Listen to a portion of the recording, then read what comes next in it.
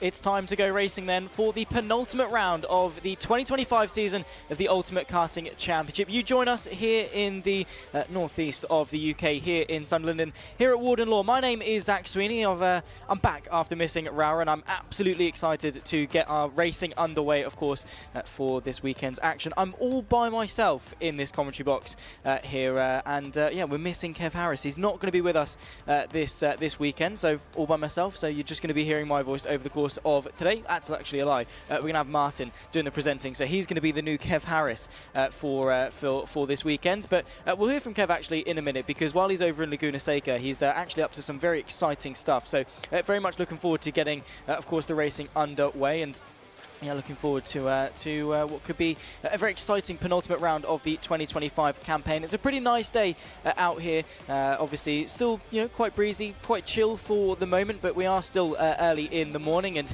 there's going to be the circuit we're racing around, Warden Law, which is of course a fantastic circuit in its own right, and with plenty of undulation, plenty of opportunity for overtaking as well. It really is a driver's challenge with just 1,200 meters in length. It is quite a long one, but these drivers still do it in just shy of 50 seconds. It is a very, very fast circuit, and should be some very, very fast racing to go with it.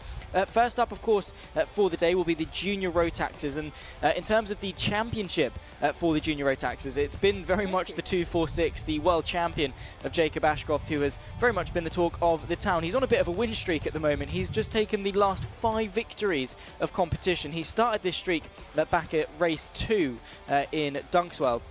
He's not lost a race since. In fact, he's only ever been outside of the top 2 on one occasion, and that was that changeable weather final at Lark Hall. Let's actually, though, while we're waiting for some on-track action, let's hear what Kev Harris has been up to over in America. Well, hello to all of the UKC racers competing in round 5 up at Warden Law this weekend. Apologies from me, Kev Harris. I'm not going to be with you for the live stream and the commentary, because I'm here at Laguna Seca at the Rolex Monterey Motorsport Reunion, where I'm hosting the live stream, and they're celebrating 75 years of Formula One, and what a place to be stood if you're a young kart driver right now. We've got a 2025 Max Verstappen Red Bull car there, and I'm in front of a 2024 Lewis Hamilton and George Russell Mercedes that's sitting in here. How about that? That's the cockpit that those guys have sat in, and then it goes all the way back, showing your cars back to about 1980 at the bottom end over there. It's a really phenomenal event, but I am sorry not to be with all of you guys at the karting this weekend. I will be back though for the final round in October, round 6. So best of luck to all of you racing, and if you want to follow any of this, just search the internet for the Rolex Monterey Motorsport Reunion. See ya. Always good to hear from Kev. He is very much missed. I've not seen him for a while, actually, because I wasn't at Rowra, and now he's not here at Warden Law, so we'll have to have a catch-up at PFI. So very much looking forward to getting this race underway. And yeah, he's very much a busy man over in Laguna Seca. Let's take another look, though, with the road to Podium.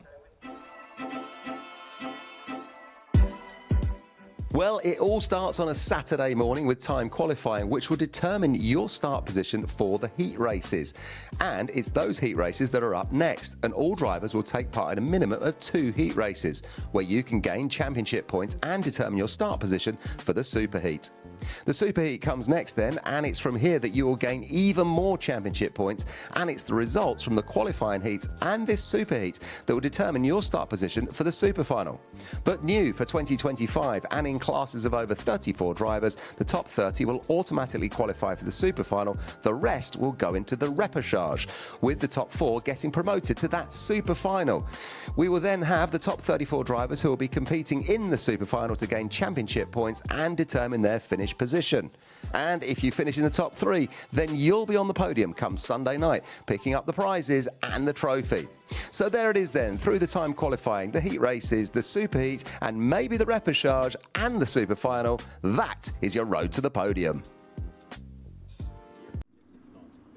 He's here in spirit, is Kev Harris. As you can see, drivers are getting themselves ready for the first superheat of the day. Of course, we kick things off with the Junior Rotax, and like I was saying, it's Jacob Ashcroft that leads the way in the championship. He has got 126 points in favour of Matteo Palazzo, and I've just worked out the most points you can earn for a weekend is 157. So it is possible Jacob Ashcroft could well be crowned champion of the Junior Rotax this weekend if all goes well. Of course, it's motorsport, and might not always be the case. A big hello and welcome, though. If you are now just joining us, you're probably joining us at just the right time, because we're about to get underway for the first Super Heat of the day. It's Junior Rotax, Super Heat B.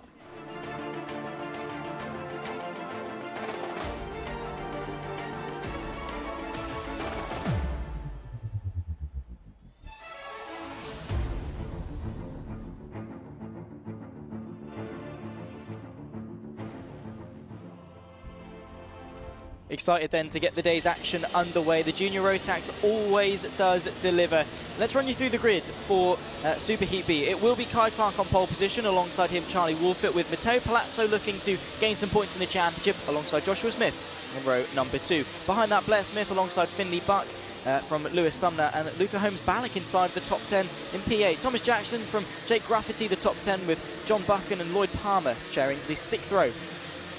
Behind that, it's Alex Lynn and Riley Morgan who share row number 7, and behind that, the top 15 goes the way of Joseph Mills and Cody LePetrel, joining him on row number 8. Alex Goodson from Max Colbert, behind that, Jacob Jack and Henry James, the top 20 drivers in this grid. Scott McDowell from Ed Spain and Bella McConneville as well, the 23rd and final driver to take to the grid. They're making their way around, of course, on their formation lap. They'll get their tyres up to temperature. They'll then get themselves into that formation 2 by 2. To get what will be 10 minutes plus the lap underway. Like I say, for the first race of the day, and look out for Kai Clark. He's been very, very impressive over the last couple of months. In fact, joined Jacob Ashcroft at the RMC International Trophy, where he took P3 in the final. It was the 246 that, of course, took the victory.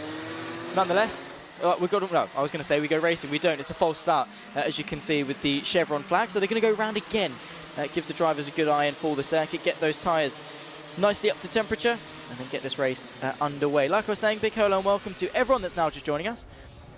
Whether you are in the paddock, I mean, you know, I'm on the PAs this weekend, so that's great. And then also, obviously, with the broadcast and things as well. Big hello and welcome to everyone that's cheering on drivers at home, and let us know your thoughts, feelings, queries, questions. Of course, joining us on either the UKC or the Alpha Live YouTube channel. Make sure, of course, you're keeping us up to date with your thoughts throughout the day. I'm all by myself in the comment box. So give me something, guys. Always good to hear what you guys think at home. Let us know who you're cheering for, who you're supporting, and your thoughts throughout each of the races today. It's a very busy schedule, as it always is for the UKC, and I'm very looking forward to getting this race underway. Quick reminder, of course, it'll be the 67 of Kai Clark alongside Charlie Wolfett. He's in the 95, maybe trying to channel some of that Lightning McQueen energy to start this race. Going very slowly, rolling their way around the final couple of corners. A hairpin bend to kick things off, and then controlling the pace is the 67. The green flag will wave, and we'll go racing for round number 5 of the Ultimate Karting Championship. And towards turn number 1, a quick look over the shoulder, and the 67 seems to be safe. A couple of moves being made in the background in the fight for third as they make their way through the very twisty section up the hill towards the right-hander, and they're going to make their way through that quite nicely now as well. Use all of the curb as you make your way through. Try and make that as straight a line as possible. The fight for the lead, though, still is boiling down. Matteo Palazzo has been able to pick his way through up into second. Not been the start, though, at all for Charlie Wolfett on the front row. He's been tipped by the 45 of Blair Smith as well. They make their way into the Dunlop chicane. A quick right-left, right again as you make your way onto the back straight. Flat out completely all the way into the downhill braking zone. A good overtaking opportunity heading into Gasworks Bend as the track once again dips away from you, and Kai Clark still able to control the pace towards the front of the field. Not really been too many movers throughout the rest of the pack. I'm sure a couple of people will be making some moves very, very shortly. The first lap then in the books, and it's Kai Clark from Matteo Palazzo, Charlie Wolfett and Blair Smith at the top 4. Finley Buck just in behind that as well. Remember, he had a sensational race at Dunkswell. Really was able to capitalise with the final. Got up and under Matteo Palazzo and Jacob Ashcroft, who were too busy fighting each other. Finley Buck was then able to capitalise himself. So look out for the 31 over the duration of today. Still got 8 minutes and 38 seconds left to go in this race. And once again, through the Dunlop chicane, the right, left, right, onto the back straight where the exit is all important, and the slipstream definitely is going to be felt. And there's a move to the inside. Finley Buck, speaking of him, makes the dive on the 45 of Blair Smith. That could well open the door for the 38 of Lewis Sumner to try and find a way through as well. Still plenty of time in this race, so don't need to be in too much of a hurry. The key thing is just getting your way into the final. Those towards the back end will be fighting to stay out of the repechage, trying to get their ticket straight into the final and not have to go through the very brutal top 4 only promotion of the repechage, but sometimes that's the way the cookie crumbles. So those towards the back end of the field will be very much looking to fight their way forward and maximise their points, or both for the championship and then obviously to get their way into the super final at the end of the day. Kai Clark leads just over a quarter of a second or so, back car length back to Matteo Palazzo, who has been really, really impressive this season. A bit more luck has gone his way. We could have a really close battle for the championship. He's had some very standout moves as well in a battle with the world champion. Last time I was here at Dunkswell, I'm sure it was the case at Raura for Palazzo, who, just looking as well, did not have a good time in the final. It was a P29 going the way of the 16. So, yeah, while Ashcroft was continuing his win streak, he's taken 5. We'll see him in a few moments' time in the Super Heat A. Kai Clark looking over his shoulder quite a lot, trying to assess the situation from the 16 just in behind, just sort of seeing, gauging what it's like. What, is he a threat at the moment? Got to be very careful, obviously, not to focus too much on what's going on behind you, that you lose focus of what's going on in front of you, the driving. The race is only going to be in front of him. For Kai Clark, he needs to be using that clear track in front of him to try and build a bit of a gap. It's pretty equidistant through the rest of the field. A couple of people that are quite close, but no one really close enough to really go for any meaningful dive. It's all about staying nice and close. There is a black and white flag out there for the 64 of Scott McDowell. Could well be for contact or track limits or something or other. There we are following the fight for the lead. The 67 very closely followed by the 16. So the white overalls, that's Kai Clark. Just in behind the darker overalls is the 16 and Matteo Palazzo. The cuts themselves very similarly liveried, but the orange helmet is the one of Matteo Palazzo. He's the one chasing, trying to find his way through. He definitely knows a thing or two about racecraft. The pair of them are pulling away from Charlie Wolfert, so I do wonder if they are going to maybe work together, at least for a couple of laps or so, just to try and pull a bit away from Charlie Wolfert. In fact, the last time through, Wolfert was actually matched with Palazzo. Both of them just 1/100th of a second quicker than Kai Clark.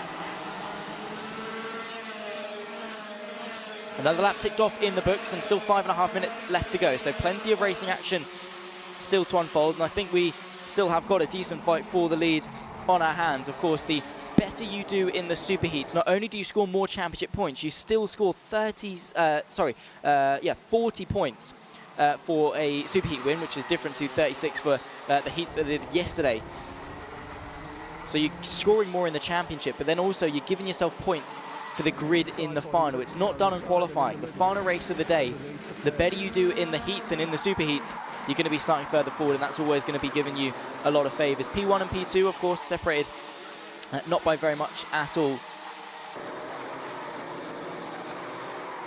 Matteo Palazzo will be looking at that rear end of the 67 of Kai Clark. Will be wanting to put it behind him as soon as possible. There you can see all the team cheering them on, waving their hands frantically, trying to get the message across to the drivers to get a bit of a hurry on.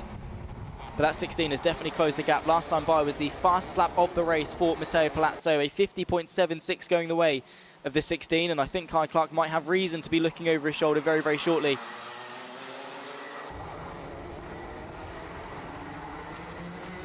Don't forget, of course, it's 4.5 minutes plus the lap, so when that timer ticks 0, that's not the final lap of the race. They get one more tick through.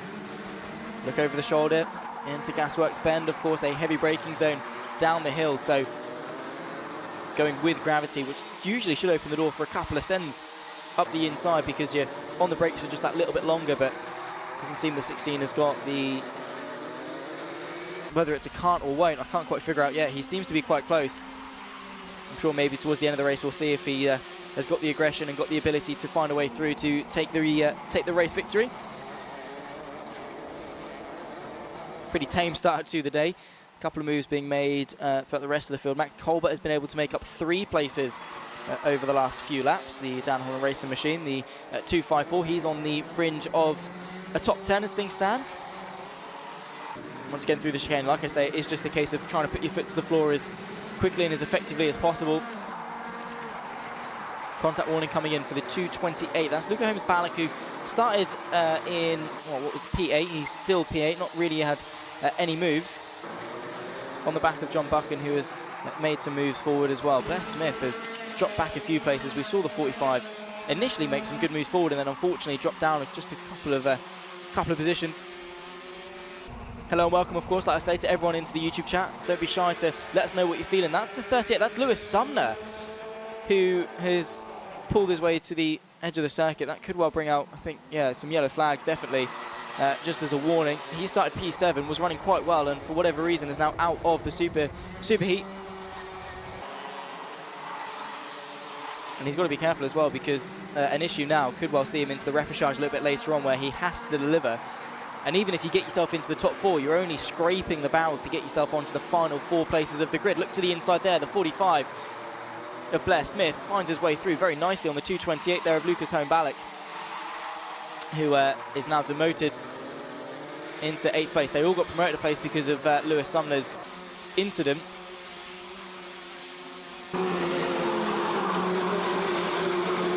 So this battle is raging on, but between a good few cars actually. Blair Smith is the one leading it in P7, trying to chase on to the back of John Buchan and Joshua Smith, who are fighting themselves for P5. Just under 2 minutes left to go in this race. There you can see that battle for P5. It's the 15 of Smith, just in behind that the 13 of John Buchan.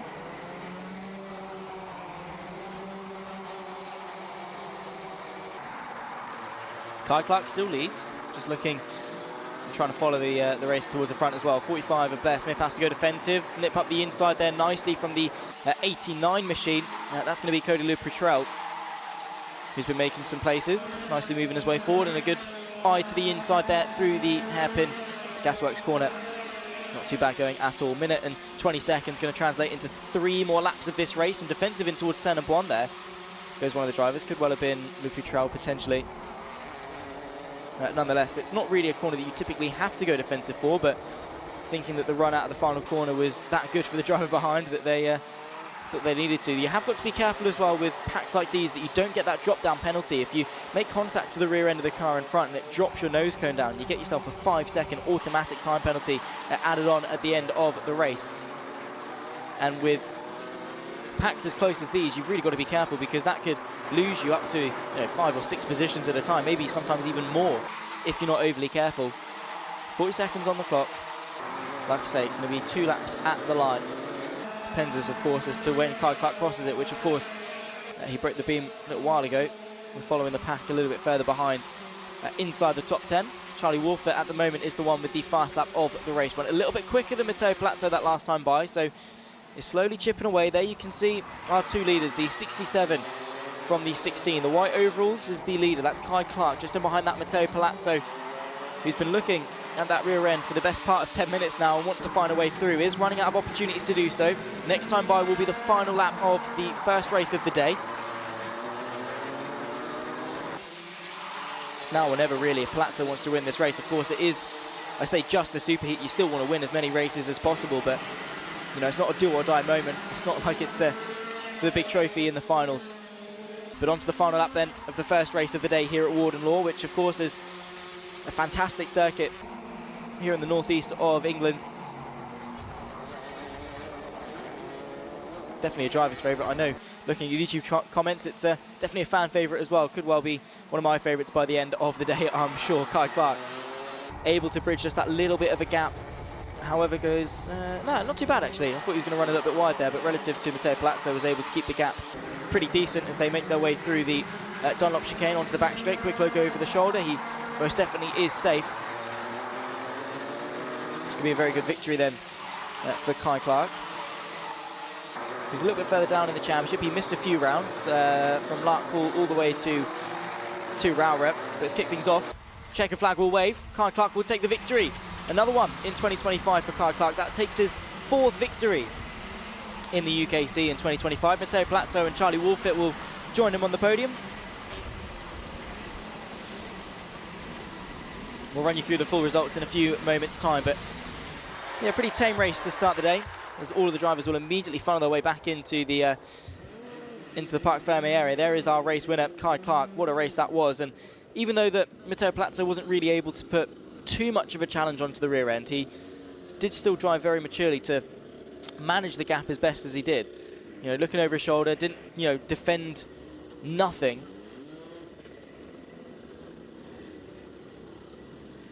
And that consistency as well, didn't really put a foot wrong despite the fact he had Plateau very much charging behind him. There's Lewis Sumner, I think, walking his way back into, or back to his cart, and, well, eventually back to the paddock as well. It's not been the race that he would have wanted at all. I'm sure incredibly disappointed. Not really much that he could have done. By the looks, it just seems to be a technical failure on the cart, so that's going to be something they have to look at, get hopefully sorted for later on in the day, whether it's the repechage or whether it's going to be straight into the super final. Next up, of course, will be Junior Rotax Super Heat A. We'll run you through the results, of course, of this one as soon as we can. But I can promise you it was Kai Clark that took the victory from Matteo Plateau and Charlie Wolfert, who did put the fast lap of the race in, but wasn't quite up to scratch to stay with the top two. I think the slipstream very much in favour of Kai Clark and Matteo Plateau, who round up 1 and 2. Charlie Wolfert, Finley Buck, Joshua Smith, the top 5, with John Buchan not quite able to tip him into the top 5. Luca Holmes-Ballick from Blair Smith in the fight for P7. Alex Lynn and Cody Leputrell, who worked his way nicely into the top 10. Alex Goodson from Lloyd Palmer, then comes Max Colbert and Thomas Jackson. Riley Morgan will round out the top 15 from Jake Grafferty and Joseph Mills. Jacob Jack, Scott McDowell and Henry James will be the top 20 drivers that cross the line.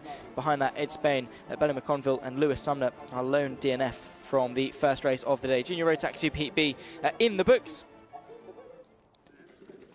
We will see more, of course, from the Junior Rotax. They'll be out next for the Super Heat A, and that will be where we see the world champion. We've got just under 8 minutes until we get the next race underway, so we've got a little bit of time just to chill and chat about things. Hope everyone at home is doing well. Can see a couple of people cheering on from pretty much every walk of the world, really. We have a very international audience for the UKC, which is always great to see. And I hope everyone in the paddock as well is having a fantastic day. It seems to be quite a sunny one, which is nice as we are in the middle of August. It's been a pretty up and down one in terms of weather in the UKC. We had Larkhall, we had Dunkswell back to back. Both in the north of the UK, then straight down to Devonshire, and we had pretty much the same weather both. Cheering on some Albi Lapper fans. He'll be starting P4 in the next race, and he's at the moment at P3 in the championship. And good news as well for Albi Lapper. Recently, one of the biggest racing events in the UK, the Cutmasters GP. Happened, of course, a couple of weeks ago. And what a weekend it was. Albi Lapper, by the way, was the one that was able to take the GP plate for Junior Rotax, and is coming into this, I'm sure, with a ton of confidence now wielding the plate, and with it, of course, knowing that he's been able to fend off some incredibly competitive drivers.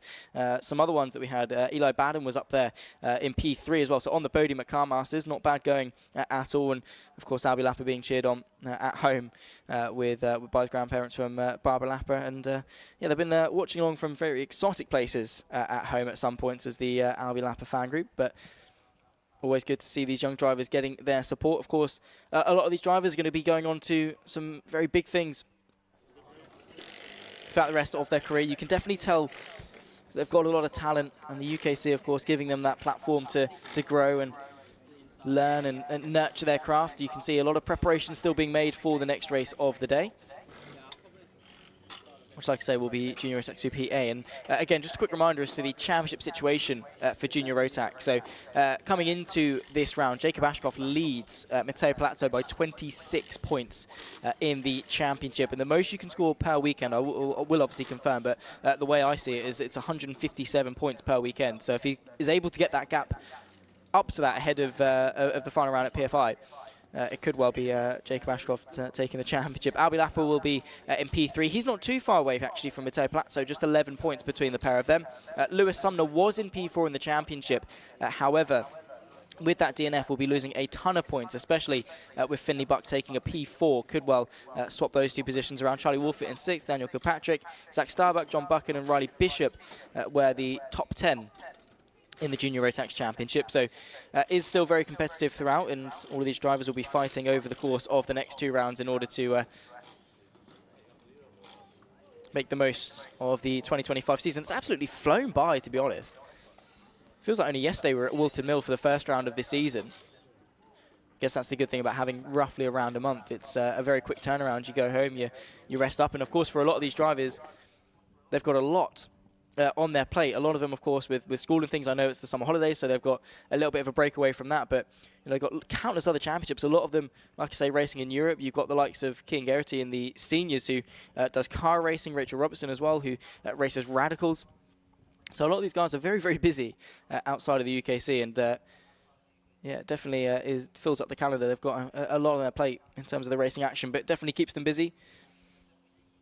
Gives them plenty of experience for refining their craft, which of course for a lot of these drivers, especially the minis and the micros, is invaluable experience as they learn and grow in the world of motorsport. Maybe we could see them making their way into sports car racing or single seaters or something in the future. So if you are watching along and you've got your eye on someone that you think is absolute quality, definitely keep an eye on them as the years go on. You might well see their name in the likes of GB4, GB3. Maybe one day onto the main stage, of course, on the ladder towards Formula One. This, of course, is where it all starts. It's where a lot of people started, and where some big names actually have come through. The likes of Steve Alvarez-Brown, Super GT, of course, was racing at the Nürburgring this weekend. Got another P2, I think his 5th P2 in a row at the Nürburgring. One of which, of course, being at the Nürburgring 24-hour. He used to race in the UKC with a quadrant entry, and yeah, did very, very well, and always nice to see him. I spoke to him not too long ago, actually, and definitely he said how much he misses being in the UKC paddock and just how amazing it was to be a part of this, and the level of competition that was here as well is incredibly high. So definitely only had good things to say about it, and definitely misses being here. I did tell him when's the next time he's going to be getting into a car and coming down for giving these guys a bit of a race, especially now with all of his GT4 experience. Shouldn't be too much longer until we get the next race underway. Junior Rotax Super A, of course. We've just ticked off the first one. It was Kai Clark and Matteo Platzer that took P1 and P2 honours respectively, and it was a very locked battle. There wasn't really much going on in terms of side-by-side action, but the tension definitely was there all the way throughout.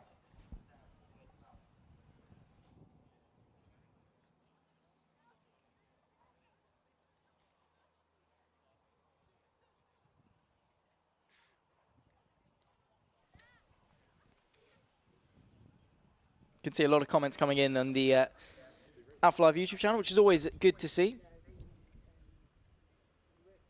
See Daniel Minto getting some cheers from Mum and Millie.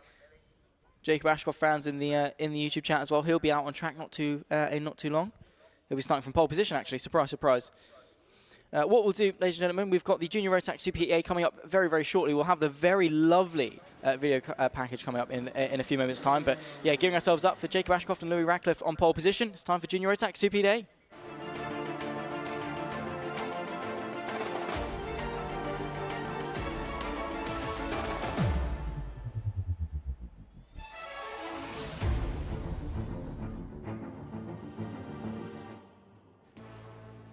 Well, it is time then for the second race of the day. It'll be Jacob Ashcroft starting on pole position. Alongside him, Louis Radcliffe with Ryan Gandor, and Albie Lapper, of course, now wielding the GP plate, starting this race on the second row of the grid. Behind that, of course, it's the third row of the grid. It'll be Daniel Kilpatrick alongside Rory Armstrong, so keep an eye out for the two LN Kart chassis machines as they work their way forward. Eli Baden, of course, who took P3 at Kart Masters, will start this race from P7 with Finley Smith alongside him in 8th. Behind that, Lucas Howell and Sebastian Clark, the top 10, with Leon Hasty, of course, who took that home victory at Larkhall a couple of months ago, will be alongside Alfie McBain on row number 6. Riley Bishop from Sam Mott on row number 7, ahead of Daniel Minto, who's got the cheers in the YouTube chat from Thomas Harper in P16. Longman Wilcox, Connor Large in P18 from Blair Smith, and Luke Sawyers in 20th from Kieran Stewart, Molly Misen and Maya Simpson, the 23rd and final driver to be taking to the grid. Once again, it'll be 10 minutes plus the lap. Still myself, Zach Sweeney, all by myself in the commentary box to talk you through all of the racing action here at Warden Law, and so far, so good. Like I said, it's a good day. People are feeling good. No threat of rain at all. Touch wood, of course. We don't know what can happen. It looks to be okay, though. I don't think we're going to be having any trouble from the weather. So it should be some fairly straightforward affairs for each of these drivers. Definitely the last two rounds that I've been here, round number 2 and 3, Larkhall and Dunkswell, were very changeable.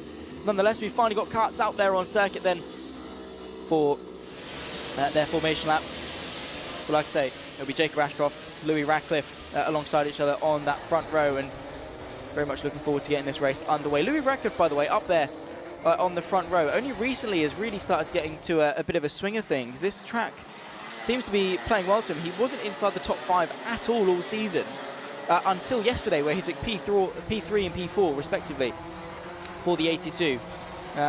So nice to see that he's firing on all cylinders. It was his best result in a final up until this point was a P12, and that was all the way back at Wilton Mills. So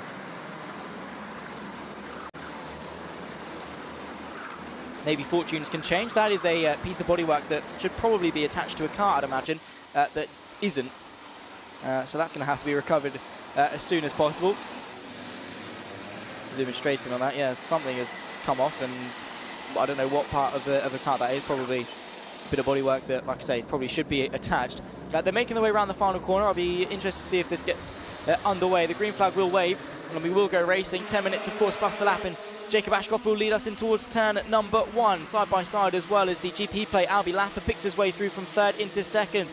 Picking up some grass there, one of the carts as well. Got to be very careful on the ascent up the hill now through the right and left, as Ashcroft still leads, though, followed by Albie Lapper, who, like I say, is going to be filled with confidence. Has to go defensive, though, as the 24 of Ryan Gandor tries to pick a way through and does indeed find his way through on the Tony Kart machine. So Albie Lapper dropped back to 3rd place. In behind that is the 20 of Daniel Kilpatrick. He's worked his way up a couple of places, really capitalised in the early part, and that's allowed Jacob Ashcroft to get released out in front. The 24, though, has to go defensive. That's Ryan Gandor. And meanwhile, all that's doing is allowing Ashcroft to build as big of a gap as possible, which is going to be invaluable to extend that win streak. It'll be 6 in a row in 9 minutes plus the lap if he's able to hang on. Albie Lapper then still there in 3rd. Ashcroft leads from Gandor. Lapper, like I say, Kilpatrick up a couple of places. Nicely done as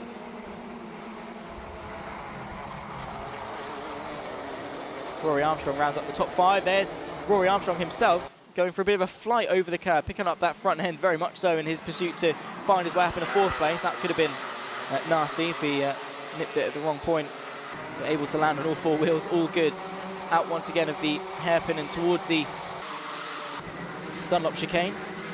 All about the exit, all about putting that power down. The number 20, that's Daniel Kilpatrick, finds a way through on the 24, Ryan Gandor, nicely done. Albie Lapper as well, there's a spinner for the 14, Alfred McBain. Not at all where you need to be going round. There's so many carts and he's got to wait. Is he still able to continue on in this race? I think so. Another lap in the books then. Albie Lapper gets his way ahead of Ryan Gandor. So too Daniel Kilpatrick. So not the lap at all the 24 would have wanted. Once again at the top of the hill, all the way around, back into the infield section. Through the left, you bring it back up.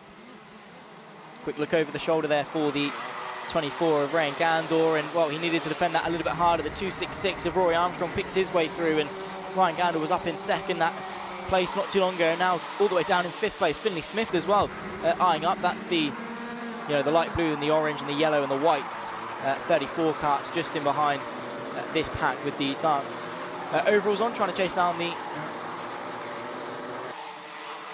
oh my goodness me, what's happening here? A little bit further back, that's the 19. That's Lucas Howe. This is the fight for what is 15th place. That got very argy-bargy for a moment there. A little bit further back. Took me a second to realise what was going on. There was a car up in the air, and a full course yellow, I think, could well be in effect, or double wave yellows, I should say, out in effect. Green flag, of course, through the rest of the circuit. The 24 of Ryan Gandor, once again, picking up some dirt. So people have got to be very careful here. It can be very easy to pick up a puncture if you go off the circuit at the wrong point, and the tyre is very limited. You only get 1 set usually for the weekend. You don't want to be doing that by any means. Switch back there, very nicely done from the 34 of Finley Smith on Ryan Gandor, capitalising on some dirty tyres and maybe an out-of-rhythm driver. Side by side as well, the 266 of Rory Armstrong sends the move to the inside of Daniel Kilpatrick, finds his way through now into 3rd place. Very nicely done there with Anholm Racing Machine. Of course, the 2 teammates in the LN Kart chassis looking very, very strong. Another lap in the books. Ashcroft leads Lapper from now Rory Armstrong, Daniel Kilpatrick and the 34 of Finley Smith. Leon Hasty has worked his way through from 11th place on the O-plate to now 6th. So slowly but surely carving his way through, and like I say, did take that victory. It was initially, I think, Jared Fox-Whiteley, but maybe a penalty back at Larkhall. Was initially 16th place to the win for Fox-Whiteley, but Hasty was there, held off Palazzo and took the victory in the end at his home circuit, of course, a couple of months ago. What a weekend that was, and looking to replicate some of that success here at Warden Law as well. Contact warning coming in for the 24, Ryan Gandor, who has tumbled down 5 places now since his peak of P2. Now to 7th, and to add with it a contact warning as well. Really rubbing salt in the wound there. Now through the final corner once more. Ryan Gandor was able to work his way back through Leon Hasty. So the O-plate was a momentary switch there for Hasty, who, like I said, did very much get a hasty start to this race. Picking up a few places almost immediately. The 251 you can see there just making his way through the left. That's Sebastian Clark up in P8. Got a glimpse there of the O-plate of Leon Hasty. He's going to try and work his way back through on Ryan Gandor. This battle here, though, the all-green machine, the 232, is Riley Bishop. He's inside the top 10 in the championship, only just trying to chase down John Buchan, who did very well in Superheat B a few moments ago.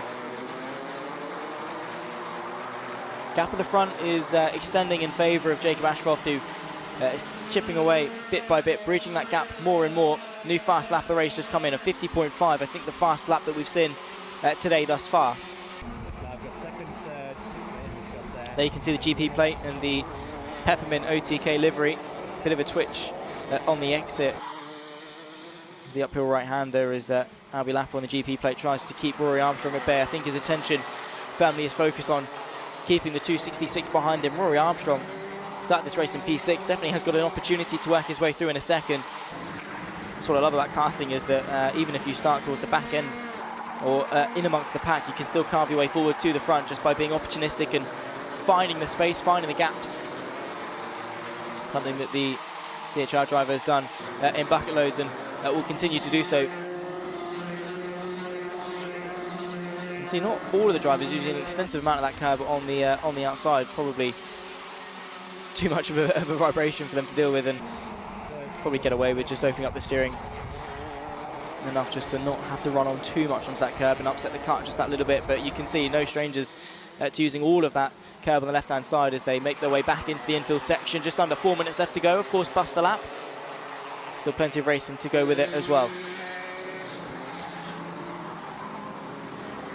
Once again, the Dunlop chicane through the right, back through to the left as well, trying to minimise that steering all the way through. Try not to scrub off too much speed because you're going to need to put that power back down onto the back straight.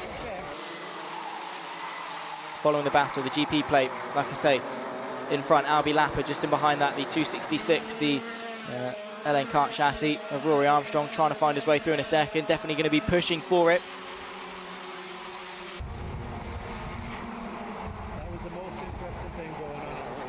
Down in P20 in the championship is Rory Armstrong. His best result was a P2. He's had that on 2 occasions.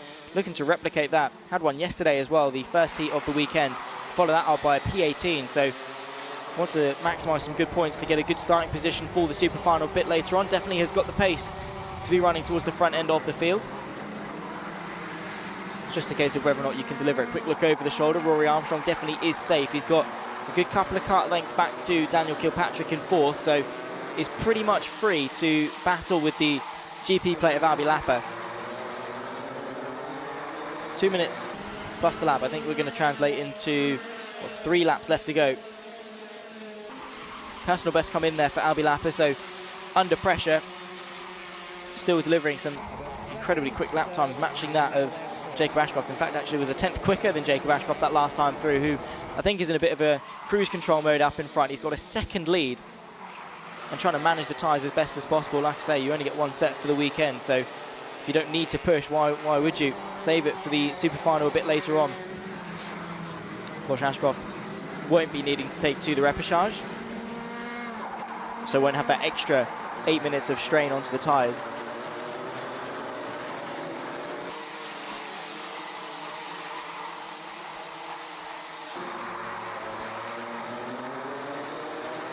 Time running out though in this race, and Jacob Ashcroft sort of looked over his shoulder, looking back at the battle behind that's led by Albie Lapper, Rory Armstrong, Kilpatrick still in the mix.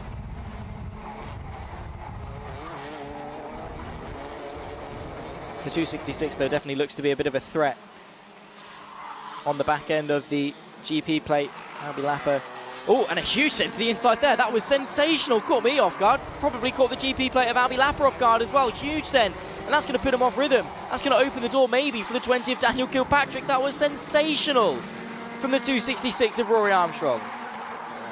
That's going to really put the GP plate now on the defensive. Side by side, it's a very short fuse, and that was the spark. The 24 of Ryan Gandor finds his way through on the 34 as well of Finley Smith. Everyone's bunched themselves back up, all because of a huge send to the inside from Rory Armstrong there. He's going to be chuffed with that one. Saw the space, sent the move. Very nicely done indeed. Just a couple of laps left to go. This will be the penultimate lap of the race. The timer will tick 0 on this lap, but they do get the extra one as well. So now Albi Lappo is trying to keep his way on the Superheat podium. Bit over the bump as well. That maybe is what offset him, and learn from his mistakes there. Covers off the inside into that hairpin. However, the inside opens up. That's going to be the 24. Ryan Gandor tries to go for the move, and once again Finley Smith tries to pick his way through. It was a mistake of the driver that now holds the fastest lap. He found his way through, or at least tried to, and that's now allowed Leon Hasty to pick his way past. So a good look, but just losing all of that momentum, and Kilpatrick was able to keep his footing around the outside. It nearly opened the door for Finley Smith to get the pair of them. Picking up a contact warning as well to go with it for Ryan Gandor. That's the second one of the weekend, or of this race even. Final lap though, the second race of the day, round number 5, of course, of the Ultimate Karting Championship here at Warden Law, and well, it was looking to be a pretty tame one, similar to Superheat B. However, it's definitely been quite electric the last couple of laps. Leon Hasty swapping around with Ryan Gandor, and now Daniel Kilpatrick under pressure from the 34, the orange helmet of Finley Smith. Running out of time though, only a handful of corners left to go in this race. Jacob Ashcroft has had a very easy run of it, almost sideways into the hairpin there. Braking incredibly late is Daniel Kilpatrick, and a country mile in front, Jacob Ashcroft. He's going to make it now 6 victories on the bounce as the world champion. Sees the checker flag first, takes victory for Junior Rotax Superheat A. Rory Armstrong with a sensational dive to the inside of Albi Lappo will take second place from Albi Lappo, the GP plate himself. Then comes Daniel Kilpatrick and Finley Smith, the top 5. Ryan Gandor as well in 6th. We'll run you through the full results in a few moments' time, but yeah, what a race that was for Ashcroft. Makes it, of course, the DHR 1 and 2 with Rory Armstrong there in second place. I have to say, I was sort of looking at it thinking, yeah, it's going to be the status quo, absolutely fine. No moves being made, similar as it has been for the last couple of laps, and I think Albi Lappo thought the same. Rory Armstrong very clearly got a different memo. Sent the move to the inside and picked his way through. Very nicely done indeed. Albi Lappo, though, still able to take a pretty decent third place. That's going to be crucial for the championship. However, it is going to drop him off the back of Plateau a little bit. For the Superheats, you get obviously 37 for second place. So Palazzo is going to be gaining a couple of points on Albi Lappo. We'll run you through the full results though. Jacob Ashcroft, for the 6th race in a row, will take victory ahead of Rory Armstrong and Albi Lappo at the podium. Daniel Kilpatrick from Finley Smith, the top 5, ahead of Ryan Gandor, who had an up-and-down roller coaster race in 6th. Leon Hasty working his way up from P11 to 7th. Daniel Minto up from 16th to 8th as well. Very nicely done indeed. Sebastian Clark and Riley Bishop round out the top 10. Behind that, it's going to be Eli Baden from Louis Radcliffe, who started this race on the front row, dropped down to P12. Loman Wilcox from Lucas Howell and Sam Mott, the top 15. Blair Smith and Thomas Harper from Conor Large, who started 18th, finishes 18th. Luke Sawyer from Maya Simpson making up a couple of places into the top 20. Molly Mize and Alfie McBain and Kieran Stewart, the 23rd and final driver to take to the checker flag of this race. In fact, I don't think Kieran Stewart did take the checker flag. I think he retired quite early on, in fact. So will be classified as P23. And a good second race of the day nonetheless. That's going to conclude things for the Junior Rotax until we see them out a little bit later on for the repechage. Next up, of course, will be the Senior Rotax. They'll have their Superheat B up next, and very much looking forward to that. Of course, for the final for the Junior Rotax, it's going to be probably Jacob Ashcroft looking, you can never count him out, can you? But Kai Clark looks quick. So too Matteo Palazzo. Rory Armstrong looked very, very quick towards the tail end of that race as well.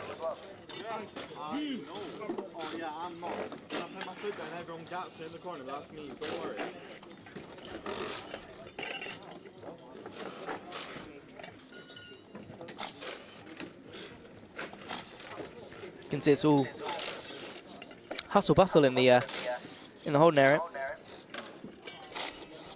Let's take a look at then some of the highlights potentially of that last race. The Junior Rotax Super Heat A was very, very good indeed. We'll have a look at that in a few moments' time if we can.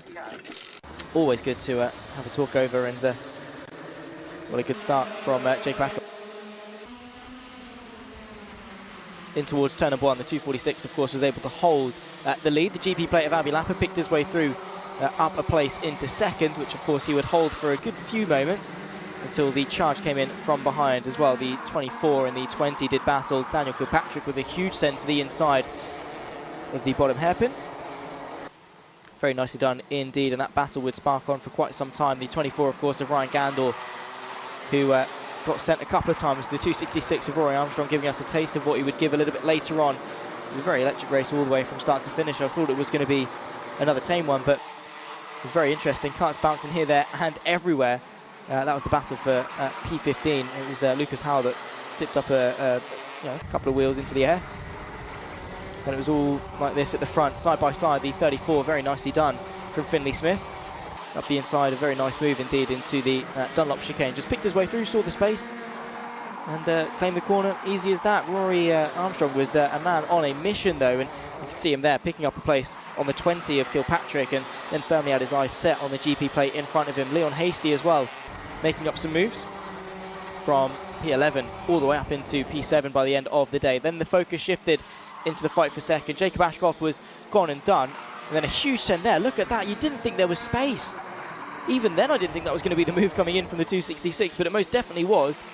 And then Albie Lapper firmly had to turn his attention backwards, trying to keep Kilpatrick, Gandor, Smith and Hasty all at bay. Then it all kicked off here, and up and under there for the 34, picked him up nearly 2 places. Then Jacob Ashcroft does exactly what Jacob Ashcroft does best, and that was 6 victories on the bounce for him. His second this weekend at Warden Law, or his third, in fact, I should say, this weekend at Warden Law. So that concludes, of course, the Junior Rotax action until, like I say, we'll see them about a little bit later on for the repechages. But nice to see that we're getting a nice taste of what to expect later on for the finals.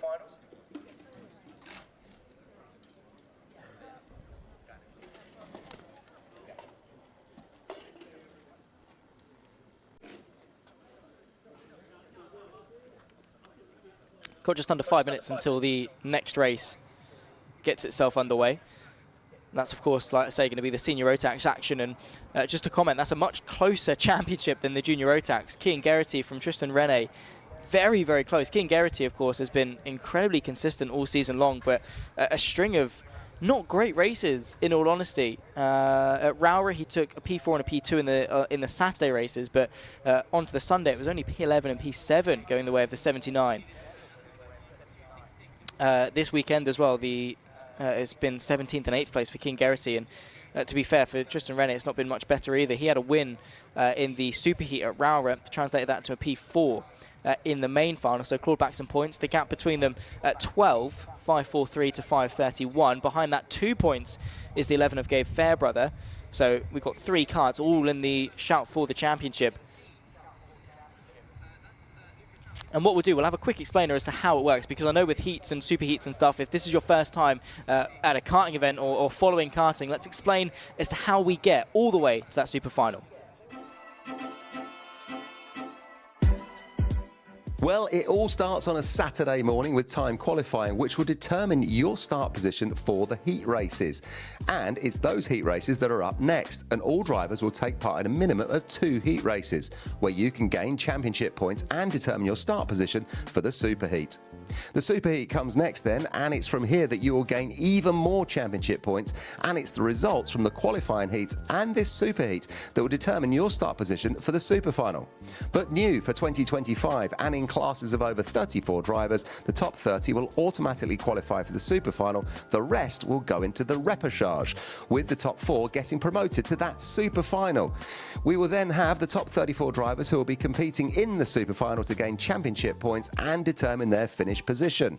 And if you finish in the top 3, then you'll be on the podium come Sunday night, picking up the prizes and the trophy. So there it is then, through the time qualifying, the heat races, the superheat, and maybe the repechage and the super final. That is your road to the podium. So all starts on Saturday with that time qualifying. You have to fight your way through, well, trial by fire for the entire weekend to try and maximise your points all. And also, by the way, while we're on the topic of championship points, I also forgot the fact there's drop scores as well. So the total score between King Garrity and Tristan Rene is not actually representative of the actual gap in the championship. That would be 12 points total. The points that count, the gap is only 4 between King Garrity and Tristan Rene. So it is very, very close indeed. Behind that as well, Gabe Fairbrother, still not a million miles away, only 9 points between himself and Tristan Rene, and like I say, only 15 between himself and King Garrity, so still very much alive. Jack West and Ewan Charman still, as well, like I say, because of the drop scores, very much still in the shout. Well, ladies and gentlemen, the third race of the day, about to get itself underway. It's Senior Rotax, Super Heat B.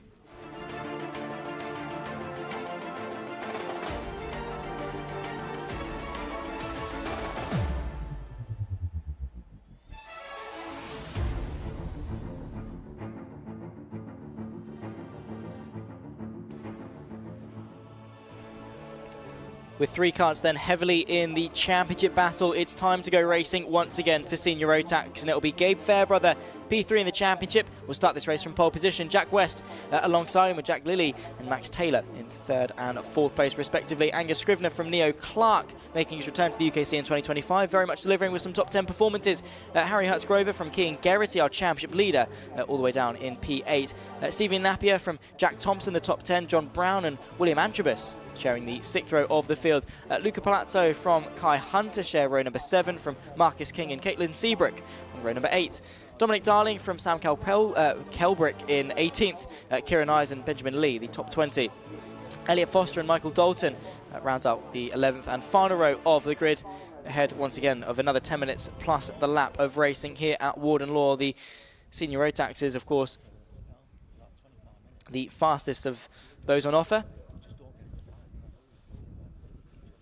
Hope everyone, of course, watching along at home and again here at the circuit is very much enjoying the racing action that we've got. It's been a pretty decent start to the day, especially that last Junior Rotax race with some awesome sends up the inside all the way around the circuit. Let us know, of course, who you're cheering on. Make sure to like, subscribe to the Alpha Live YouTube channel and, of course, to the UKC as well. Remember at Wilton Mill when we tipped over 50k subscribers on Alpha Live, I think we're upwards now of somewhere like 55 or so. So definitely it's been some incredible progress and support over the last couple of months. An absolute pleasure, of course, to be here in the commentary box, albeit all by myself. Kev Harris, like we saw a bit earlier on, very busy over in Laguna Seca, looking at some historic Formula 1 cars. Begs the question, of course, what a Formula 1 car is going to be looking like when this generation of talent, the likes of Jacob Ashcroft, make their way all the way up the ranks to that level. Could we see them, maybe one of their cars in a few years' time, taken to one of those events? Of course, very exciting future, and of course with the likes of series like Formula E, which has been coming up the last decade or so, now have been extended to 2048. Could we see some of these talents taking the more electric route up through motorsport?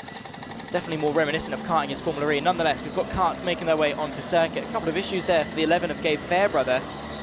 All good though. I think it was maybe just the car a bit hesitant to start. Hopefully not going to translate into any major qualms for the start of this race, because, well, he's starting on pole position alongside the 192 of Jack West, who definitely has been very impressive this season. Went on a bit of domination when we took to round number 3 back at Dunkswell. Took all 4 victories through the heats, the super heats, and into the super final as well. That really helped him in the case for the championship. Sits just 37 points back on King Garrity, who qualifying-wise has not really been that great, but when it comes to racecraft and picking his way through and maximising race results, that's exactly what the 79 is able to do very, very well. Drives MX-5s. I think it was Hills Motorsport, who race in the likes of GB3, GB4, those sorts of things, and definitely in the right place. Runs, in fact, actually the car of the championship leader in the Miata Trophy. So King Garrity in the right place to make that transition into car racing, and we'll be looking to start this race from 8th from the grid and work his way forward. Nonetheless, it will be the 11 of Gabe Fairbrother in behind the number 10 of Jack Lilly. So I think he's actually settled in into the wrong place. Nonetheless, green flag waves and we go racing. No, we don't. The false start waves. I think because a couple of karts are in the wrong positions. So they'll go around again for the formation lap. just to make sure everyone's neatly packed in, and that's going to be Gabe Fairbrother taking to his pole position start. I did look to that and think, well, hang on, that's a little bit strange. He should be on pole position, so him and Lily need to do a quick little swap around.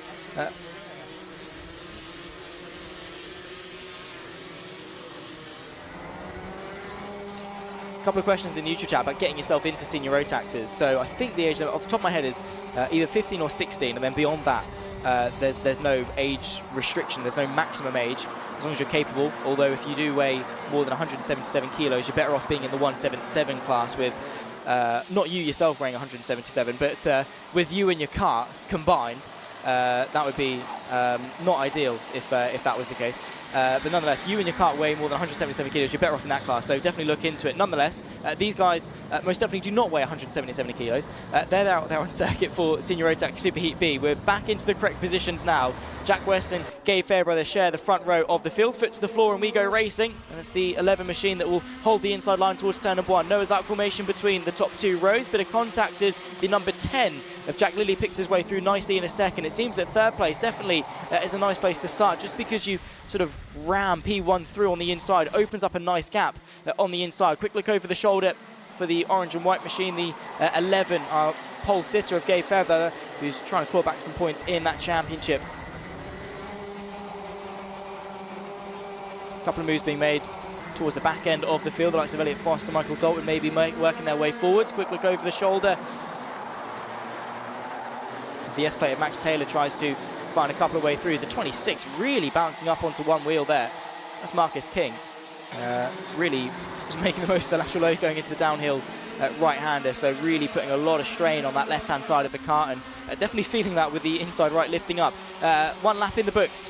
Max Taylor's worked his way up in a fourth, trying to put some pressure onto Jack West in the fight for third, who himself is trying to stay in touch with the 11 and the 10. Gabe Fairbrother will lead from Jack Lilly just in behind. So the orange versus then the peppermint livery car just in behind him. That's the fight for the lead.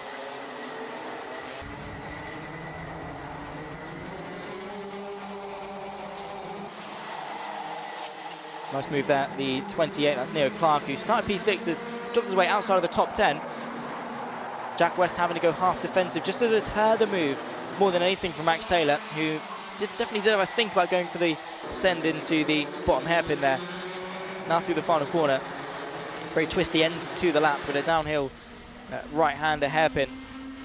Can open the door maybe for a move, but you're better off just waiting. So it's a very long straight towards turn number 1. 8 minutes plus lap still left to go, so ticking through the laps very, very quickly. And we've got the top 6 locked in. Keane Geraghty with the fast lap of the race has worked his way up a couple of places, up now into 6th, and they're side by side. The S-plate of Max Taylor finding his way through on the 94, that's Angus Scrivener trying to put some pressure onto him. That could open the door maybe for Keane Geraghty to pick a way through. Also as well, Jack West under pressure, Jack Lilly, so the 192 worked his way through quite nicely.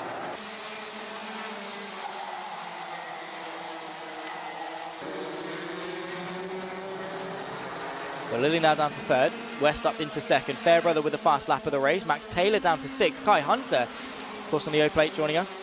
He's there in 7th place, so working his way nicely through the field, and well, what hasn't he won in the world of karting? 7 minutes plus the lap left to go. Still a fantastic battle still to go with it. Look over the shoulder there for the 192, the blue, yellow and the white machine of Jack West on the Yellen Cut chassis.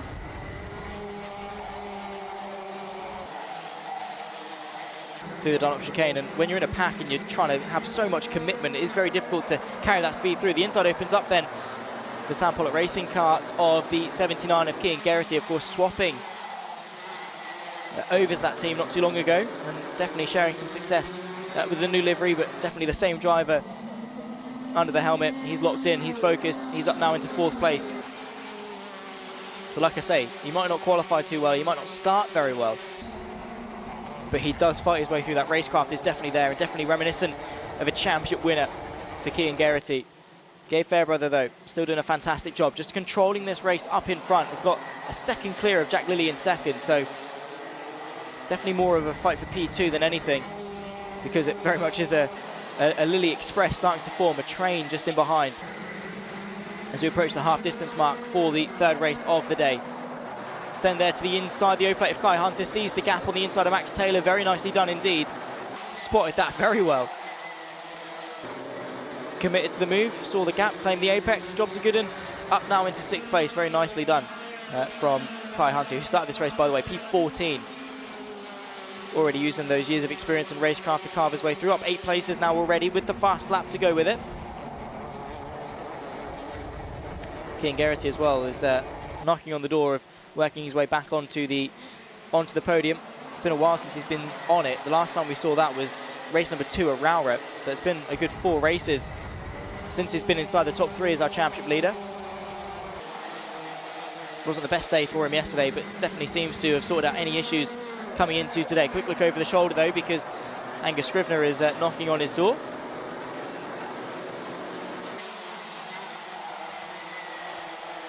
Yes, play as well, Max Taylor. Trying to work with now Kai Hunter, who could well open some doors for him. So if Hunter goes through, you'd probably see Taylor at least try and find a way, whether a switch back or just using the open door on the inside to work his way through. Got to be careful not to use too much of that curb on the left.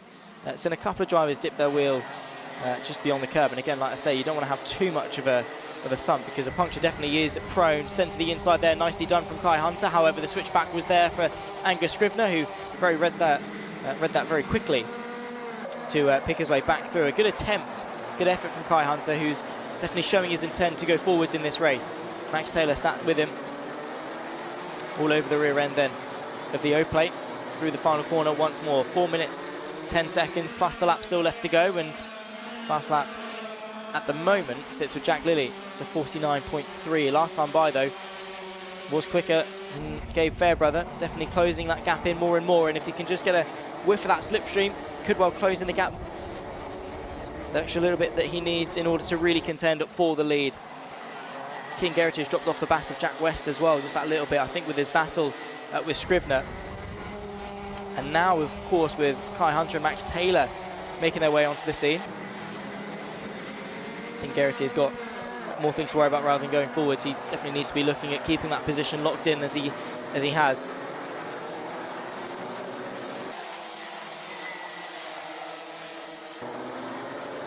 About 4 laps left to go then of this race. Taking them through definitely thick and fast. The senior Rotaxes. Contact warning has come in for a couple of drivers. That was William Antrobus with the black and white flag. Like I say, just a bit of a slap on the wrist. So don't do that again. Not the brightest ideas, especially with contact as well. You've got to be careful. You can get a self-inflicted penalty if you drop that on that nose cone too much, or just drop it down. It's an automatic 5-second time penalty that drivers have to be aware of, so no rear-end contact can be made. Sometimes it's not really your fault. Sometimes you just sort of, that Constantina effect, you don't mean to go into the back of them. But as long as it drops down that nose cone, 94 goes to the inside. King Garrity not really able to defend it. I think trying to think long game here, allowing Scrivener through as to not have the arrival of Kai Hunter or Max Taylor on his tail in the too near future. 2.5 minutes left to go. Scrivener, like I say, then works his way through past King Garrity up into 4th place. The lead fight is closed. Back again. There it is, the orange and white cart. That's the 11 of Gabe Fairbrother. Then it's the Peppermint OTK of the 10 of Jack Lilly, who looks over his shoulder. Definitely feels safe to go for a bit of a battle with just 2 minutes left to go on the clock. The win still is on then for both of these drivers. Jack Lilly down in P12 in the championship, of course, missed Rowrep. Not going to be doing him any favours in the championship, but now Gabe Fairbrother has to go defensive, and that means we're locked in this battle. It's going to be extremely difficult now for him to pull away. As soon as you start defending, you focus so much on whether or not you're going to be attacked that you really start to lose focus about just driving that kart forward. Minute and a half left on the clock. 3 laps left to go. Fairbrother leading Lilly. Jack West as well, about second behind. We'll be looking at this battle and hoping they come to blows, because that's going to allow him to capitalise.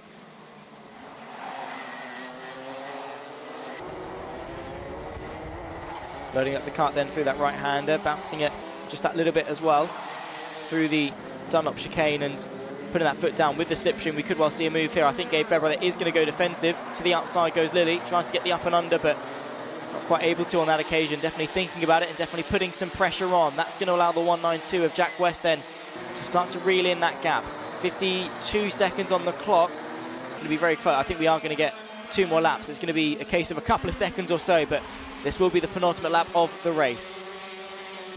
Lilly knows that. He can see the timer ticking down on the gantry. He knows that time is of the essence and he needs to find a way through if he wants to win this race. But is it a case of, does he throw everything at the superheat win, risking maybe a crash and then a poor starting position for the super final later on, or does he consolidate a second place? I think we're going to find the answer to that one very shortly on this run towards the hairpin at the back end of the circuit. Look over the shoulder. Fairbrother knows he needs to defend, and I don't think Lilly is going to fight that one too hard on this occasion. Not really a move that you can win around the outside. Setting up that final corner very nicely though is the number 10. Really able to open up the entry to get that power onto the straight. 1 lap left to go then for Senior Rotax Superheat B here at Warden Law. Gabe Fairbrother definitely under pressure. Jack Lilly was tempted by the move to the inside of the right-hander, but I think a bit too risky. Jack West has really been pushing the last couple of laps, definitely ignited something, seeing these two have a bit of a tussle. Now trying to find his way through. See if he can get involved with just 1 lap left to go. You can see very much on the back end of the top 2 now, especially if they come to blows. Defensive once again, not really taking any risks, and that was the big opportunity done.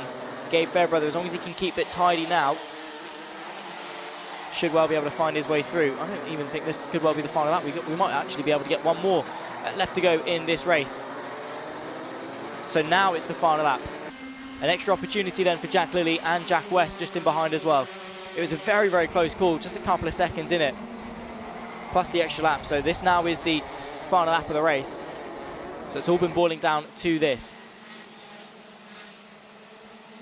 Almost thought that maybe Gabe Fairbrother was going to think about, you know, slowing down the pack just that little bit, maybe a couple of seconds or so, just to make sure that he gets the lap done a bit earlier. However, he's not going to have to worry too much about that because Jack West is putting in on a bit of a challenge on the number 10. That's going to allow Angus Scrivener to close in towards the heaviest braking zone for the final time, and the top 3 all go defensive. They follow each other line astern. Going to be a status quo then, I think, for the last couple of corners, unless the inside opens up for the number 10 of Jack Lilly. Sensational stuff there from the 10. The checker flag will wave. He'll take victory. A move at the penultimate corner for Jack Lilly, capitalising to perfection. Gabe Fairbrother then, at the death of it, 40 was safe. But through the long left, the inside opens up, and Jack Lilly just thought, you know what, I'm going to go for it. Nice move indeed to take victory right at the death of it. Jack West will round out the podium. We'll run you through the full results, of course, in a few moments' time, but a lovely little move there from Jack Lilly. There you can see him getting out of the car. He's definitely going to be very chuffed for that one, I'm sure. Look out for him as the day goes on.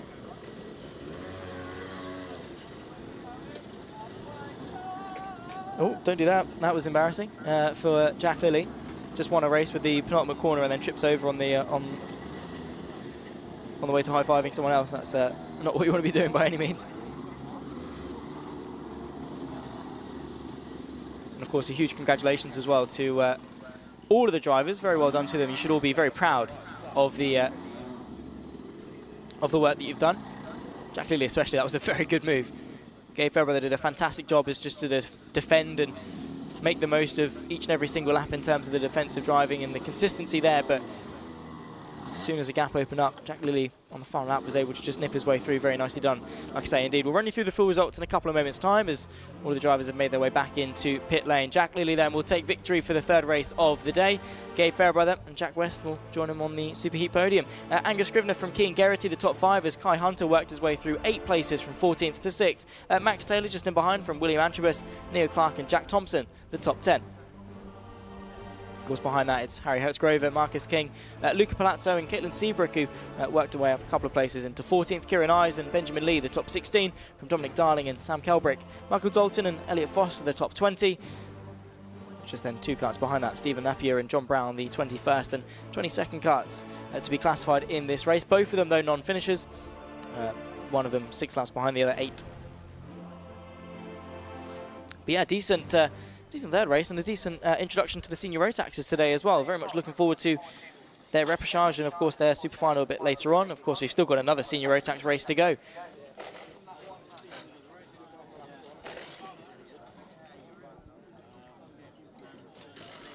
Let us know then what you're thinking in the YouTube chat, ladies and gentlemen. What are you making of the racing so far? I think it's definitely been a nice introduction to round number 5 of the Ultimate Karting Championship. Still got a lot of racing still to go, by the way. So we've just ticked off the 3rd race of the day. Before lunch, we still have another Senior Rotax race. We then have the Micros, the Minis, and the 177s. And then we have the Junior and Senior Repechage. Because they're classes that exceed the maximum grid limit, they have to have essentially what is the last chance qualifier. So the top 30 of the heats will immediately go through. They'll set the grid for the Super Final, and then the top 4 of each respective class Repechage will then battle for the final 4 places on the grid. Super Finals, of course, will be taking place a little bit later on. The first one kicks off with the Microax around about, I want to say tentatively, it depends, of course, to schedule. It should start at 1:45 this afternoon.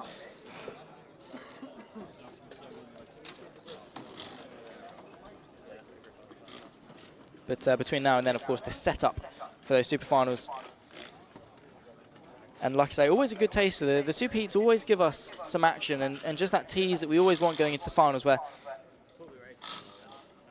drivers really do leave it on the line. That's where the trophy is, and that's where the main bulk of the points are scored. Of course, still get championship points for each of the heats and the Super Heats as well. So there is still stakes here outside of starting position for the final.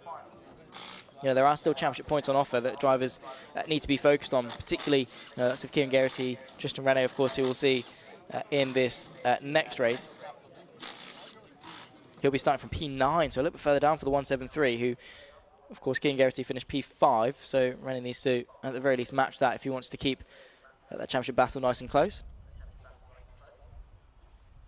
Of course, because with how it works, you've got the total points, but then, of course, you know, you have drop scores and things, so the worst results of the season will get discounted. So Kieran Geraghty in total, up until, obviously, the race that has just gone, scored 543 points.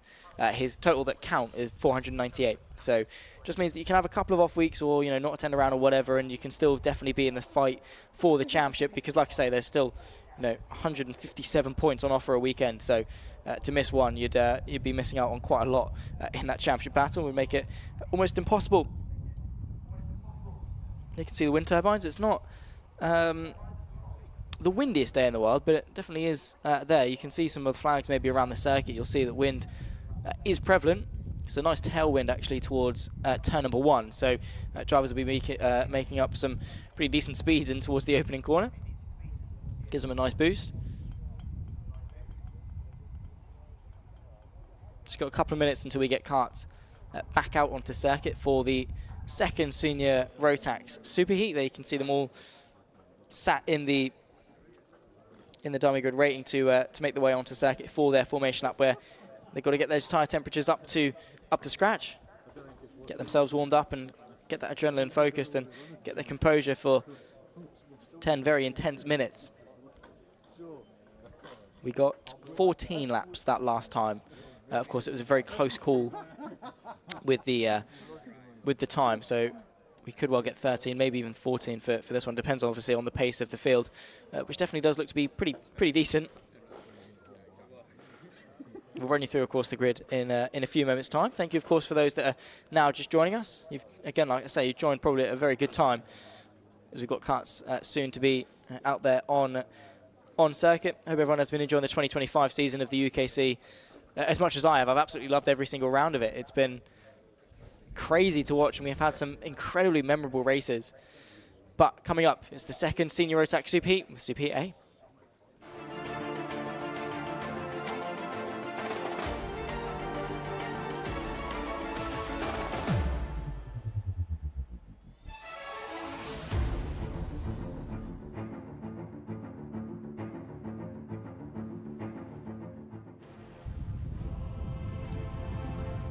It's time to get karts back out on circuit then.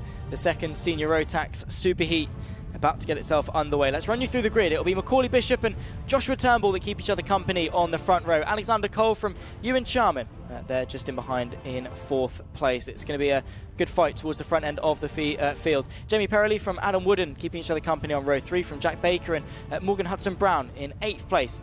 Rounding up the top 10 just in behind that as well. You've got the likes of Tristan Rene, of course, fighter in the championship, needs to work his way forward. He's alongside Ethan Critchley, and Lewis Merricker, James Philip King keep each other company on the 6th row. Lewis Harvey from Harrison Crowther, then comes Ben Horner and David Mitchell in 16th. Ben Donkin, Matt McGilvery, the 18th driver to take to the grid. Nathan Smith and Jack Gillingham in 20th.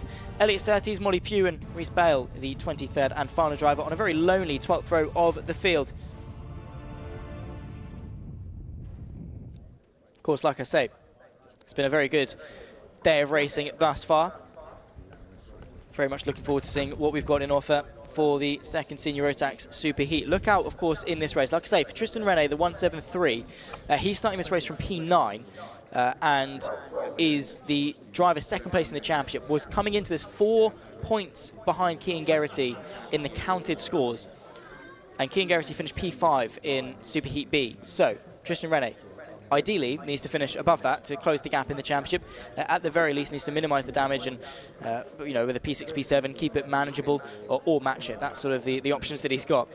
Starting P9, though, it's going to be a hard task. However, we have seen some good moves being made. I mean, Hunter in Super Heat B not too long ago climbed his way from 14th up to 6th, 8 places gained. We've had some big gainers as well. Pre-penalty back at Lark Hall, it was 16th place to a provisional victory for Jared Fox-Whiteley as well. So overtakes definitely can happen. So if this is your first time, of course, watching or following karting, I know it can be quite overwhelming initially with so many karts, so many names, teams, liveries, and action all on the circuit, but it is one of the rawest forms of motorsport that you'll get. It almost as, in essence, its own sport in of itself. A lot of people see this as sort of grassroots, but it's definitely a very high level of karting. People stick around for years and years because of the level of competition, and we're about to get a bit of a taste of that as the drivers take their way to the circuit for their green flag, their formation lap. They'll get their way into that 2x2. Ahead then of, like I say, another 10 minutes plus the lap.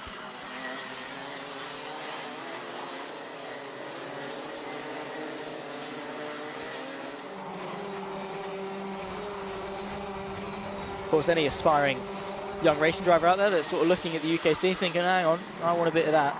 Definitely look for 2026. There's some huge prizes and a fantastic grid, great atmosphere as well.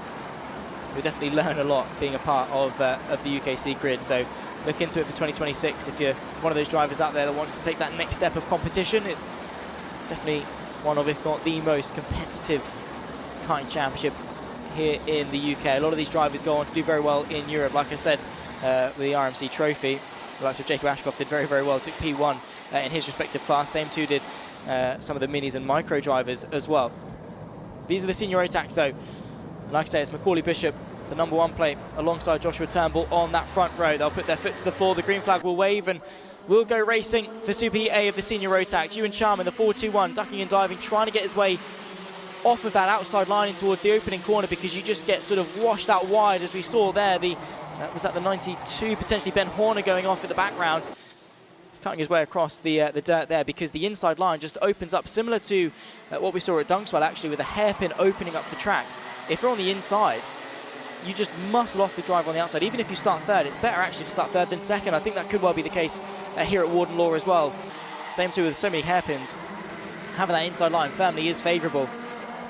Good start then for the 13. Alexander Collins works his way up a couple of places. Having a good offensive is the 39. Lewis Merricker has worked his way up, I think maybe into the top 10 from starting P12. Plenty of racing action still to come though. It's only the first lap. Let the dust settle and see where people are. Breaking the beam then, Macaulay Bishop leads Cull from Perrelli, Wooden and Turnbull the top 5. The 27 dropping then 3 places as a result of being sort of stuck on the outside of turn #1. Cull in third, just immediately tried to pick his way through. Ewan Charman as well, a driver on the outside of the grid. Drops his way to 7th place. So now is on the fight back is the 421. Got to be careful of those curbs.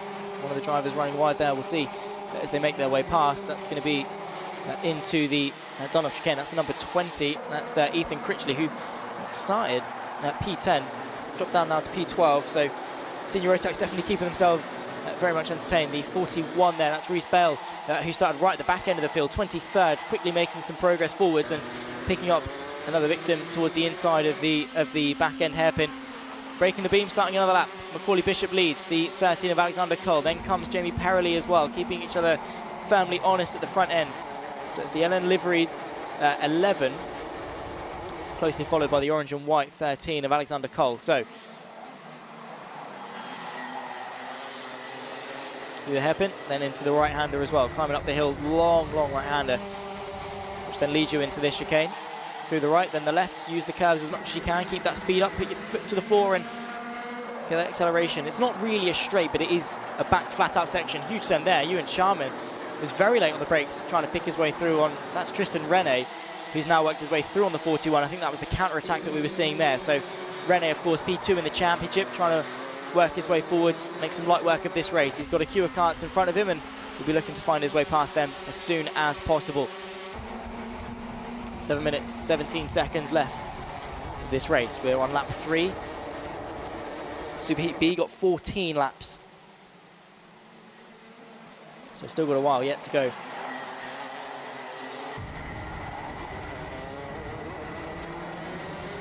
Gap at the front, hovering around about 0.3 of a second or so. A good couple of car lengths. Just in favour of Macaulay Bishop, keeping himself pretty much where he needs to be. Down in P15 in the championship, purely because he hasn't joined us for most of it. Look there, huge sideways moment, locking the rears air for the 177 Nathan Smith. But Macaulay Bishop, similar to Jacob Ashcroft, is on a run of victories. He's taken the last 6. This will be his 7th consecutive win in the UKC. He took 2 further ones as well, did 2 wins in the heats back at Lark Hall. Joined us for Rower as well. And here at Warden, it seems to be a similar case of domination. If he's able to win this race, will the streak come to an end?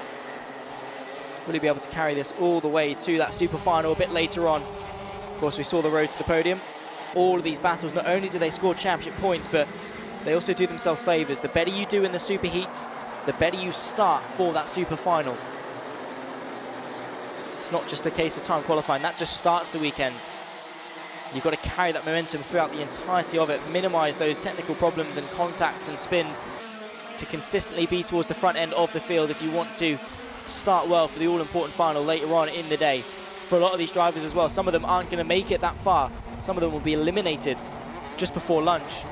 They're not able to work their way through the top 4 of the repechage, that last chance qualifier. So those towards the back end of the field have definitely got some pressure on their shoulders to make sure their day does not end early. They need to be maximising all of those points. Nearly making our way towards half distance of this race already. 5 minutes plus the lap still to go. Ewan Charman on the back of Tristan Rene. The 173 being tailed, now tailing the 421 of Ewan Charman. The up and under though is there. Rene though can't get the switch back because very quickly you're into a left-hander. So even if you do run it a bit too deep like Ewan Charman did, you still have the inside line for the next left. Very nicely done. Another lap in the books. Macaulay Bishop stretching that advantage to 3/4 of a second. Alexander Cole sort of suspended in a bit of a no man's land. He's not really putting pressure in front, but he's not really being pressurized from behind. Now in the back, Lewis Merica of Tristan Rene. So that's the orange and white kart chasing down the 173, the driver in the blue overalls. There you can see Tristan Rene. Just been overtaken by the 421 of Ewan Charman.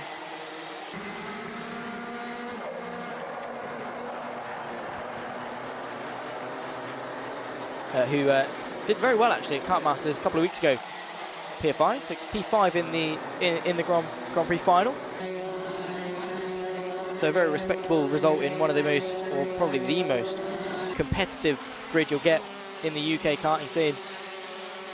Running very well at the moment, running P7 for UKC. A lot of familiar names, those that tuned in for Kart Masters.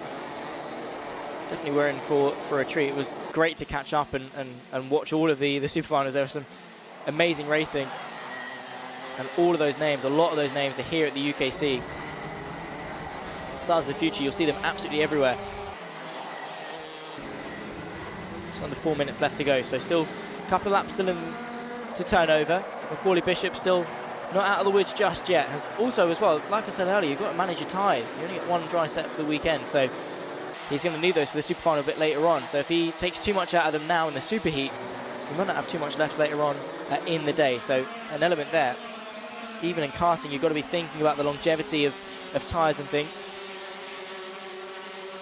Make the most of them while you can, especially on what is a pretty warm-ish day. I mean, it's not as warm as we've had before, but maybe in towards the afternoon it could get a little bit toasty.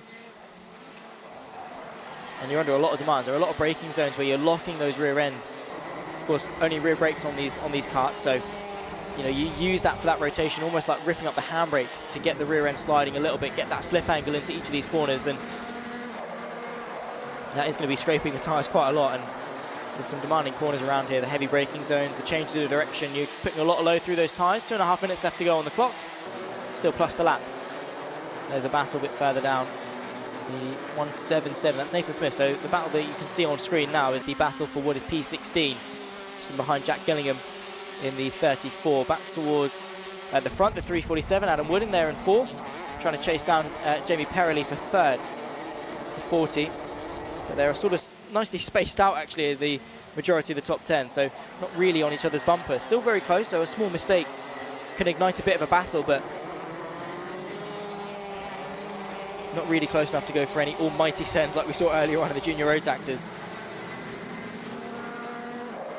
Towards the inside of the centre S's, the left and then into the right, that leads you into that Dunlop chicane.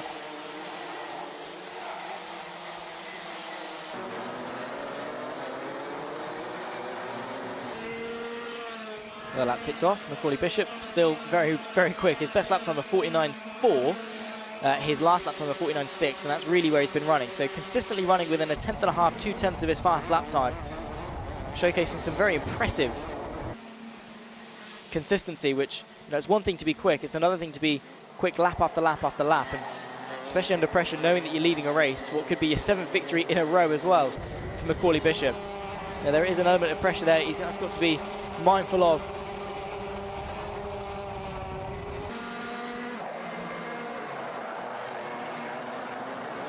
Minute on the clock, so time ticking down. Be close to see if we get an extra lap out of this. They cross with 49 seconds left on the clock. We'll get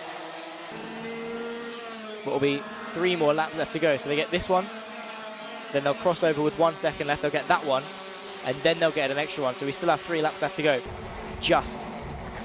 It's a very close time for the senior Rotax with the lap times that they're running, and because Macaulay Bishop has just been free up in front, he's not really been slowed down by battles or anything over the duration of this race. It could have been a different story if Alexander Cole was on the back end of him.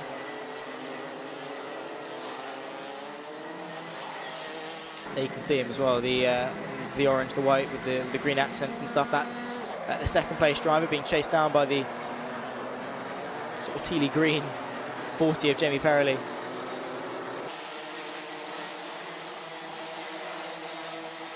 The white and blue overalls, so just making their way through now. He's being chased down by Adam Woodin in the 347. But again, the pace is so close. I mean, Adam Woodin there was able to take a 10th out of Jamie Perrelly, so keeping that gap very manageable. There you can see some cars that are very close. That's the 48 of Ben Donkin being chased down by the 62 of Mac McGilvery. Through in towards the centre S's.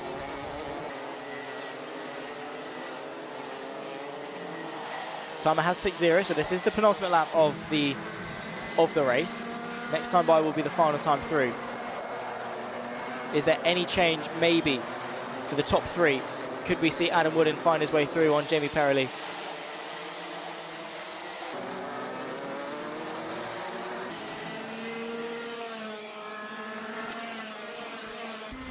Final lap then. Macaulay Bishop is more of a parade lap for him. He's been dominant since the start of the race. He's been dominant since the first session back at Rowra. Will we see a similar level of domination here at Warden Law for round number 5 of the Ultimate Karting Championship in 2025? I hope everyone has been enjoying the racing action thus far. Definitely senior Rotax is one to keep an eye on. The 37 all over the rear end of the 27. This is the battle for P5.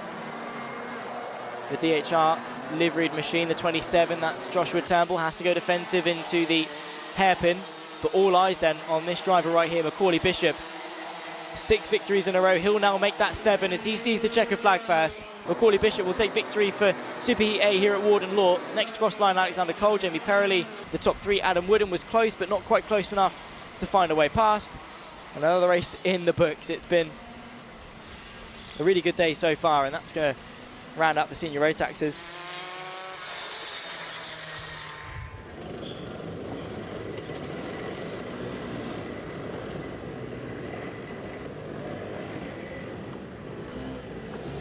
So Macaulay Bishop, big congratulations to him after a 7th victory in a row. That sort of level of domination with, you know, we've been talking about how competitive karting is. To do 7 on the bounce is remarkable.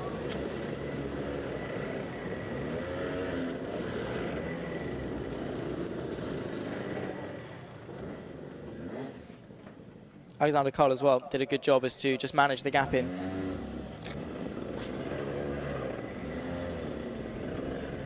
In second place. We'll run you through the full results then after 10 minutes plus the lap of racing action.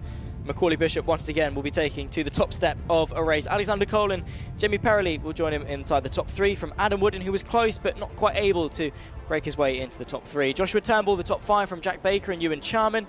Tristan Rene, of course, not able really to match the result that Kean Geraghty, his championship rival, did earlier on in the day. Lewis Merica from Lewis Harvey, the top 10 of that race. So both of them doing a fantastic job as to work their way nicely forward. Behind that, of course, we'll run you through the rest of the finishing order. Morgan Hudson-Brown from Harrison Crowther, then comes Rhys Bale, up 10 places, by the way, started all the way back in P23. Mac McGilvery was able to find his way through on Ben Donkin in the end ahead of Ethan Critchley. Then comes Jack Gillingham, Ben Horner, Nathan Smith, and James Philip King, the top 20. Behind that, Elliot Surtees, Molly Pugh and David Mitchell, all of them, by the way, taking to the lead lap and taking to the checker flag. So I think our first race of the day with no retirements. So another one in the books. Next up, of course, we'll be taking to the Micromaxes. Very much looking forward to how these guys get themselves on. And what we can do is we can take a quick look over the action of that last race. Senior Rotax Superheat A, of course, got things underway. Macaulay Bishop controlled the pace from pole position, and you could see those on the outside line. Ewan Charman, the 41, immediately darts his way to the right-hand side to minimise the damage of being an even-numbered starting position. A good start, though, for the majority of those drivers. The couple of drivers, actually, you saw there, the 62 darting over the grass. So it was a very action-packed opening lap of the race. And then it all sort of started to mellow out just that little bit. 177 getting very sideways. That, of course, was Nathan Smith. That was about a little bit further down. So, again, the heavy braking zone, it's a very demanding circuit, is Warden Law. And then Ewan Charman and the 173, of course, of Tristan Rene went to battle. And Tristan Rene, of course, stalling his progress. Stopping him from maybe maximising his points all in that championship battle. So Ewan Charman being a bit of a thorn in the side of Tristan Rene, but all action, all eyes towards the front. Macaulay Bishop taking a 7th consecutive victory in the UKC. And one that he is very much going to be celebrating. Can see some very enthusiastic Alexander Cole fans as well in the YouTube chat. He's done a very good job as to hold out for 2nd place as well. So it won't be long until we get the Microaxes out there on circuit. If you are now just joining us, hello and welcome. It's an absolute pleasure to bring you all of the racing action here for the Ultimate Karting Championship. It's been a very tame start to the day,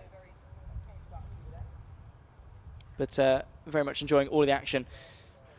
Kev Harris is missing a very good one. He's left me all by myself in the commentary box. He's over at Laguna Seca celebrating some motorsport events. Was surrounded by Formula 1 cars a bit earlier on. We saw from him earlier on in the day, and nice to see that even while he's away, he still very much cares about the UKC. Of course, he's been a part of this for the last few years, and we'll throw to him actually. Let's see what he's been up to.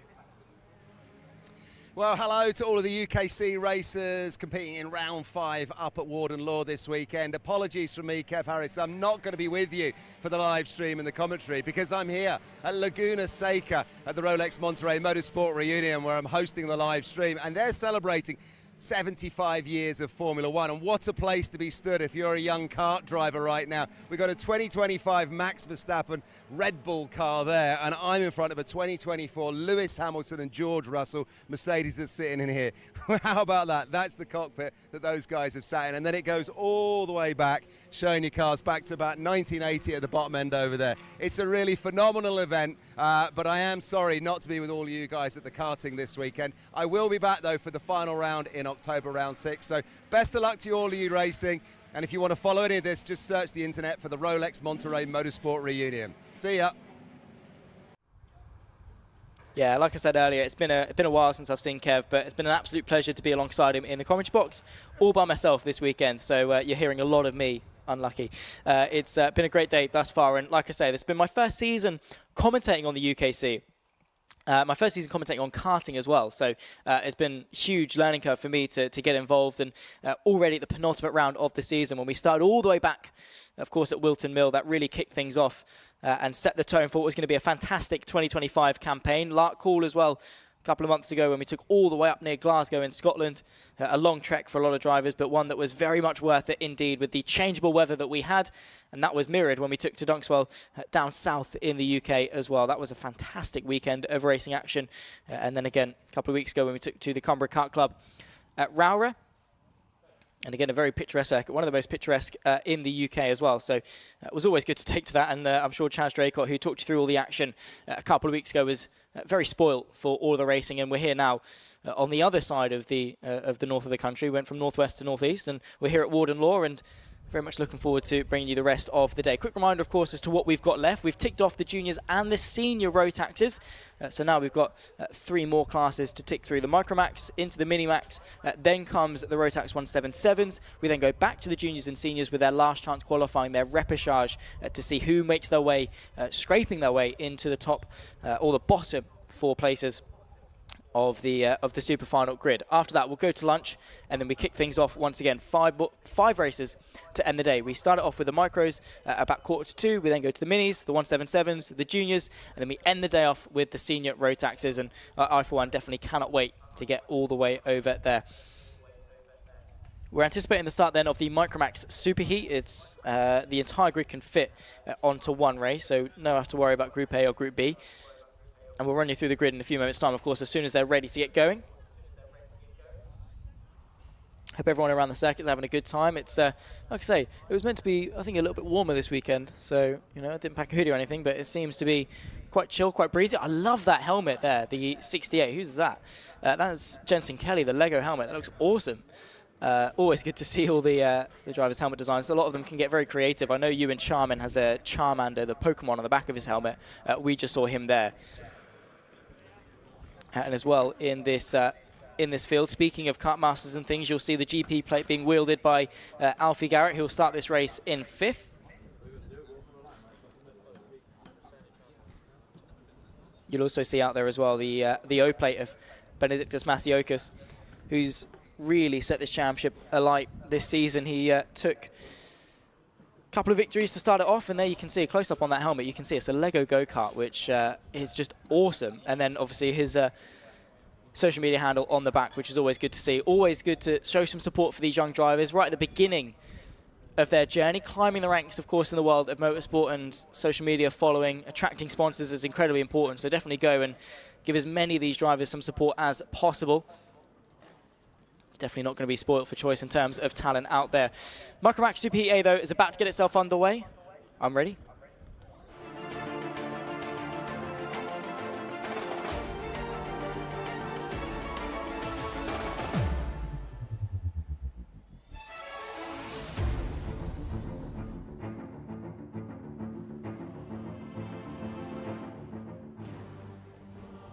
And I very much hope you guys are ready as well to get this race underway. Let's talk you through the grid then of the Microax Superheat. Sebastian Crawford will join Dean Singh Pahal on the front row. Benedictus Masiokas alongside Harris Barber on the second row of the field, just in behind that. Alfie Garrett now wielding the GP plate will be alongside Dimitar Usanov on row number 3. Teddy Murphy from Albi Farrow in 8th place. Behind that, Ethan Lloyd, Arlo Gamble, Ralph Martin, from Freddie Walker, the top 6 rows. Behind that, Ollie Brunt, Jensen Kelly, the amazing Lego helmet in 14th, from Oliver Whittle in 15th, and final place on this grid. Moments away then from getting this underway.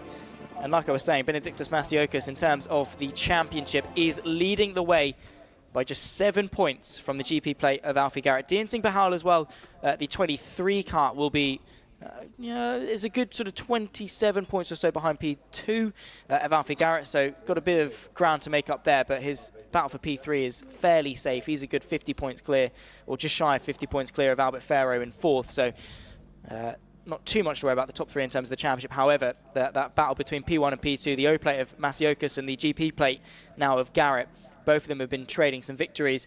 In terms of final victories, Masiokas took the final at Wilton Mill. He took the final at Larkhall. Didn't quite take it when we took to Dunkswell, then fired back on all cylinders when we took to Rowra. So it was all but one final. The other one was won by Alfie Garrett.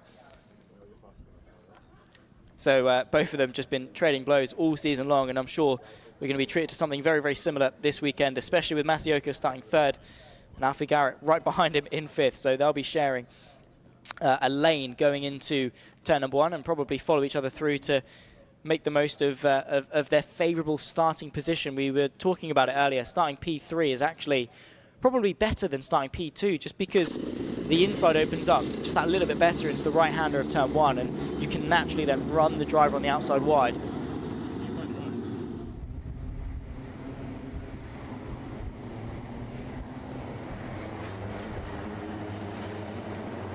Cars out on circuit then.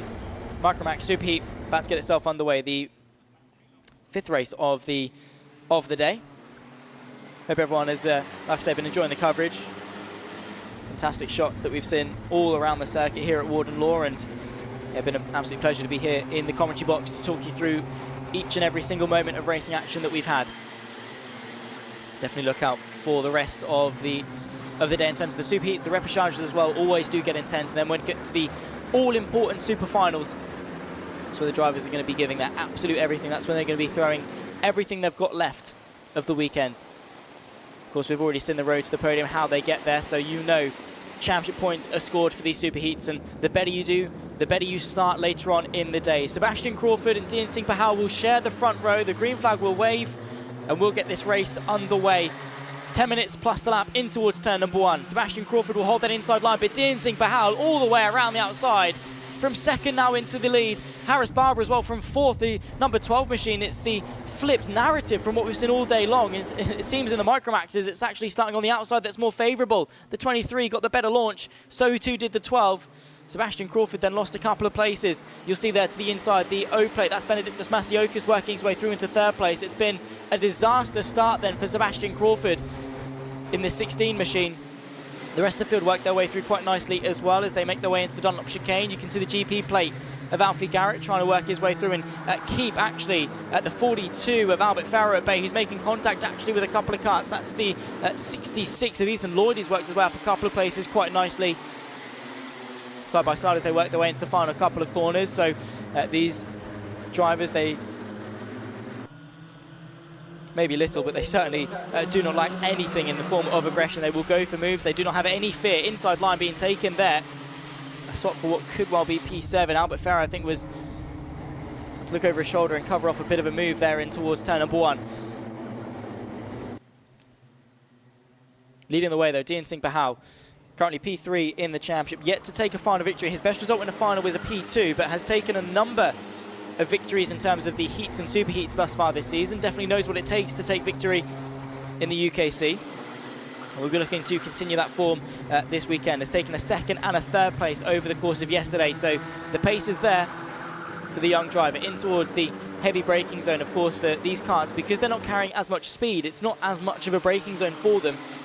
Maybe that could make overtaking just that little bit more tricky for them. However, despite the fact they're some of the youngest drivers on the ladder of UKC, they do sometimes, in fact a lot of the time, deliver some of the best racing that we get all weekend long, and I'm sure that's going to be no different this weekend. with the lower powered karts, the slipstream becomes that much more important, and you'll see the top three very, very close. It's the 23 of Dancing Bahal, then comes the number 12, that's Harris Barber, then the O-plate of Benedictus Masiokas, also the championship leader, in towards the infield section, towards the center S, and maybe Harris Barber pointing forward there to Dancing Bahal, saying, I'm not going to fight you just yet, I do kind of want to get away from the championship leader if we can. He's giving me a bit of a hard time over my shoulder. That's the red and black car of Masiokas. The inside could well open up. Dancing Bahal, though, choosing not to defend from Harris Barber. That was the right decision because the number 12 did not go for the move.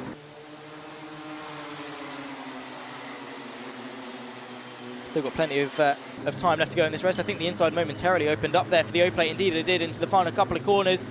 Benedictus Masiokas saw the gap, did not hesitate, finds his way through, proving why he's the championship leader.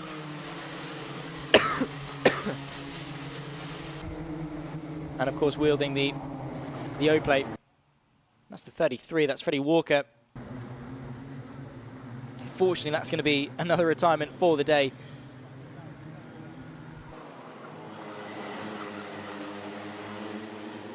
But nonetheless, Benedictus Masiokas is now the one leading the charge against Dancing Bahal.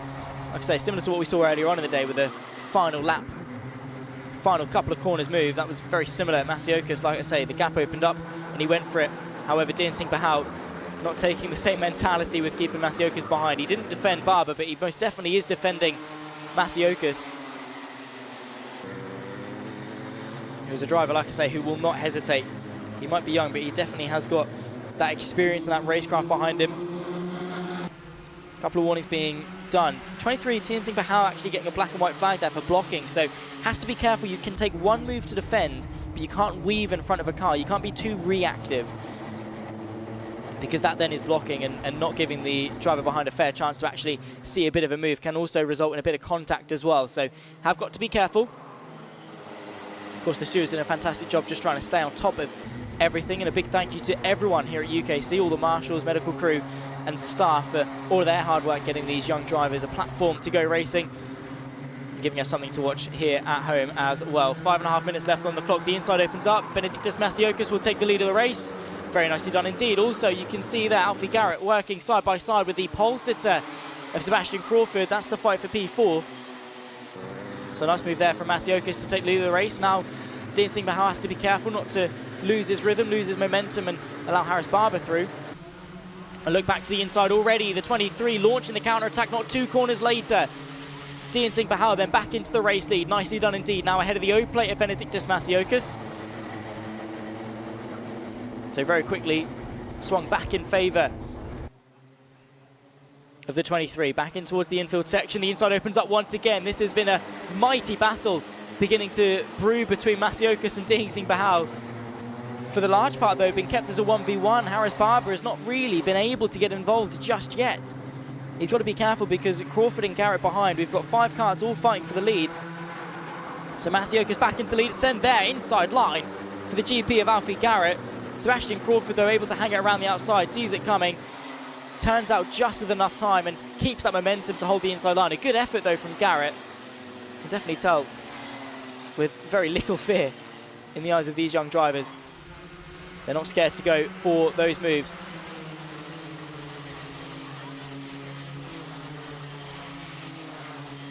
Four minutes plus the lap still to go. They're running at 56, so we're probably going to get maybe 4 or 5 more laps left to go in this race. Hopefully Singh Bahal can launch another counter-attack on Masiokas. That would be an awesome mid-part of this race to see those two going toe-to-toe. Masiokas, of course, starting third. Picked his way past Harris Barber into second. Now picks his way through on Dancing Bahal up into the lead of the race. Have to say, like I was saying to the about these guys earlier on, the Microaxes very often will deliver some of the best racing action of the weekend. So far, this is a contender for the best race of the day thus far. The number 12 of Harris Barber having to keep the 16 at bay. So very quickly the tyres can change. The 16 was under pressure from the GP plate not a lap ago. Now is trying to put some pressure on the driver in front. All of the top 4 looking over their shoulder, assessing the situation. The fast lap trades hands. Inside line for the 23 of Dancing Bahal, who goes to the inside and works his way through into the lead. And that's going to cost Masiokas not second, but also third place. He drops to 4th, maybe even 5th place. I think Alfie Garrett was getting involved. The O-play, oh my goodness me, it's catastrophic. Masiokas goes from the lead in a matter of 3 corners now, has to settle for what I think could well be P6. Still having a good offensive, as well as the 62 of Dimitar Usanov wants to demote him down to 7th and make his day even worse. That was an excellent move from the 23 of Dian Singh Pahal. Used the slipstream, saw the gap in towards the opening corner, put his kart there, committed to it very nicely indeed. The GP plate, that's Alfie Garrett looking to go to the inside of the 42 of Pharaoh. Also trying to follow him through is the 62 of Usanov and also Masiokas.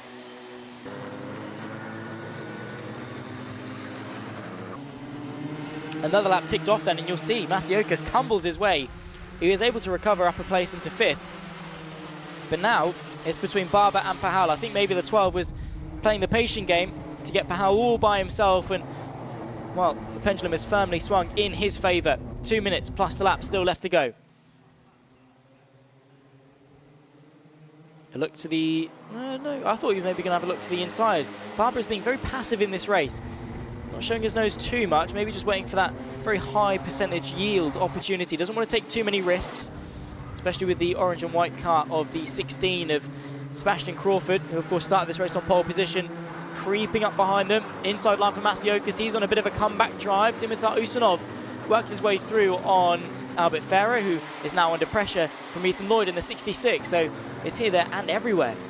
All of these drivers arguably have got the pace to go on and you know, top 5 podium, maybe even win this race in terms of raw pace. However, that racecraft and that experience, positioning the car exactly where it needs to be, is a skill in of itself, and one that the 23 of Singh Pahal has done in bucket loads thus far. 1 minute and 10 left to go.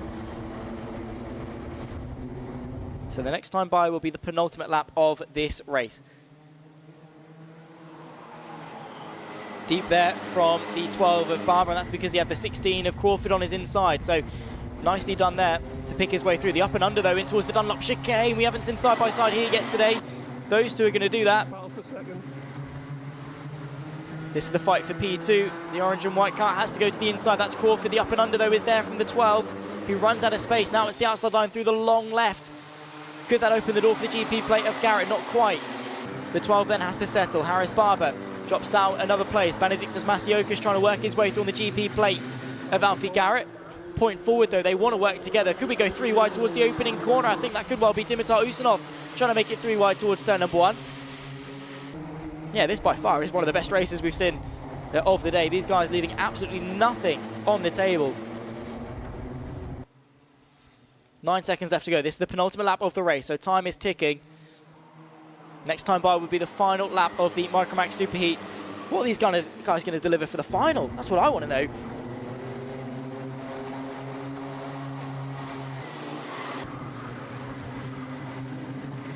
Masiokas in the slipstream could well be finding a move into the hairpin. The number 12 as well, Harris Barber, who, like I said, has been very passive. Ethan Lloyd up the inside of the 62 of Usanov.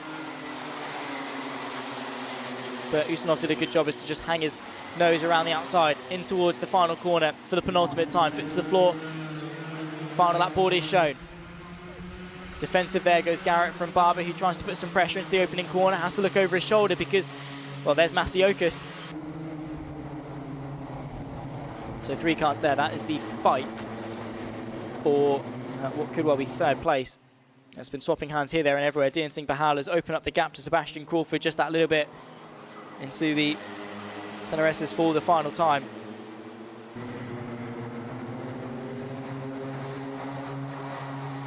Into the Dunlop chicane. Exit is going to be important, especially in these low-powered Micromaxes. Foot to the floor towards the heavy braking zone for the final time. Look over the shoulder there from Harris Barber, who's going to be forced to attack. Inside line opens up, though, for Benedictus Masiokas. Just when you thought the 12 took the inside line, Masiokas finds an even tighter one, picks his way through another place. However, out of the final corner, Dian Singh Pahal has dealt with this race so beautifully. Checker flag will wave. He will take victory for the Microax Superheat. Sebastian Crawford and Alfie Garrett climbs his way onto the podium, with Masiokas a good recovery drive despite dropping all the way down to nearly 7th place at some point in that race. Of course, we'll walk you through the entirety of the finishing order as soon as everyone has crossed the line and we're ready. That was an amazing race from start to finish. Masiokas and Pahal doing battle right at the beginning. Masiokas then dropping back and having to find his way through. They're peeling their way back in to the paddock now, and well, Singh Pahal is going to be very chuffed for that one indeed. That's going to mark his 3rd victory of UKC in 2025, his 2nd in the Superheat. He won the Superheat at Roura as well. So continuing in that good form, he went on to finish 5th in the final then.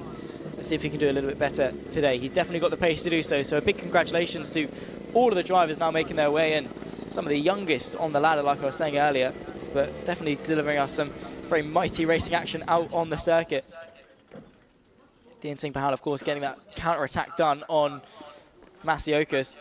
Dropped the O-plate driver all the way back and then caused the championship leader to have to fight his way back through. Alfie Garrett as well, capitalising and clawing back some points in the championship. Singh Pahal then will take victory for the Microax Superheat from Sebastian Crawford, who started the race on pole position, dropped back and had to recover. Alfie Garrett, P3 from Benedictus Masiokas, and Harris Barber, the top 5. Then comes Albert Ferrer and Dimitar Usanov. That could have gone any which way at any point in the race. Ethan Lloyd from Teddy Murphy and Ralph Martin, the top 10. Behind that, Arlo Gamble, Ollie Brunt, Jensen Kelly, and Freddie Walker, who unfortunately did have those issues early on in the race.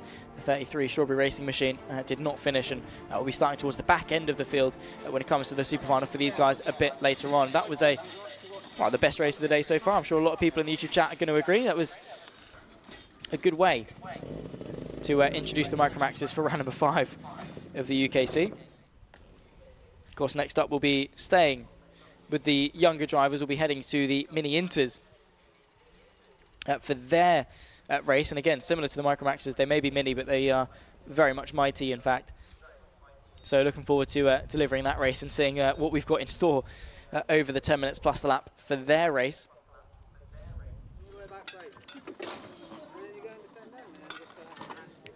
What we'll do, we'll have a quick look over what just happened in that race, because I'm sure there are going to be plenty of highlights to talk through. So we'll throw to that as soon as we're ready, and very much looking forward to having a look back. And even though it happened just 5 minutes ago, there was so much racing that it'd be nice to see it all over again. So the race got underway, and like I was saying, it's usually the right-hand side that prevails, but you'll see it now towards turn number 1. Dean Singh Pahal just saws his way around the outside, really got the jump. I think maybe getting pushed from behind just to give him that little bit of a bump draft towards the opening corner.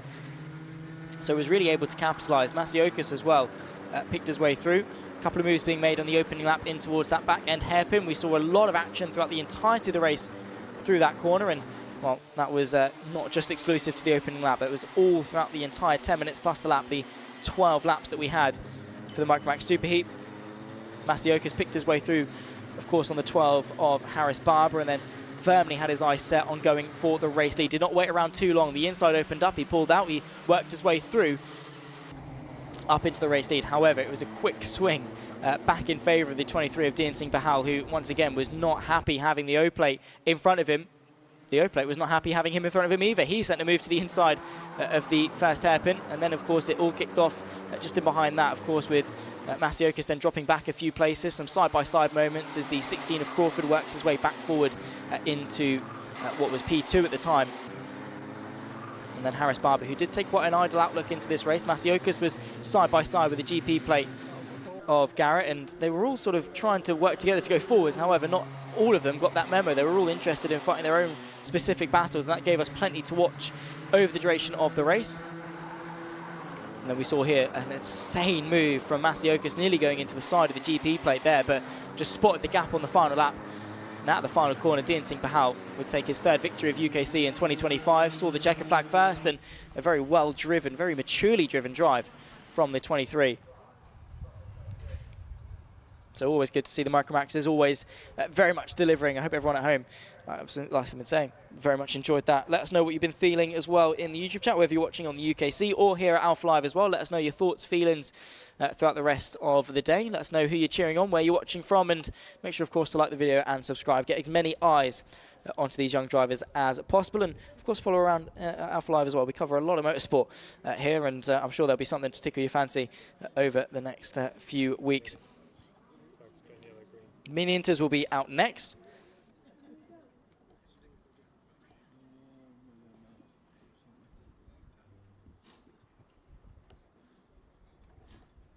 And very much looking forward to getting the Mini Inter Superheat underway.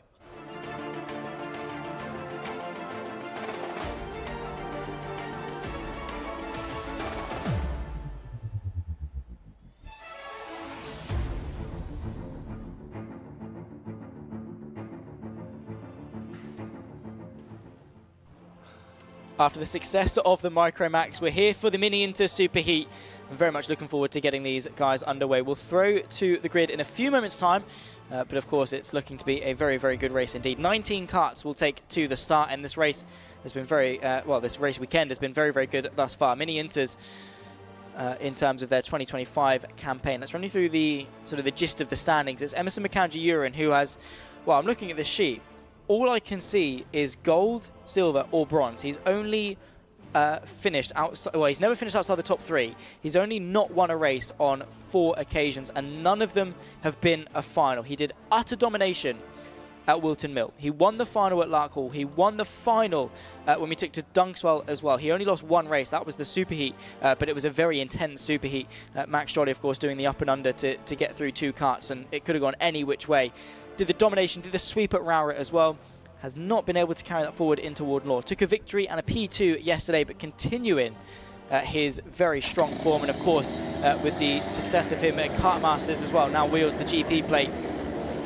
Could we crown a champion in a few weeks' time as well for Emerson McCangy-Uren, who, by the way, starts this race from pole position. Oliver Spencer will join him on the front row, ahead of Alfie Mayer and Arthur Farrow. 4th. Austin Oman from Max Jolly, who had some amazing moves a couple of weeks ago when we took to Dunkswell, and well, he'll be starting from 6th. Alfie Ward from Hugo McCluxley in 8th. Then comes Hamish Gordon, Eddie Duncan in the top 10. Then comes Ryan White and Ryan Townsend in 12th. Behind that, Serene Gallagher and Hakeem Bart will share row 7 from Otis Cleary and Ian Campbell on row number 8. Stanley Stafford, Adam Barton, Riley Moreau will be the 19th and final driver to take to the grid for the Mini Inter Superheat. Now this is one to watch. Remember, like I say, the couple of rounds ago at Dunkswell where we had some intense battling in the Superheat, especially Max Jolly fighting away with Emerson McCangy-Uren from start pretty much to finish. Ryan White was involved as well. It was absolutely electric, and I'm sure we're going to see very similar stuff here at Warden Law. McCangy-Uren then, now with the GP plate, takes to the right-hand side of the circuit, foot to the floor, and we go racing once more here at Warden Law. The number 8 of Oliver Spencer immediately over to try and minimise the disadvantage of being on the outside. The inside loader opens up for the 24 of Arthur Farrow, who tries to pick his way through, but I think it's swung in favour of the green and black cart of Oliver Spencer. McCangy-Uren, though, will still lead, able to keep firm of that pole position. Now in towards the infield section, a point forward there from the 15. Alfie Mayer works his way up from 4th, now into 3rd place. A couple of carts side by side, the 11 of Austin Oman getting overtaken as we make our way into the Dunlop chicane. So the point forward there from Alfie Mayer sort of says to me that they want to work together. They want to be contending with McCangy-Uren and stop him from winning yet another race this season. The 41 works his way through. Serene Gallagher up the inside into the hairpin. Now into the final couple of corners, this long left into a very quick right-hander. Slightly downhill as well, and you put your foot to the floor. That puts you onto this back straight. Couple of karts side by side. It's the 23, Ryan Townsend. That's the battle for 12th. Change for the lead, though, as the 8 of Oliver Spencer has worked his way through on McCangy-Uren. That slipstream towards turn number 1, working in favour of Spencer, who has had probably one of the best starts from the front row that we've seen all day. Capitalised on that just a lap later in towards turn number 1. The inside opens up for Alfie Mayer up over the curb, thinking about a move to the inside of McCangy-Uren. That was definitely brave, and well, it's going to cost him. The 11 of Austin Oman finds his way through, up now into 3rd place. Nicely done indeed, just to capitalise. Max Jolly now on the O-plate, looks to go to the inside, but that gets covered off slightly later on the brakes then is the 15. Now the green and black cart leads. And now, of course, the GP plate of McCangy-Uren is in 2nd, though cross the line, they break the beam. Oliver Spencer doing a fantastic job just to command this race, and it's not easy to fend off a driver of the calibre of McCangy-Uren, who has won pretty much everything there is to win at this level of and his age of karting.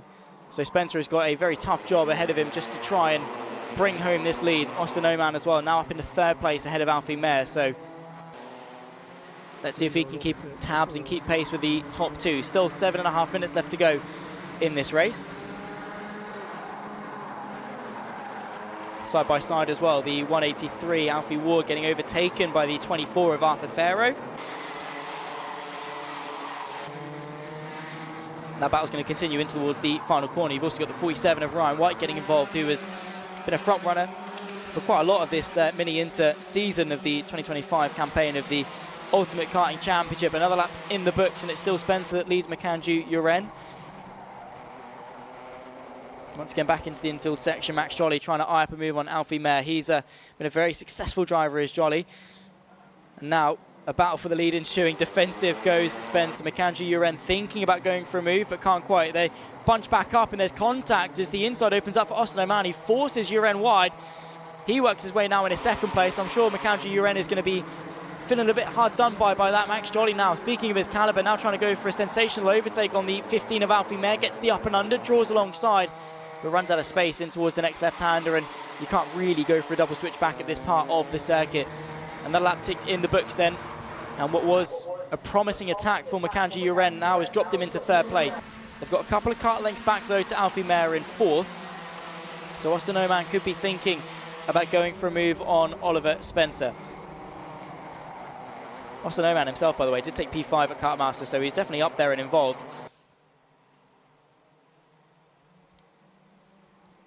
Look to the inside there. Makanju Uren finds the space. Nicely done. Spotted the gap. Did not think twice about going for a move. Those two definitely getting a bit argy-bargy a lap ago. That was a much more precise and clean move there from the GP-plated kart.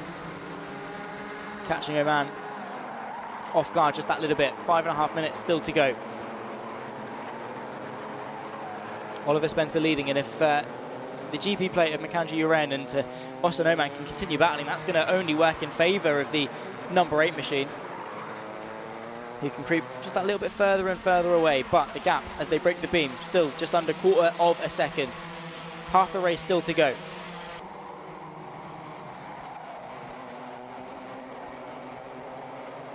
There's the battle now making their way into the left-hander. The 15 of Alfie Mayer leads the train for 4th place. Just behind that, Max Jolly and Arthur Ferro keeping him honest. Back to the fight for the lead. The half distance left to go. We're going to take a look back at a moment a bit earlier on. Of course, the battle that's been raging on for quite some time. I'm getting told there's a bit of debris or something that comes flying off. Is that Oliver Spencer's kart going into the Dunlop chicane? Indeed so. Did he hit something?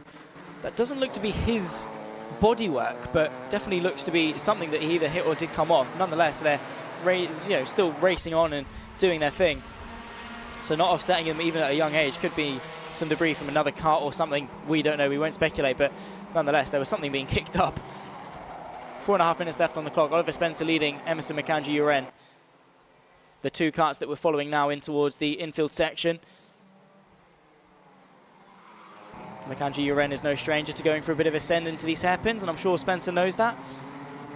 He's going to be wiser as to try and cover it off as best as he can. Once again into the Dunlop chicane. Good exit there from both drivers. The slipstream, though, could be in favour of the GP plate. The inside opens up. He's going to go late on the brakes, picks his way through. Makanju Uren takes the lead back. Nicely done. The number 8 of Oliver Spencer. Just getting told in the YouTube chat, actually. Thank you very much for your information. The chain guard is on. So it wouldn't have been that for Spencer. It could have been something. So someone else's chain guard has come off, so it isn't Spencer's. Someone else has come off, which obviously is not ideal in of itself. But all is good for the front 3 at the very least. So no concerns in terms of this battle being prematurely ended by some technical problems. Thank you very much for your information in the YouTube chat. Always good to keep me updated. I can't see everything in the commentary box. Makanju Uren now leads from Oliver Spencer and Austin O'Man in 3rd. Through the Dunlop chicane. Once again, another lap ticks by. The slipstream once again now in favour of the number 8. Makanju Uren is aware of him. Inside line opens up. The counter-attack is there. But the up and under, very expertly executed from Makanju Uren. Spotted that, forced him to the deep inside part of the circuit to send him even further into the corner. And then he spotted that, got the up and under, got his car ahead before the next left-hander. Very nicely done indeed. But a very good effort there from the number 8. Definitely showing his intent and definitely showing his capability to still fight for this lead. A little bit wide there, though. A mistake from Spencer. Austin O'Man tries to capitalise. Zero hesitation from the 11. The up and under, though. The switch back for Spencer as he fights for 2nd place. This is going to allow Makanju Uren to get away and bridge a couple of kart lengths clear towards the tail end of this race. A small mistake there from Spencer. His pace was there, but maybe the bulletproof nature of Makanju Uren The cracks in the defence are starting to show. Do they work together to try and get back on tabs for the race lead? I think so. I think that was a mutual understanding between Austin Oman there. Once the dust had settled back in, they need to work together to try and chase after Makanji Uren and stop him going for yet another victory in the UKC in 2025. Along with, of course, winning that GP plate a couple of weeks ago. We'll be feeling very confident going into that final round in October when we head to PF International. Max Jolly still unable to find a way through on Alfie Mare. There you can see the red and black versus the Peppermint OTK. So the 15 is Mare, the O plate is Max Jolly, who has had some really standout moves. I remember his double switchback twice on 2 separate occasions into the first hairpin at Dunkswell a couple of months ago. Definitely knows what it takes to do well, definitely knows what it takes to win. Arthur Ferry chasing these guys down as well. So this is a battle for 4th, while we have got as well the 3-kart battle for the race lead. They break the beam once again. Makanji Uren stretching the advantage. However, that last time through was a personal best in the fast lap of the race for Oliver Spencer. Not by much, only half a tenth of a second, but still clawing that time back in. If he can get a whiff of slipstream and work his way back in, we could still have a battle on our hands. I think we were on to the penultimate lap of the race. We'll see when the timer ticks 0. As soon as it does, it'll be the next lap that'll be the final lap of the race.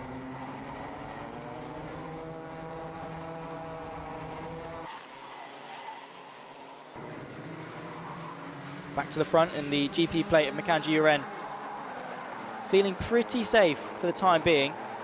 Looking at the trailing pack, Alfie Mare, that last time by, was a bit slower. So initially I did think that maybe there was a chance these 3 could try and catch the top 3, especially if they can continue to battle. But in terms of raw speed, it doesn't seem that this trailing pack has got the pace to go and catch. Max Jolly did get very close to that final sector though.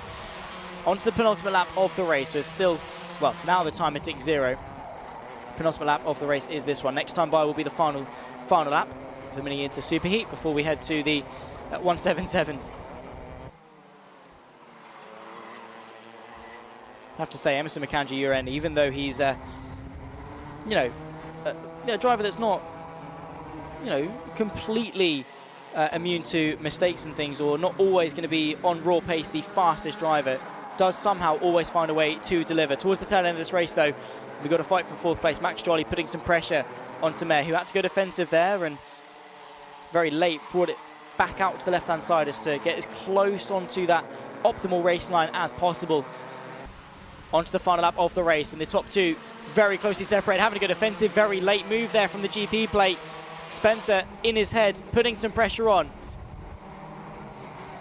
He's been closing for the last couple of laps, getting back on tabs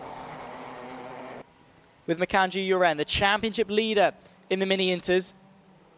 Oliver Spencer is running out of opportunities to maybe go for this lead. It was a mistake in a battle with Austin Oman that cost him a couple more laps, a couple more bites at the cherry.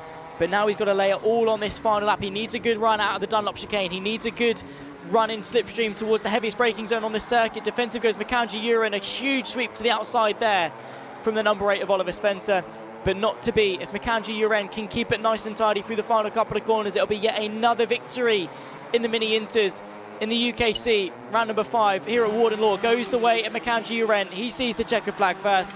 We'll take victory for the Mini Inter Superheat. Oliver Spencer on that will take P2, and with it the fast lap of the race as well. Dipping under 53 is the only driver to do so. A 52.8 going the way of the number 8 machine. Very well defended there from Makanji Uren.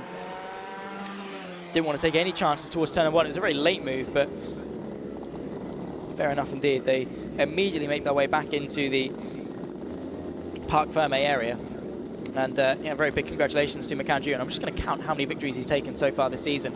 Took 4 at Wilton Mill, took 2 at Lark Course, that's 6.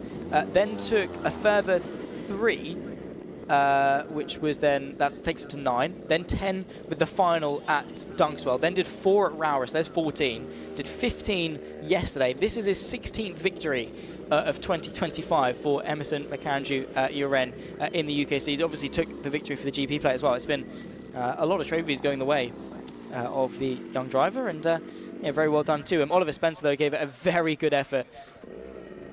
Really, really strong stuff from Spencer there. Should be very proud of himself. Just got to recompose himself, get himself ready. He's got another go at it later on in the all-important final. That's where the trophy is won. And that's the one where maybe he can lay it all on the line and give it a good go. We'll run you through the results in a few moments' time because, well, once again, the Micro gave us a very good race. The Mini Inters gave us a very good race. These guys definitely do know how to deliver. And Warden Law, a fantastic venue for them to showcase all of their talents. 10 minutes plus the lap in the book, and let's run you through the results. It was Emerson McAndrew-Uren that took victory once again, the 16th time, like I say, in 2025 in the UKC. Oliver Spencer from Austin Oman, and at any point in that race, it could have gone any which way. Alfie Mayer able to hold off Max Jolly for 5th, ahead of Arthur Farrow, Alfie Ward, Ryan White, Hugo McCluxley, and Serene Gallagher, the top 10. Behind that, of course, it's Otis Cleary from Hamish Gordon, Rian Townsend and Ian Campbell from Hakeem Butt, the top 15. Then comes Adam Butt just in behind that. Stanley Stafford and Eddie Duncan, the 18th and final driver there. I don't think we had Riley Moreau take to the start. He was scheduled to start, or was gridded for P19, but I don't think took to the start. Didn't show up on our timing screens. So unfortunate there, and we'll be starting towards the back end of the pack for the super final a bit later on. We've got a bit of a once again, the time in between races. Next up, of course, will be the 177s. So what we're going to do, while we've got a little bit of time, for those that are now just joining us, let's go back to Kev, who's not here, but we're hearing a lot of him today. He's going to explain the journey and the road to the podium. Well, it all starts on a Saturday morning with time qualifying, which will determine your start position for the heat races. And it's those heat races that are up next, and all drivers will take part in a minimum of 2 heat races, where you can gain championship points and determine your start position for the superheat. The superheat comes next then, and it's from here that you will gain even more championship points, and it's the results from the qualifying heats and this superheat that will determine your start position for the super final. But new for 2025, and in classes of over 34 drivers, the top 30 will automatically qualify for the super final. The rest will go into the repechage, with the top 4 getting promoted to that super final. We will then have the top 34 drivers who will be competing in the super final to gain championship points and determine their finish position. And if you finish in the top 3, then you'll be on the podium come Sunday night, picking up the prizes and the trophy. So there it is then, through the time qualifying, the heat races, the superheat, and maybe the repechage and the super final. That is your road to the podium.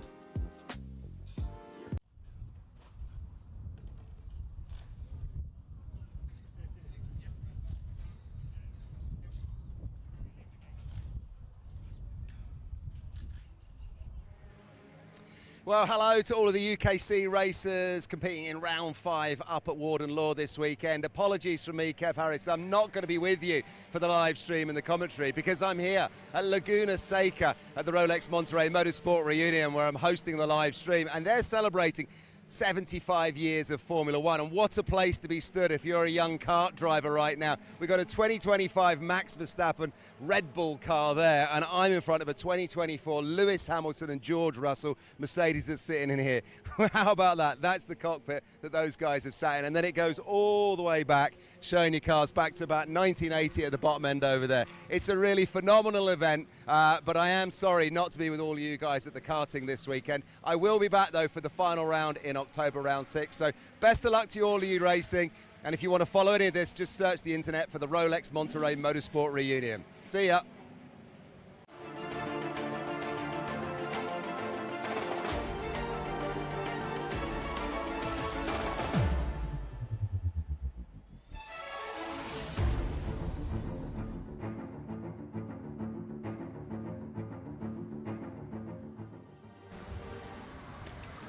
Well, another race is upon us. Let's take a look at the starting grid for the Rotax 177s. It's Reg Hayward from Harrison Crook, the top 2. Jamie Zara from Samuel Cornwell will share row number 2. Joshua Gollan from Scott Clee, row number 3, ahead of James Lingard and Cameron Crockett in 8th. Behind that, Jack Taylor and Josh Howard from Mark Gillian, Edward Matthews, the top 12 starters, and Matt Lear, a very lonely 7th row of the field. Getting ourselves underway then for what is a very nice championship in the form of the Rotax 177s, of course relating to the combined weight of 177 kilos. That's driver, kit and kart.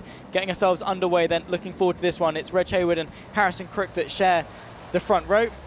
making their way around the final corner, foot to the floor, green flag waves, and we go racing once again for the final superheat of the day. Inside line then for the 73 of Reg Hayward, who picks his way past quite nicely. The 95 though, Jamie Zyra, works his way up in a second from what was third place on the grid. Very nicely done indeed, picking his way through and now in towards the infield section once again.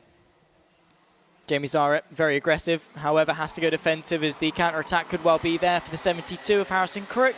And that's going to allow Reg Hayward to try and at least get away ever so slightly. However, bit of a slide there, and that's going to close the gap once again. The 77, a lot of 70s in the 177. That's the 77 of Josh Gollan, who did very, very well over the course of this season. Huge inside snap of oversteer there for the 79. Edward Matthews, of course, our championship leader coming into this. Starting a little bit further back, and there's contact and into the barrier. That's the 88. That's Cameron Crockett that's gone off. Someone else has gone with him as well. There's the, well, that's 82. That's Crockett now rejoining the circuit. There was contact into the final couple of corners there. Not entirely sure who else was with him. We'll see. I think it could well have been Mark Gilly. I think it could well have been, yeah, the 18 that went off. So there was contact between the pair of them. Didn't quite catch all of it. But yeah, that's the first major bit of contact that we've seen all race, or all day long, in fact. The inside opens up for the 72, Harrison Crook. These guys, of course, slightly more older, slightly more seasoned in their racing experience, and definitely not scared to go for some very aggressive moves. Jamie Zyra having to look over his shoulder, having to defend from the 72 of Harrison Crook, who gets the up and under. Now comes Josh Gollan onto the scene. So it's Zyra from Crook, then Gollan just in behind as well.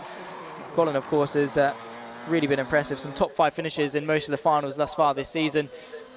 Reg Hayward leading the way. Jamie Zyra, though, having to go defensive because the pressure is being put on there from the 72. So he very late had to cover the inside in towards turn number 1. Of course, these carts incredibly quick. Senior Rotax spec having to cover off the inside once again. The up and under could well be there, and a nice drive from the 72. The inside opens up, gets forced all the way to the inside. Jamie Zyra tries to go for the switchback, but once again it's another hairpin, and the inside opens up for Josh Gollan, who forces his way through. Jamie Zyra has the outside through the Dunlop chicane and is just able to hang on, but a lovely move there from Harrison Crook as Zyra was defending arguably maybe the wrong places, and now we've got 5 carts all on the scene, all queuing up behind Jamie Zyra, who got a very good launch, but initially the rhythm and the pace in this race has not quite been there just yet. Less than 8 minutes left to go on the clock. In towards turn number 1, the race leader, Reg Hayward, leads now by 2.2 seconds, and with it the fastest lap. He's looking to go on a bit of a domination streak. Coming into this championship, only joined us for this round thus far. Took a win and a second place on Saturday. Looking to go back to winning ways as well for their superheat. In towards the infield, the 95, Jamie Zyra, holding firm as best he possibly can, but under a world of pressure from the red and white Birrell ART, the 77 of Josh Gollan. Edward Matthews as well, the 79, the Dan Honda racing car, is now up the inside, going in towards the hairpin. Nicely done indeed. That could open the door for the 23 of James Lingard as well. Look out for the 79. Ed Matthews is our championship leader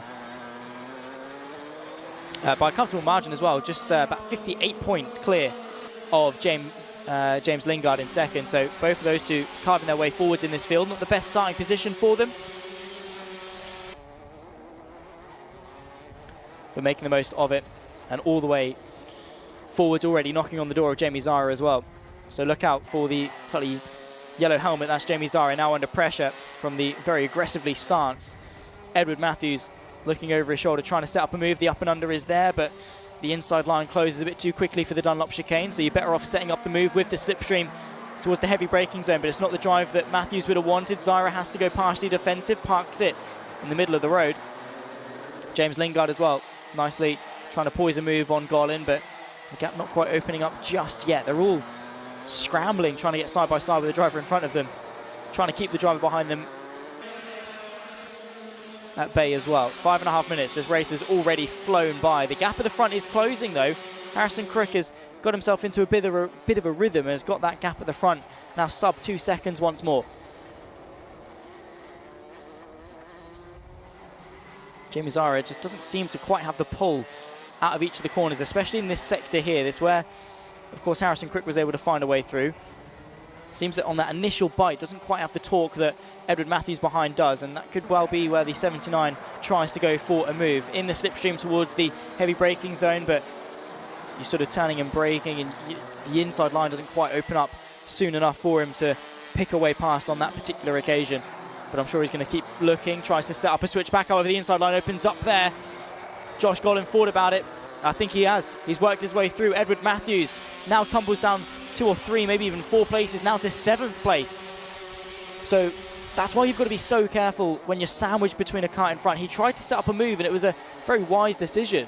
You can justify it very easily. He was trying to set up that final corner to get the switch back on Jamie Zara. In doing so, opened up the inside for Josh Gollan, who, without any hesitation, sent the move up the inside. And, well, as soon as you're stuck on the outside of a corner in karting, everyone behind that is just going to try and invite their way through. And that's exactly what's happened to Ed Matthews. He got off-sighted, and all of that progress for the last half of the race has now been undone. He needs to work his way back forwards once again. 4 minutes plus the lap still to go. Haven't really seen much of Reg Hayward, to be completely honest. He's been so far up in front. However, Harrison Crook continues to set fastest lap after fastest lap. That gap is closing. You can see them just in the right-hand side of the shot, making their way around through the infield section, so far clear of Jamie Zara. Now Josh Gollan behind him. James Lingard has worked his way forward and ahead, crucially, of his championship rival. If there's any chance that he wins the championship, well, it's got to start right here, right now. I think Ed Matthews has worked his way through on the 116. That's Scott Clee. So Ed Matthews now ahead and back into 6th place. Nose to tail, though, at the front end of this train. Zara with Gollan goes with him. Matthews trying to find a way through on Lingard, who himself had to go defensive. So what you'll see is a lot of the train, as soon as Zara goes defensive, is to prevent what happened to Matthews happening to anyone else. They'll all go defensive. Towards the opening corner. Quick tap on the brakes, get the kart rotated, get yourself through. 3 minutes plus the lap. Only going to be a handful of laps left to go in this race.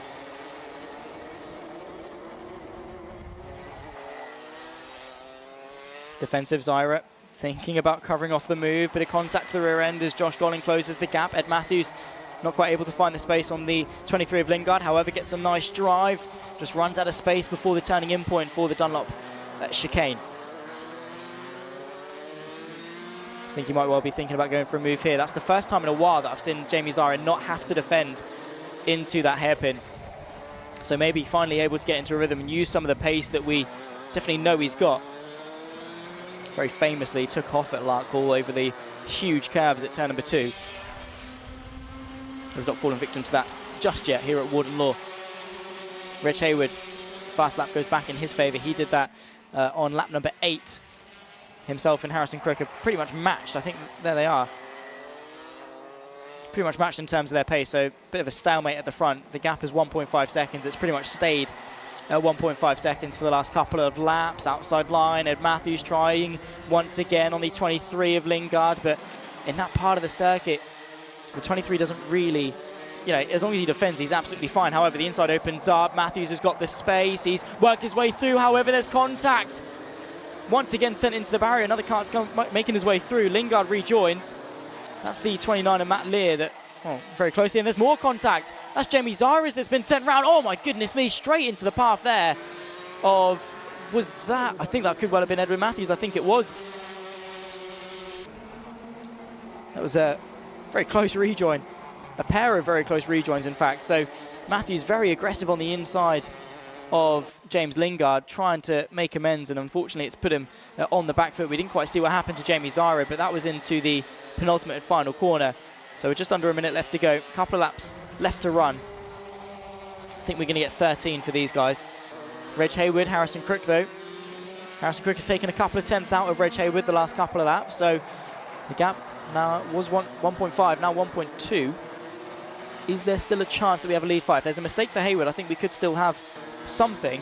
Just begs the question, if Crook didn't get stuck behind Zara for a couple of laps, maybe could have kept in contention. The gap now under a second. The consistency is there for Harrison Crook, and Hayward is going to be feeling that pressure, no doubt. And as soon as he gets in the slipstream as well, I think there's a chance. There's the gap. Visually, you can see not very much at all as they make their way through the center S's. The 73 leading the 72. Josh Gollan, though, inherits 3rd place. Did get a contact warning, did Josh Gollan.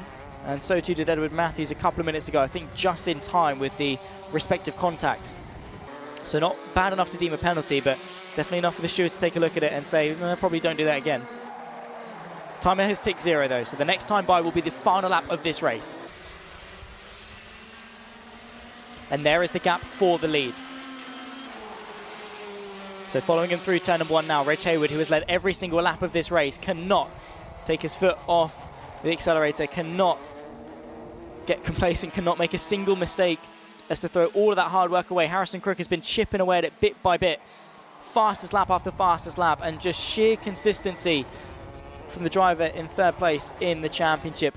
Has only taken 2 victories thus far, but I can see plenty of seconds, I can see plenty of thirds. Incredibly consistent, always up there or thereabouts for the 72. Into the final main overtaking opportunity, and defensive just to cover it off, I guess. The 73 not taking any chances, but that does allow Crook to close the gap into the final couple of corners. Is there anything that he can do?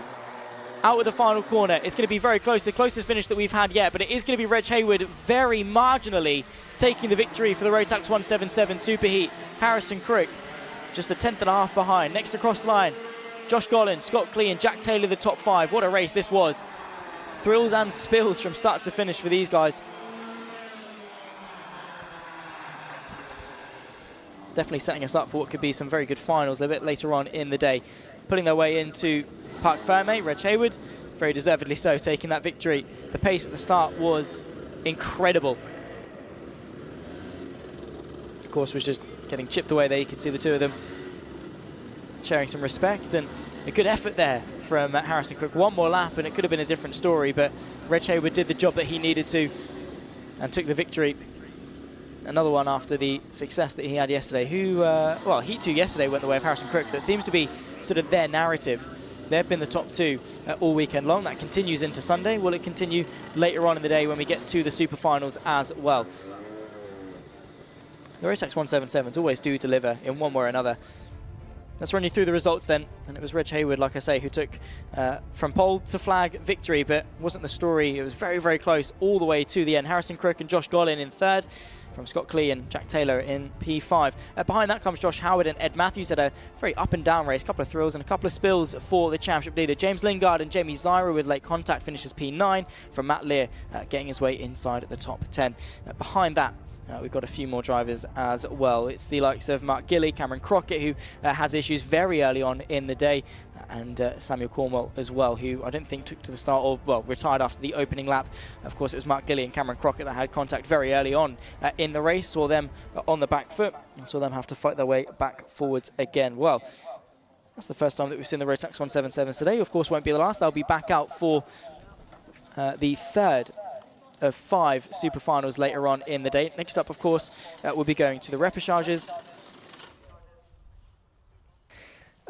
We've got a little while until we get the repechages underway. Of course, that's going to be just preceding lunch. So it'll be the junior repechage and then the senior repechage. This is effectively a last chance qualifying. They'll settle the final 4 grid slots for the junior and senior super finals. Of course, I'm going to step aside for a second. We've got a bit of a break, and I'll be back to bring the action of the junior repechage.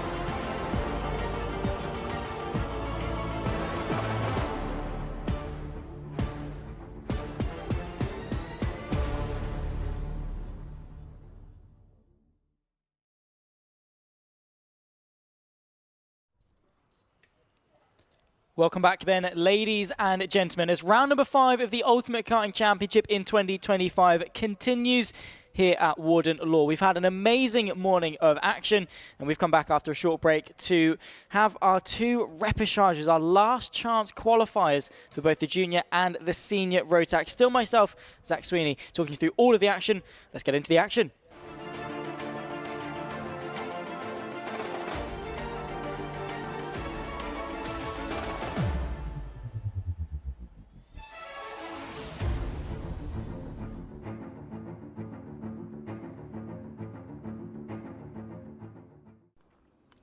Almost time to get us go racing then. I hope everyone has been enjoying all of the coverage this morning here, both on the Alpha Live YouTube channel and, of course, on the UKC channel as well. Make sure you've liked, subscribed, and share this to anyone that you think will be entertained, which probably is everyone.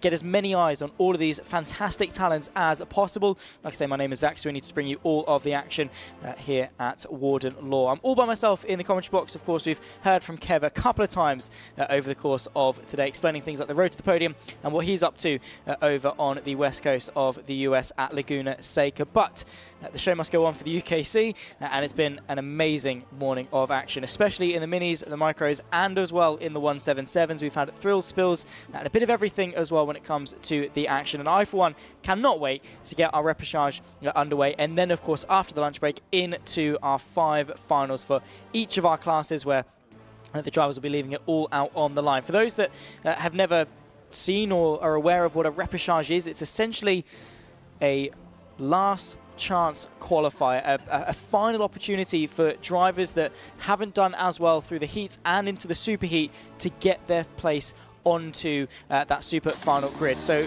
grids from 1P1 all the way down to P30 have been set. They're set in stone. Those drivers are all the way through. This one, the top 4 will progress to make up P31 to P34. Alfie McBain will start this from pole position. They have Thomas Harper, Blair Smith and Alex Goodson in prime position to get straight promotion straight into that super final. Those just in behind, though, look out for them as they'll be looking to work their way forward. Connor Lage from Max Colbert share row number 3 from Jacob Jack. Luke Sawyers just in behind on row 4. Riley Morgan and Henry James, the top 10 from Scott McDowell and Kieran Stewart in 12th. Behind that, Ed Spain and Molly Misen, the front 7 rows, Maya Simpson and Bella McConville in 16th. That sets the grid then for what is going to be an amazing repechage race. We've had quite a few exciting repechages, and fair enough, this entire race only sets 4 grid positions. But for these drivers, you know, this is the difference between them going home a few hours early or them actually progressing and getting all the way to that super final, where you never know what can happen. You have to be in it to win it. And these drivers, the top 4, will be progressing their way onto the super final grid. They're rolling their way out of the final corner. They'll put foot to the floor and we'll go racing. But Bain and Harper share the front row. The 14 has the inside line towards the opening corner and will work his way through quite cleanly. The 26 as well, Alex Goodson, the 3rd place driver, will work his way immediately up in a second. Couple of issues actually, I think, for the front row starter, and a bit of contact as well as they make their way into the infield for the opening time. There you can see the 296 Maya Simpson kicking up some dust as they make their way onto that curb. And, well, the top 4 surely need to be the ones that settle here, because whether you're P31 or P34, I don't think it makes too much of a difference as long as you're there. So it'll be interesting to see how much battling that we get going on amongst the top 4. And, of course, look for those in 5th, 6th, 7th, those that are just on the cusp, working their way forward. Side by side as the number 12 of Blair Smith works their way through. That's the 32 of Luke Sawyers. They've just overtaken very nicely to the inside of the hairpin. Once again, making their way into the final couple of corners. The top 4 breaking away. A couple of kart lengths clear then of the 5th placed driver, now of Blair Smith, who breaks the beam and is there in the number 12 machine. 7 minutes plus lap, so slightly shorter races for the repechages. Keep it short and snappy and keep the stakes very much high indeed. McBain doing a good job just controlling this race. So too Goodson just there or thereabouts. Again, a move to the inside. The 26 spots the gap and very cleanly works his way past. Didn't lose too much time doing that. Didn't carry too much risk doing that. So will get himself into the top spot. Obviously, makes no difference. All 4 of them will be making their way into the super final as things stand. It just depends which position in which they'll be starting. The 254, Max Colbert, under pressure. Side by side there is the 73 of Connor Lage. Sends the move to the inside. Gets his way back into 5th place. But if they battle too much, they're going to be losing touch on the top 4. There are no championship points scored for this race, so it's top 4 or nothing for these drivers. The 222, Riley Morgan, found their way through, now into 8th place. So very much all kicking off. And for some of these drivers, it's their last race of the day. So They're going to go out with as much excitement and as much fun as they possibly can. And you never know what can happen with motorsport. It's incredibly unpredictable, and anything can happen at any time and to anyone. Most crucially, less than 6 minutes left to go, and there's an issue there. A slam of the steering wheel, a very unhappy driver, the 33 there, Jacob Jack. Clearly not happy with something that's gone on and was going very slowly and is now at the back end of the field and, well, any chance of really going through. I know I just said that motorsport is unpredictable, but realistically, not really much that he can do in that sense. All the top four making their way through quite cleanly. And then the battles behind are the ones that we're keeping our eye on for the time being. Alfie McBain, though, is leading the 254 of Colbert. Back onto the pit straight once again. Those in behind, so the likes of Conolage and being very closely followed by the red and white machine of the 32 of Luke Sawyers. They're the ones that need to sort of be bump drafting each other and helping, because like I say, there's no championship points. So whether you finish 5th or 6th in this race, it means nothing because you're not going through. It's a case of go through or not. So they need to work together to claw back some time onto the top four and work their way into some sort of contention, especially if the top four start to battle. But I think they've got the memo, is the sense that, well, all of us are making it through. I just want to get there. Don't want to carry too much risk, because you'd rather start P34 in the final than not start at all. 4.5 minutes still plus the lap. So as it stands, Alex Goodson, Alfie McBain, Max Colbert and Thomas Harper will be the four progressing into the super final. They'll get their ticket to the final race of the day, or for the juniors, it'll be the penultimate race of the day.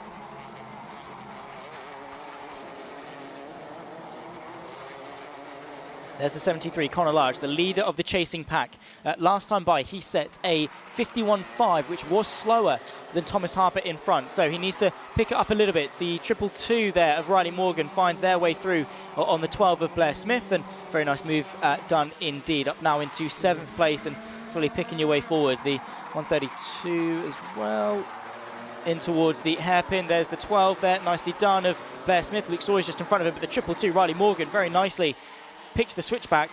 So they're trying to chase after the 32 of Luke Sawyers.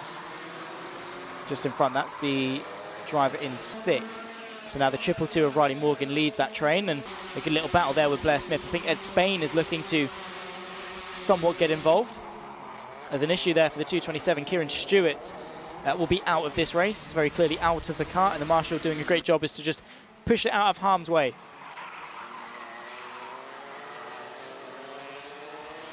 This train here, Alex Goodson, you can see getting away. Alfie McBain, though, the 14, closely followed by Colbert, Harper.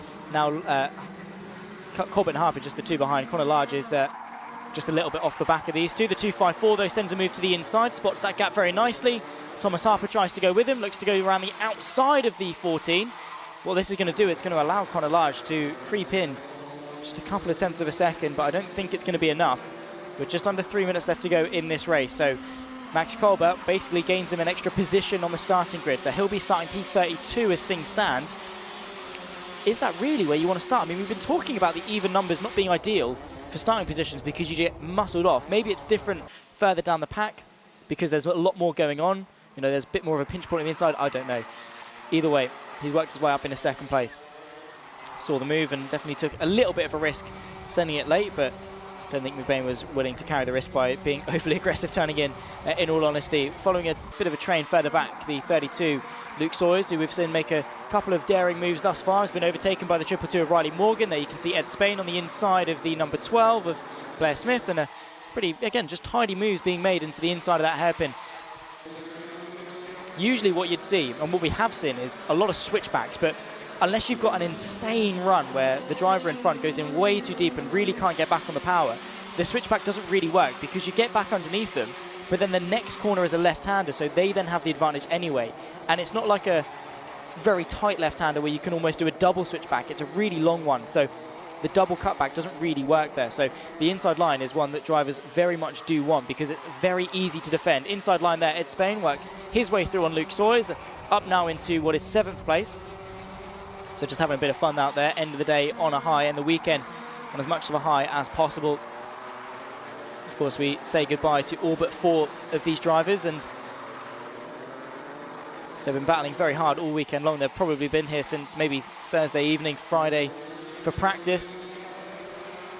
all in the hopes of working their way all the way to that super final and delivering a good result. But each of them gets valuable track experience and race experience, more importantly. So obviously for a lot of these junior Rotax guys, some of them, you know, all of them less than 15 years old. All of them very, very young and still learning a lot of their craft. So this track time is incredibly valuable for them, getting those side-by-side moves, making those mistakes with those around them. Hopefully for PF International in a couple of months' time, we could see them maybe progressing quite easily into the super final or even into their 2026 campaign. Doing a good job.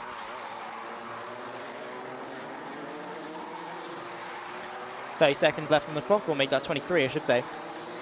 Plus the lap still to go. Alex Goodson comfortably leading this race from Max Colbert, Alfie McBain and Thomas Harper, the top 4. Like I say, that's the cutoff. They'll be the ones making that qualification into the super final.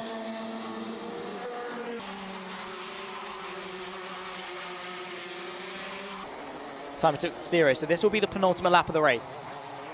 Next time by will be the final lap, so no mistakes can be made. However, I think Thomas Harper is pretty safe from Connor Large, unless there's a huge error, a huge mistake, something falls off. Realistically, there's not going to be much that Connor Large can do, so it's going to be a case that he's suspended in his own bit of track. Then we've got a battle here. This is the 14 of Alfie McBain, kept company by Max Colbert, so the 14 worked his way back through up into what is going to be the P32 starting position for the super final.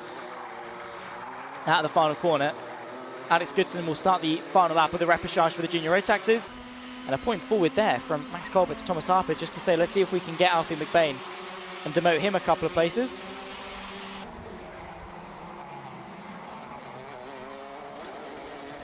Into the infield then for the final time. Of course, these guys, while it is extra track time, so they're getting practice relative to those in the super final that are straight away qualified. They get an extra session. They do, however, have an extra race worth of tyre wear onto those tyres they're going to have to manage. So you are fighting an uphill battle. As soon as you find yourself in a repechage, it's going to be incredibly difficult for you to do anything meaningful into that super final. But we've seen incredible gains be made. Those that start P32, P33 can work their way up, you know, into the top 15, sometimes into the top 10. So you have to be in it to win it, and Alex Goodson has taken that in full stride. He comes across the line. We'll see the checker flag first. We'll get his ticket to the super final. So too Alfie McBain, Max Colbert and Thomas Harper. We'll see them on the grid a bit later on.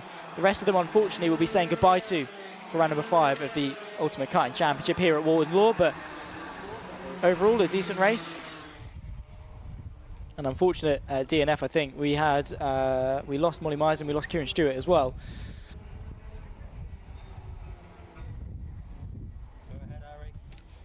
In fact, Molly Myers did cross the line, just a little bit off the back of Scott McDowell. Kieran Stewart, though, you can see the 227 being pushed off, and that car will have to be recovered. Unfortunate, we've had a couple of retirements over the course of today as well.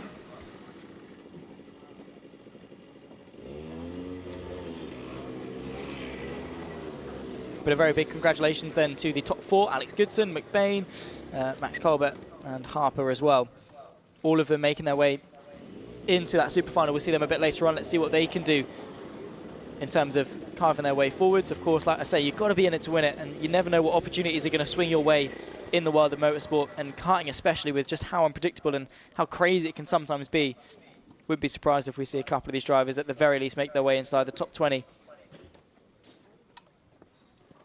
It's all about just delivering when it counts and being consistent as well. So that's going to wrap up the junior Rotax repechage. Of course, still to come, we've got the seniors. Let's run you through the results, though. Like I say, Alex Goodson, Alfie McBain, Max Colbert and Thomas Harper will be the top 4 that progress their way into the super final. And we say goodbye to Connor Large, Riley Morgan, Ed Spain, Luke Sawyers, who all had a fantastic battle. Blair Smith involved as well. Maya Simpson round out the top 10. Behind that, Jacob Jack, Bella McConville. Then comes Scott McDowell, Molly Meisen, and our lone DNF of Kieran Stewart there in P15.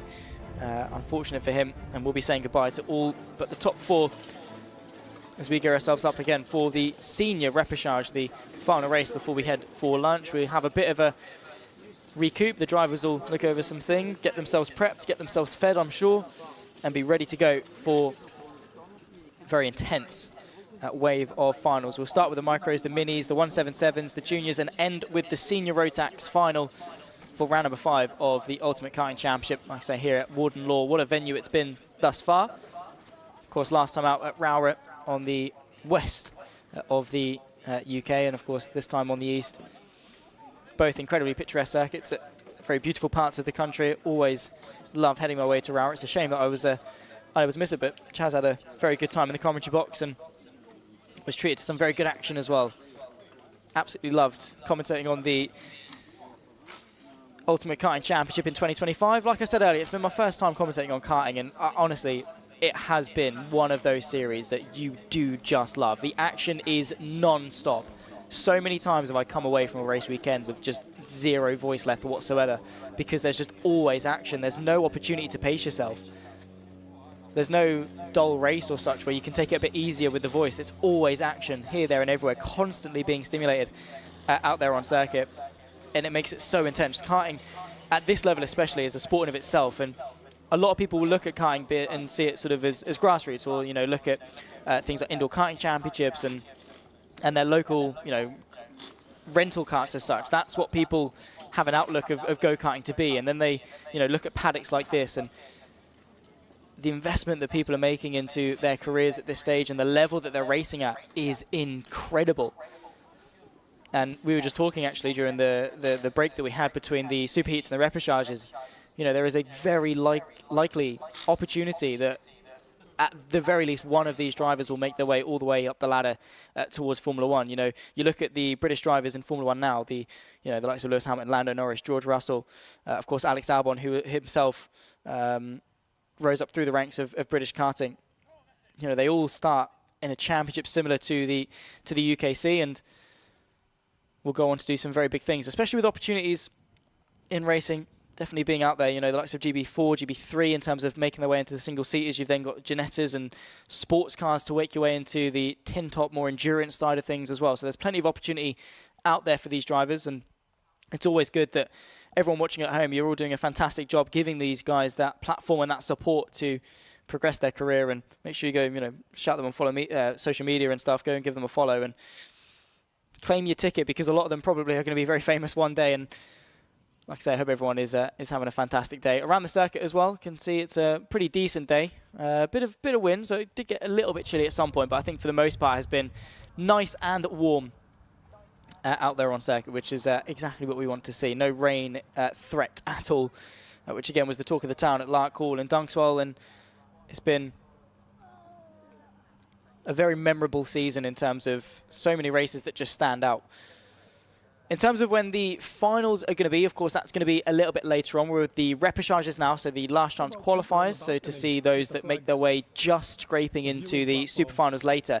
We'll then have a lunch break, and then we'll kick things off with the Microax Final. Then it'll be the mini inters. That'll be around about 1:45-ish when finals will start. Then we go to the 177s, the juniors. Then we'll end the day with the senior Rotax super final for, like I say, round number 5 of Warden Law. We'll then have actually I think since April, September is going to be the only month where we don't have any round of the UKC. We go back at the beginning of October. That's when we head to PF International for the final round of the season and crown a few of our champions. There is an opportunity that we crown one today. Off the top of my head, it could well swing the way of Jacob Ashcroft, although that is not taking into account drop scores. So with drop scores, the gap between Ashcroft and Palazzo after the super heat earlier on is, 97 points or so. So a good, 60 points off what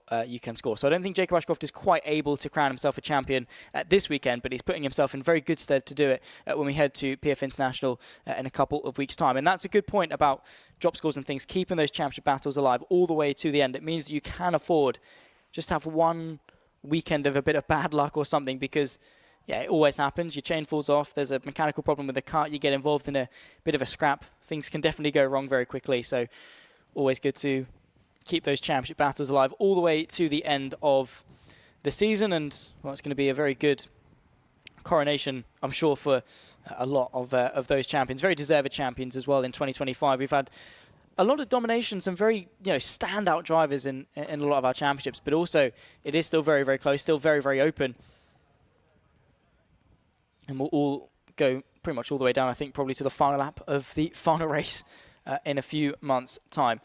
Let us know your thoughts, though. What has been your favourite race of the day thus far? Those watching along in the YouTube chat. It's been fantastic to have your company and been keeping an eye on the YouTube chat pretty much all day long as well. It's been good to keep your company, like I say, because I'm all by myself in the commentary box. So let us know your thoughts, feelings, queries, questions, anything that sort of tickles your fancy. Let us know where you're watching from, who you're supporting, and what race you're most looking forward to as well. A huge thank you to all of the marshals around the circuit, the medical staff as well, and all of the staff here at UKC for allowing this racing to go ahead. And, of course, to all of the drivers as well for giving us some fantastic action. It's been a huge effort. It's not logistically easy by any means to run a racing series, but they do a fantastic job week in, week out to give us that platform to go racing and to give me a job as well, because without any racing, there's no racing to talk about. So always is good. It won't be too much longer then until we get the senior repechage underway, like I say, in a similar format to what we saw for the junior repechage. There you can see a lot of the drivers sat waiting and raring to go. And similarly to the juniors, it will be the top 4 that progress to make up P31, 2, 3, and 4 on the super final grid. So those starting towards the front end of the field will be looking quite good.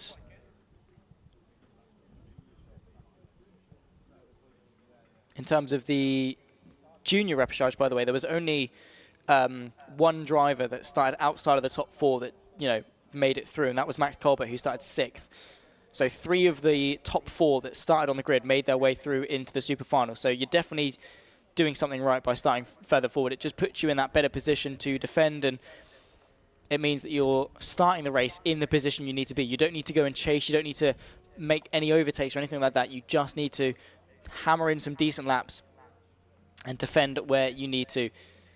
Those behind, though, those that start outside of the top 4, very much the opposite. The ball is in their court. They need to be the ones that are aggressive. They need to be the ones forcing the hands and making those moves if they want any chance of still being in the hunt for the super final later on in the day. Of course, the seniors will be the last super final. They'll be the one that we end off round number 5 on.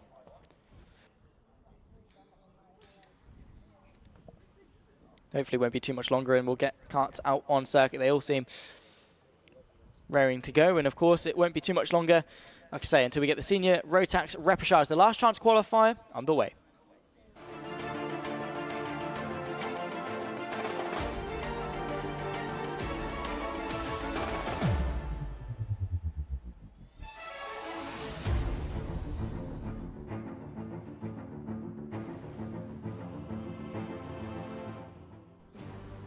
Last chance then for these drivers. The top 4 only will be the ones to progress into the super final. Let's take a look then at the grid. There you can see 5th to 8th. These are going to be the drivers that really have to work very hard into climbing their way forwards in this race. They're starting outside the top 4.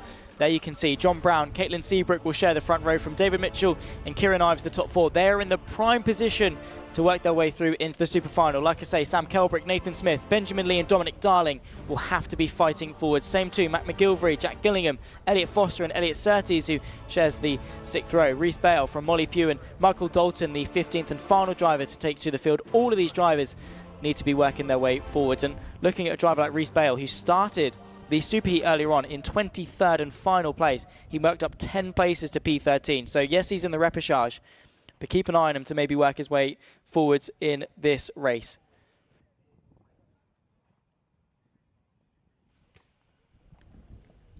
He'll be one to watch out for, and that racecraft is going to be paramount if you want to succeed and not end your day before the lunch break.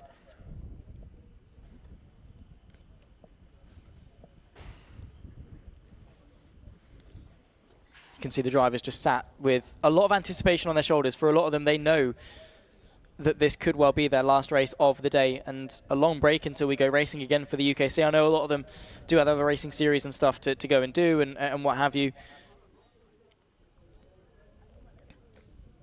But in terms of the UKC, this will be the last time that we see them for, you know, a good month and a half. So they know that they need to deliver. There's a lot of pressure on each of these shoulders. They need to get themselves into the zone and try and muster up whatever they can. And like I was saying earlier as well, it does, even if they make their way through, it does put them at a slight disadvantage going into that super final. They've got an extra race of wear onto those tyres.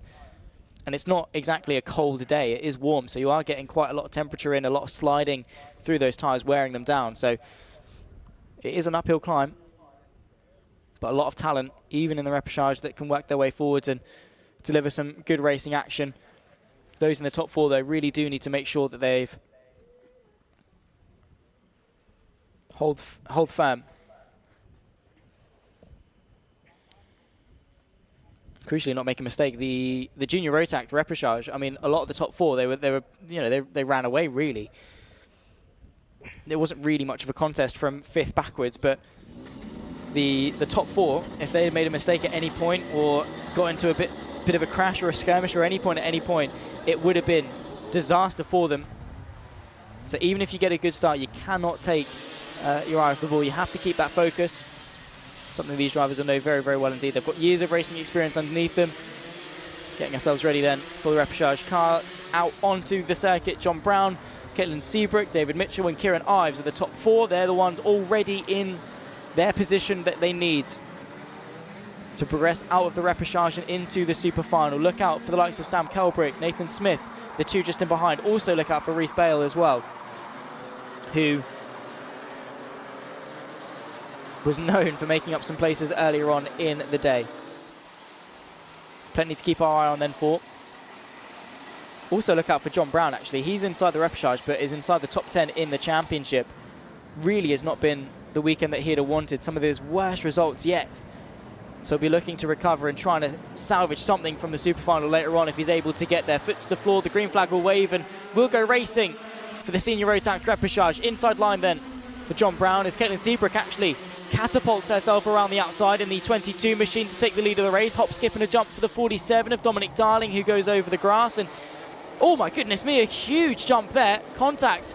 It was rear right to front left. The 46 of Kieran Ives made contact with one of the other drivers. We'll confirm in a few moments' time, but that is basically going to spell day done for them. Back of the front, I think we've got a bit of a top 3 breakaway. Caitlin Seabrook leading from John Brown. The top 4 still with them as well. In towards the heavy braking zone for the opening time. The 95 of John Brown defends. Kieran Ives, of course, no longer with them.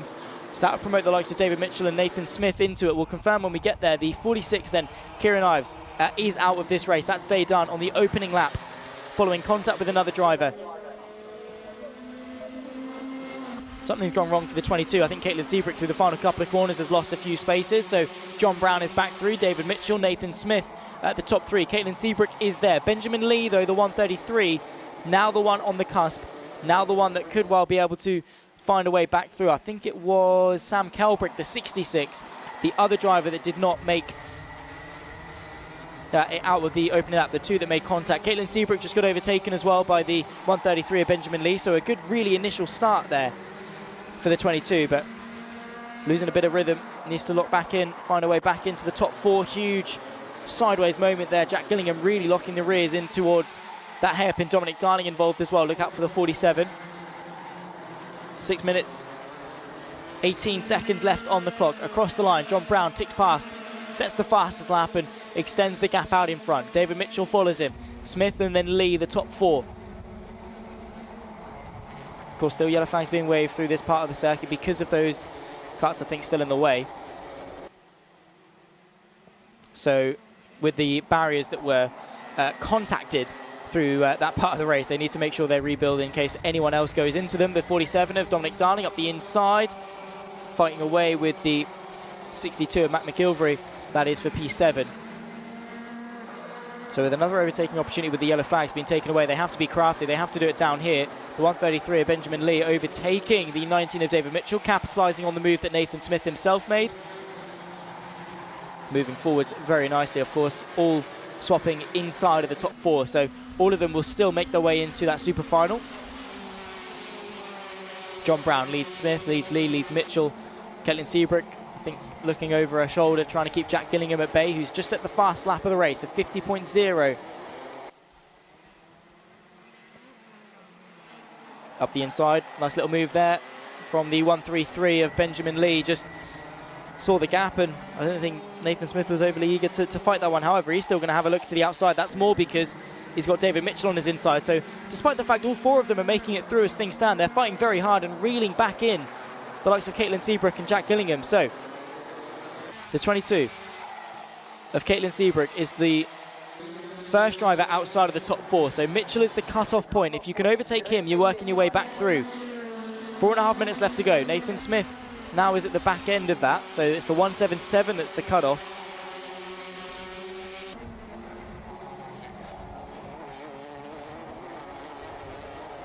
Barriers seem to be rebuilt, so green flag's back through here. So you can overtake now as you're through.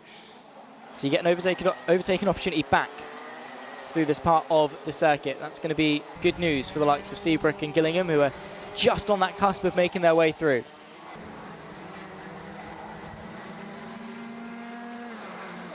Of course, all of these drivers, for a lot of them, it's a long drive all the way up here, a few hours at least. It's a lot of work. Like I say, getting here Thursday, practicing Friday, racing Saturday and Sunday. You know, you don't want that to end before the lunch break. You want to be pushing all the way to the checker flag just to give yourself the best chance possible should anything happen in front. So Brown is, well, absolutely gone up in front. But we've got a good 3 back to 6 karts all fighting for those places inside the top 4. With it being a race for second, only 3 of them are going to get there.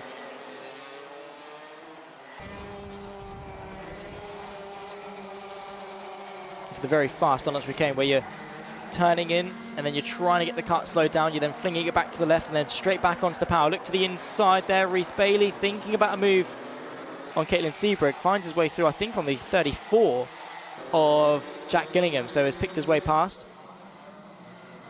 Slowly creeping his way into contention, but time of the essence. Just under 3 minutes plus the lap left to go. Through turn number 1 for another time.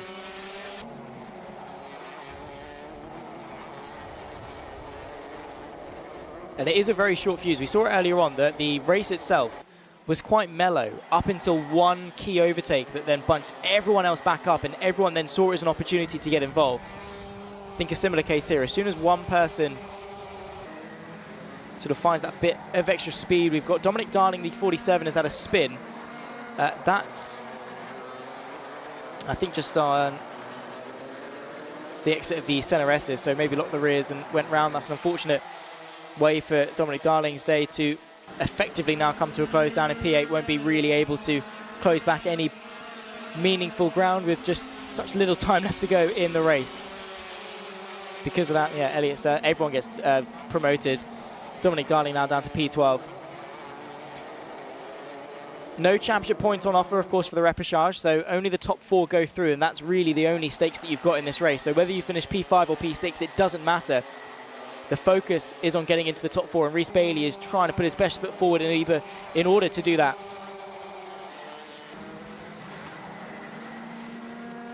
So now the 41 on the back of the 177. There you can see Matt McGilvery out of this race and out of the day as well. But still the 177 of Nathan Smith is the cut-off point. He's inside the top 4, and Rhys Bailey, like I said, he started a bit further back, but he's slowly been carving his way through the field. 1 minute and 10 left to go. So 3 laps, including this one. Next time by will be the penultimate lap. Time after that will be the final one.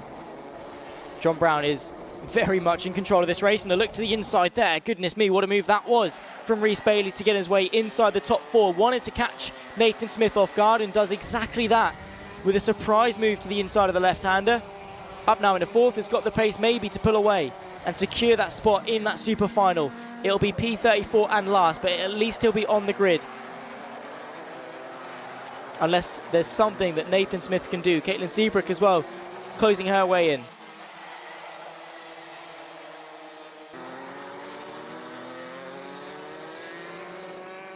So now the cut-off is the 41 of Rhys Bailey, but I think he's going to be looking to work forward, maybe get onto the back of the 19 of David Mitchell in 3rd.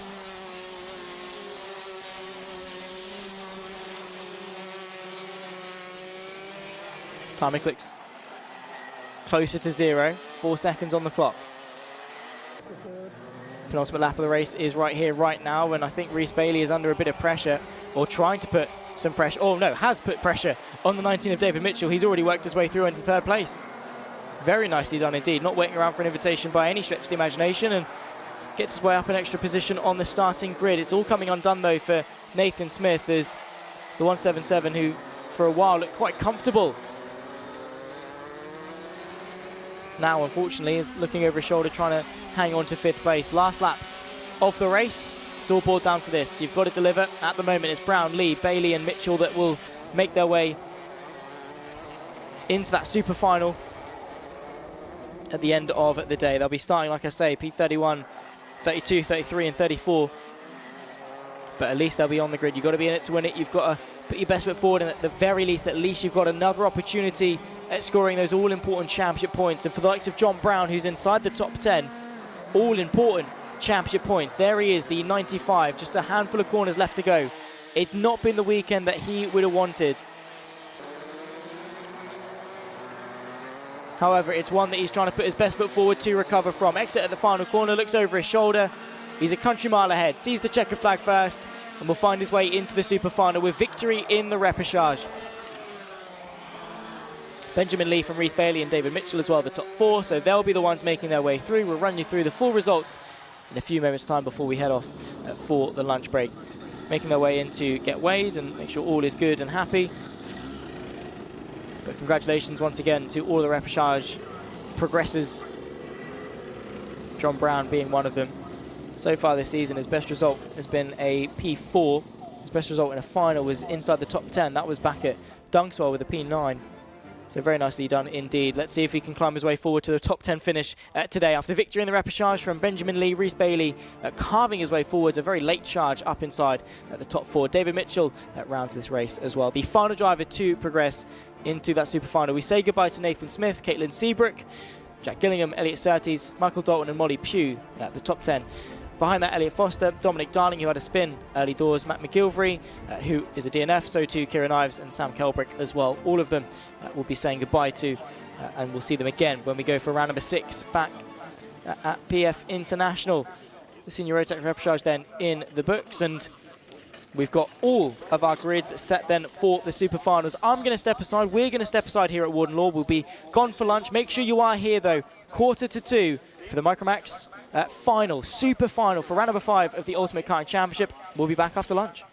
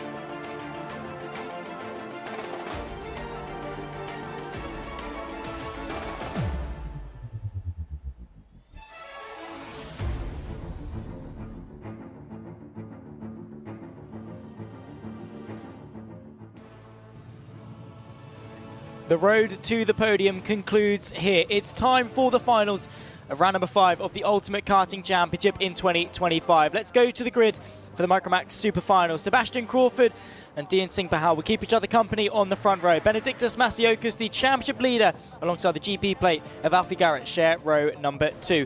Behind that, Haris Barber, Dimitar Usanov, row number 3, from Albert Farrow and Ethan Lloyd in 8th. Behind that, it's Teddy Murphy and Ralph Martin that keep each other company on the 5th row of the grid, from Arlo Gamble and Ollie Brunt on row 6.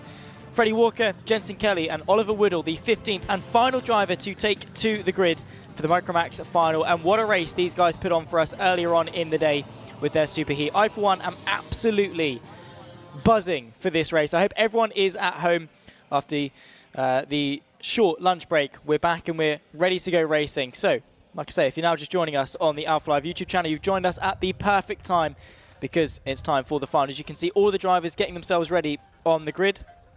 They'll go for their formation lap, they'll line up, and we'll go racing. It's been an amazing day thus far. If you've been joining us since the start of the day, thank you very, very much for all of your support. I hope you've all been enjoying each and every single time these cards have been taking to the track.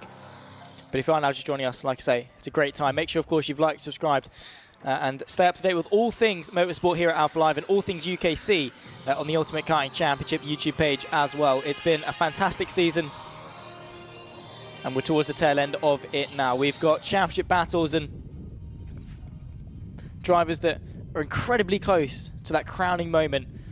You can just see how much it means to each and every single one of these drivers and how hyped they get, how ready they get for each of these races. It means the most to them. This is where the most championship points are scored. This is where you earn your trophies as a driver. These finals right here. And with it, you take the prestige as well. Looking forward to this. It'll be 12 minutes plus a lap. So for these guys, it's actually slightly longer than the Super Heats earlier on, and of course for the bigger karts, the juniors and the seniors and the 177s, be 14 minutes plus the lap as well. So plenty of racing to go with, and just extends that little bit more. These are the final races that these drivers will be taken to, obviously, but it's the oldest their tyres are going to be. They use one set for the entire weekend. It's been a very hot day. They've been under a lot of load, which means those tyres could well be feeling a little bit of the wear, and they need to be careful to manage that over a very, very long race, not let them overheat too much. But looking forward to a very, very good Microax final indeed. The young drivers, of course, forming these very young rivalries. We saw a fantastic battle, Dean Singh Pahal versus Masiokas earlier on in the day. Just waiting for the final go-ahead to get them going on their formation lap. Well, they'll get those tyres up to temperature, they'll get themselves psyched up. And for those on the front row, could we see Dean Singh Pahal do exactly what he did earlier on in the day, which was sweep his way all the way around the outside of the opening corner? It's not often today that we've really seen that. It's usually been that the right-hand side, because it gives you the inside for turn number 1, is favourable. And those that are second and fourth really do get sort of caught out. But it seems to be that in the littler karts, the lower powered ones, that you definitely can still get the jump, and that's what Singh Pahal did earlier on in the day. Reminder of the grid, it'll be the 16 of Sebastian Crawford, Dean Singh Pahal on the front row. Then comes the O plate of Benedictus Masiokas. He is the championship leader, and on drop scores, just 5 points between himself and Alfie Garrett. There was a couple of issues for the 71 of Teddy Murphy, who's, well, pulled his way off the circuit and trying to pull that kart back onto the track, I think, something, or rather. There's the 33 as well, who's had a bit of an issue. Freddie Walker as well, who's trying to pull that kart onto the circuit. So we've got Teddy Murphy and Freddie Walker, both of whom are having a couple of issues, and bless them, they're trying so hard to get those karts out onto the circuit. Freddie Walker was able to, Teddy Murphy not so much yet. So it could be the case that we get an aborted start for the final. We'll of course see, and I think we are going to, yeah, we'll get another wave around just while the 71 of Teddy Murphy sorts out that kart. It's just beach, he's in, he's trying to get some weight on it, just to get those rear tyres onto the tarmac. Of course, another wave around. He's not got very long left. Maybe some assistance from the marshal to get that kart back onto the road, but it could well be day done. I think he's got an opportunity just to wheel it back on and get his way onto the grid. Should be starting from P8. Should Teddy Murphy. Weird that we had two very similar incidents. He's got back going again, though, so a hero start there. Some good determination to get that car onto the starting grid for this race. Always good to see at such a young age, that determination and that willingness to go racing. Of course, that does give these young drivers an extra opportunity to warm up their tyres, get themselves sucked up, get themselves ready. Of course, the tension is building, and there you can see a person, I guess. Josh East there, obviously doing all the photography and stuff around the circuit. We got a very good view of him on that camera angle and getting ourselves ready then for the racing. All smiles, all excitement as the drivers will make their way into the final couple of corners. There on the left you can see the white and the orange. That's Sebastian Crawford, the 16. Alongside him then is Dean Singh Bahal on the front row. Behind that it's, of course, Alfie Garrett, it's Benedictus Masiokas, both of whom are the top two in the championship. And like I was saying, just 5 points between them after drop scores. Very, very marginal points.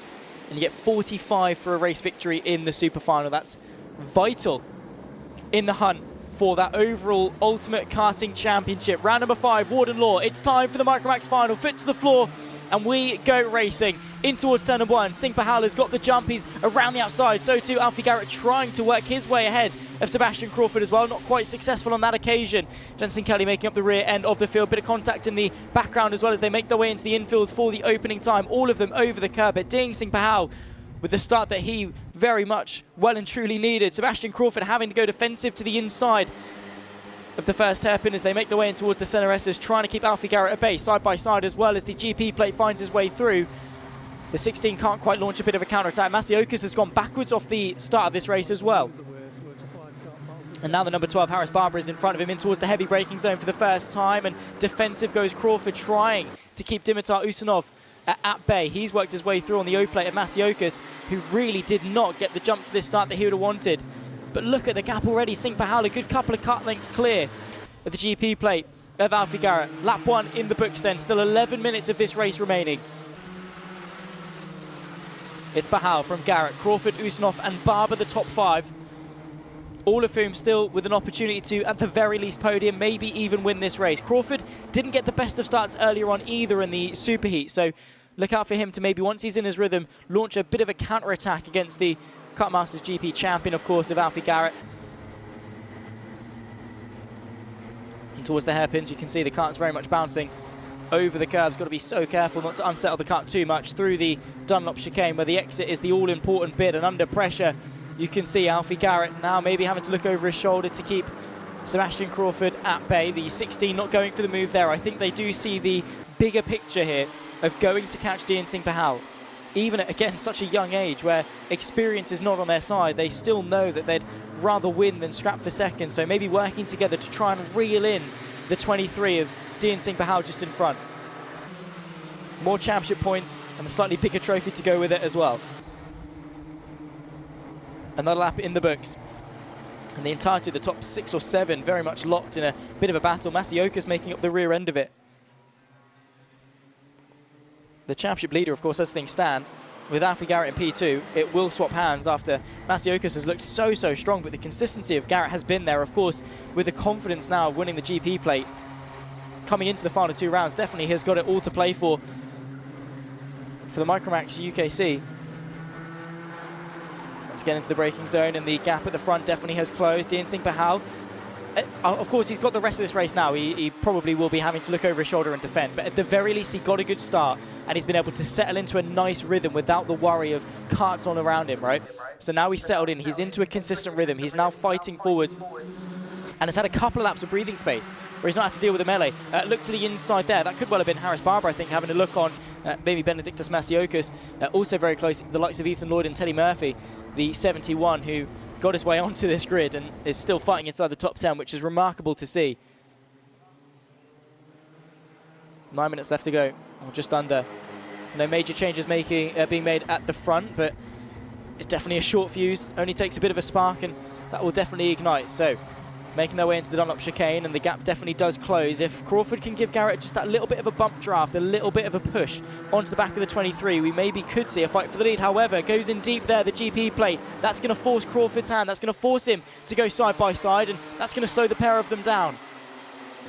Don't know if there was contact or if Garrett just went in a little bit too deep there. Either way, it offset them ever so slightly. Open up the inside for Crawford. Harris Barber goes through on Benedictus Masiokas. They swap hands. Ferro sets the fast lap of the race, meanwhile, so closing in onto the top 6 in front. Running very consistently as well. The best lap times coming in for all of our top 5. Their personal best that last time through. Singh Pahal not really been put up to too much pressure, but like I say, it's a small mistake, a small misjudgment, which to be fair to him, he hasn't done thus far. He's taken victories this season as Singh Pahal, but never in the final. This would be his first of 2025. Took P8 at Wilton Mill, took P5 in Lark Hall. A look to the inside there from Sebastian Crawford. Nicely done indeed. That could open the door for Dimitar Usunov to get involved. Bit of contact between the 16 and the GP. So nicely done there from Crawford. Now is the one leading the charge versus Dean Singh Pahal. Slowly but surely now he's back in his rhythm. Started on pole, got jumped by Singh Pahal on the get-go, but is now working his way back into contention. So the 23 leads, then it's the white and orange 16 of Sebastian Crawford.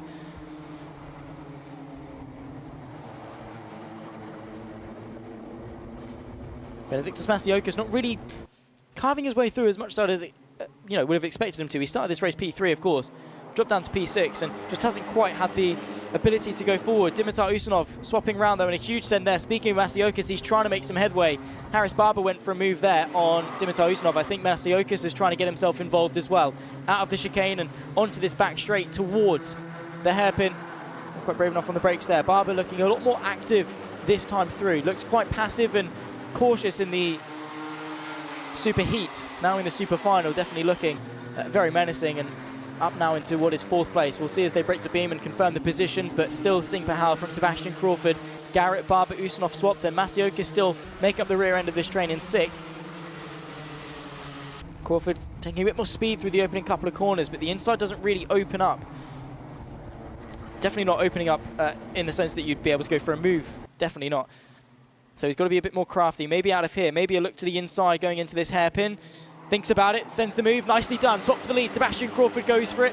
Gets his way through on Dean Singh Pahal, very nicely done. Thought he was going to go for it.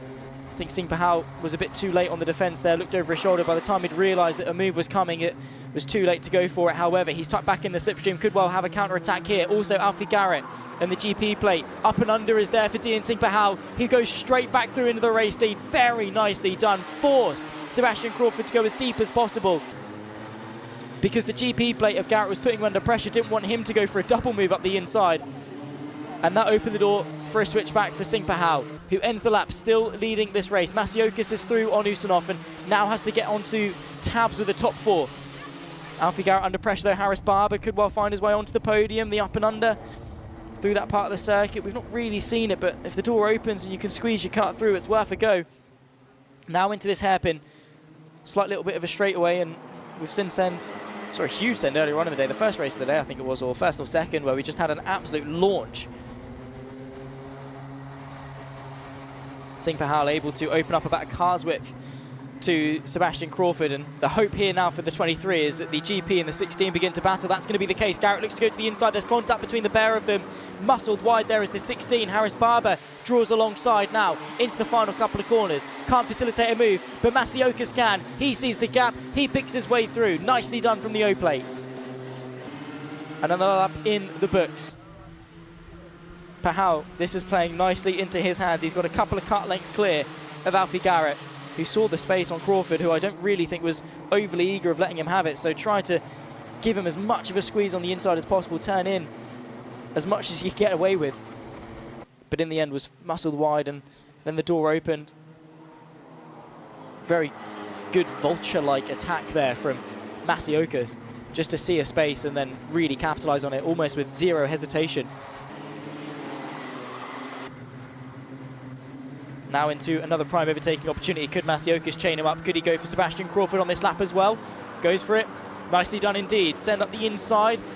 Pretty textbook stuff. Harris Barber once again draws alongside. This time we'll have to go the long way around, and you're always going to be running out of space on the outside there. So Crawford losing the space to Masiokas, who once again, as soon as Crawford drifted the cut out to the left-hand side to open up the hairpin, found his way through. Back into a podium position then, Masiokas, with just under what will be about 4 or 5 laps left to go in this race.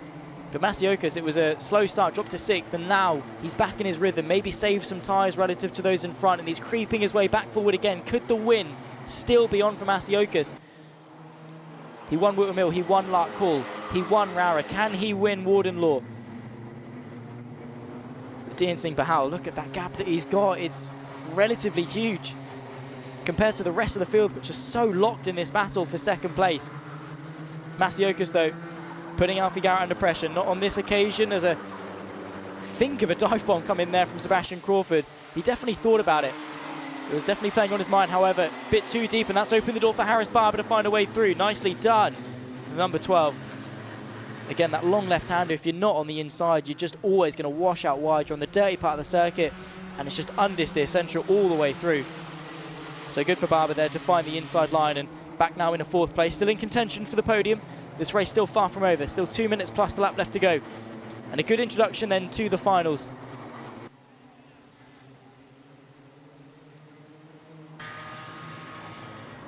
Back through the infield section, and Masiokas trying to put Garrett under a bit of pressure.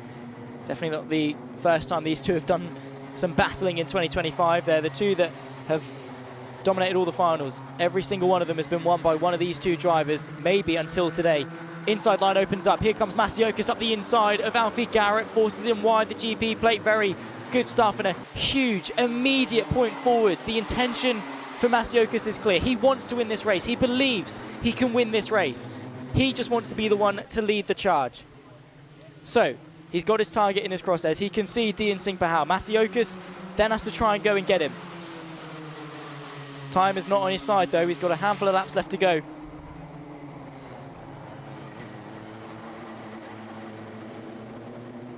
Harris Barber as well, once again on the back of the GP plate of Alfie Garrett. Those two have been giving each other a hard time all race long. I think once again we could still see more drama from the pair.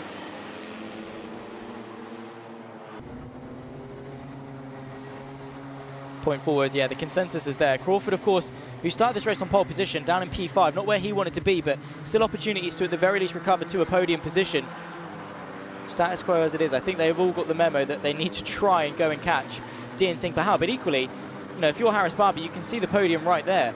You maybe know that a win is not overly realistic, so you might well just try and nip your nose in and guarantee yourself a podium. Look over the shoulder there from Alfie Garrett. He's now starting to defend. That's going to allow Masiokas to get away. Outside line then for Barber, who's forced wide. The inside then will open up. Sebastian Crawford goes through. And yeah, being on the outside of turn number 1 there in race trim this late on is never really going to work. Really well defended then from the GP plate of Garrett, and really well capitalised on from the 16 of Sebastian Crawford.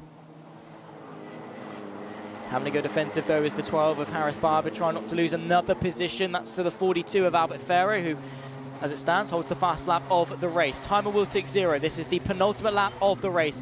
1 more to go. Can Masiokas catch Dian Singh Bahal? We've got about 1.5 minutes left of this race, if that, to decide the winner. Will it be a first-time final winner in 2025 for Dian Singh Bahal? Or will Masiokas continue his winning ways and extend that championship lead over Alfie Garrett in second? Side by side, as there you can see Harris Barber nipping his way back through in a 4th place versus Sebastian Crawford, but I think Crawford was able to hang on. Indeed was. Final lap of the race. It all comes down to this. I don't think Masiokas is going to have the opportunity to catch and pass Dian Singh Bahal. He might close the gap, but I don't think it's going to be enough unless there's a mistake from Bahal. But you know, he's been faultless all race long. Really faultless. Incredible levels of consistency at such a young age. The pace is there. The pressure was there. Started on the front row, capitalised to go around the outside. Very similar to what we saw in the Superheat. He's won races, but it's only been heats. It's only been Superheats. It's never been a super final in 2025 for Dian Singh Bahal. It's that 3rd in the championship. Out of the final corner. Has dealt with this pressure so beautifully. The checkered flag will wave. He eggs on the crowd, he points to the sky, he wins at Warden Law. Dean Singh Pahal take a bow. Beautiful race for the 23. Masiokas and Garrett will join him on the podium.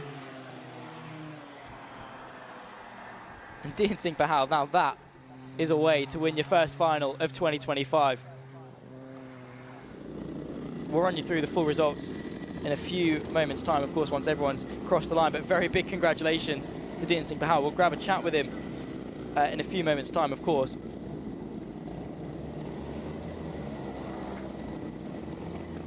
But that was just shy of 14 minutes of intense racing on a hot day, on a very, very tough day as well. Dean Singh Pahal very much has delivered. Wasn't easy, but he very much made it look easy. Masiokas tried to close the gap, but after that slow start, it just wasn't quite enough, but still consolidating yet another final podium. All but one for Masiokas in 2025. Let's take a look then at the results for the first final of round 5 of the Ultimate Karting Championship. Dean Singh Pahal takes his maiden final victory of 2025. Benedictus Masiokas and Alfie Garrett join him on the podium. From Sebastian Crawford and Harris Barber, the top 5. Albert Ferro takes the fast lap of the race in 6th. From Dimitar Ustinov, Ralph Martin, Ethan Lloyd and Teddy Murphy, the top 10.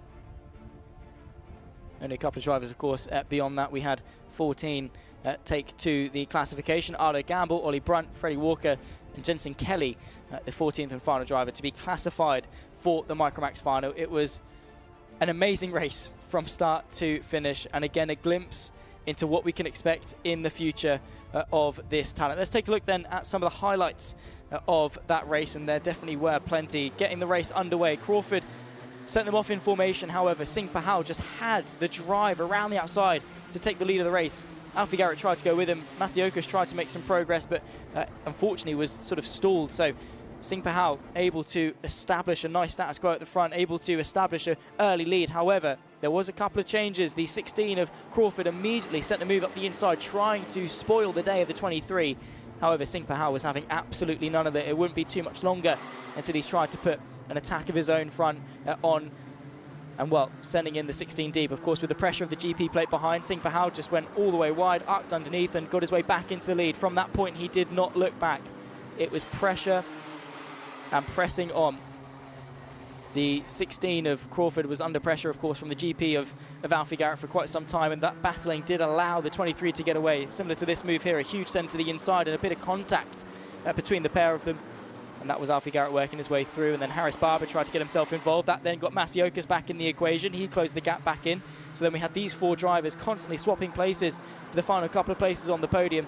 Masiokas tried to press forward, and once he got into his rhythm after a poor start, dropping from 3rd to 6th, climbed his way back into contention and started chipping away at the gap, trying to maybe see if there was a chance for victory.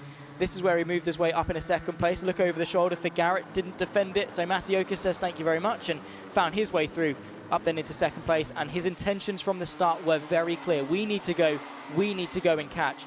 But it was too big of a gap to surmount, and out of the final corner, it swung the way of the 23 of Dean Singh Pahal, and you can just see how much it means to him. He knows that he has been the best driver of today. He knows that level of consistency deserving of a final victory in 2025, and hopefully we'll have a good chat with him in a couple of moments time. But yeah, a lot of highlights to talk through of the first final of the day. Very much looking forward then to the rest of the action. Of course, with the we've done the micros, we've got the minis coming up in a few moments time, and like I say, Dean Singh Pahal very, very deservedly so taking that victory.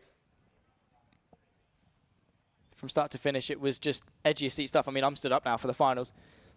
And, well, speaking of having a chat, let's have a chat down. Martin's down there. He's replacing Kev. He's taken the microphone. He's going to go do some interviews and have a chat with Dean Singh Pahal. What an excellent way to kick off the finals here at Warden Law for round 5. We're here with Dean, who's just been racing Microax.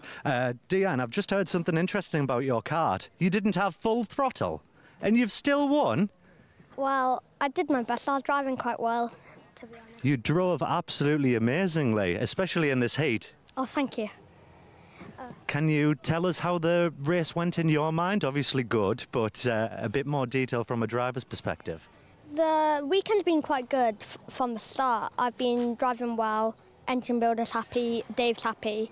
But at the start of this race, the nerves were kicking in. I was like, it's going to be hard. There's so many good drivers on this grid. Ben, Alfie, 2 championship competitors, brilliant drivers.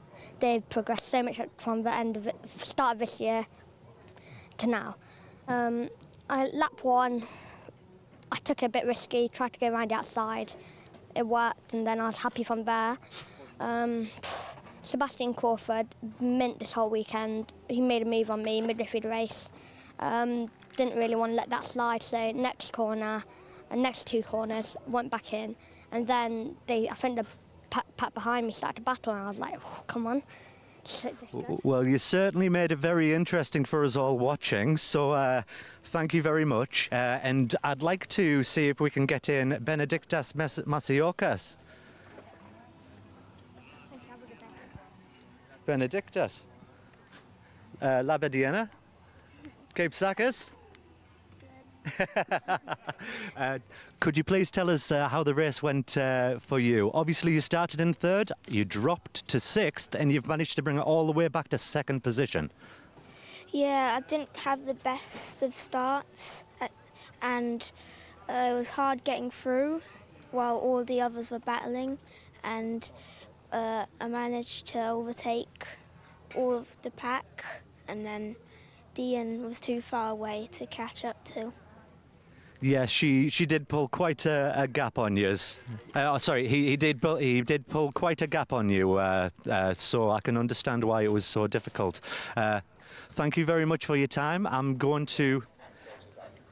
Sorry, we don't have time for the the 3rd interview. I'd like to throw up to Zach, please. Thank you very much.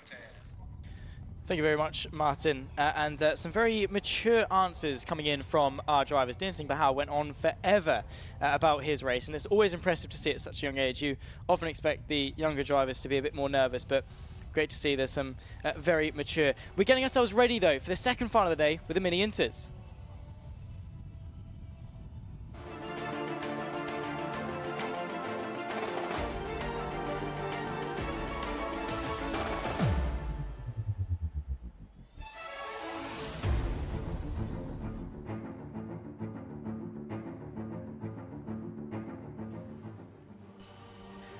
After the success then of the Microax, it's time for the Mini Inters, and what a battle this could well be for the 2025 Ultimate Karting Championship.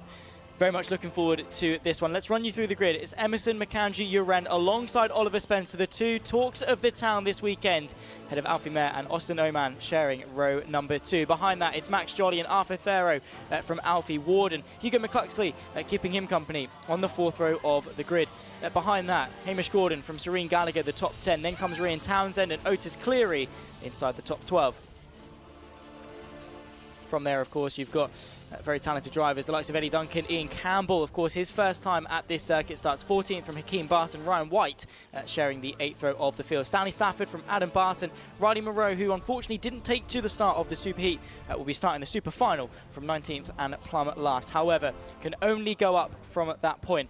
Coming into this, there was a bit of speculation about the championship and whether or not Makanji Uren's dominance has sealed the deal thus far. We'll confirm, of course, as soon as we can, but the way I've got it is that Makanji Uren on drop scores is not quite there, so it will go all the way to PF International. However, if it was done on just total scores, he's winning by a landslide at this point. It's almost impossible for Max Jolly to go and catch, and that's just thanks to the 16 victories that Makanji Uren has taken across all of the heats, the Super Heats and the Super Finals thus far this year. He's been undefeated in the Super Finals.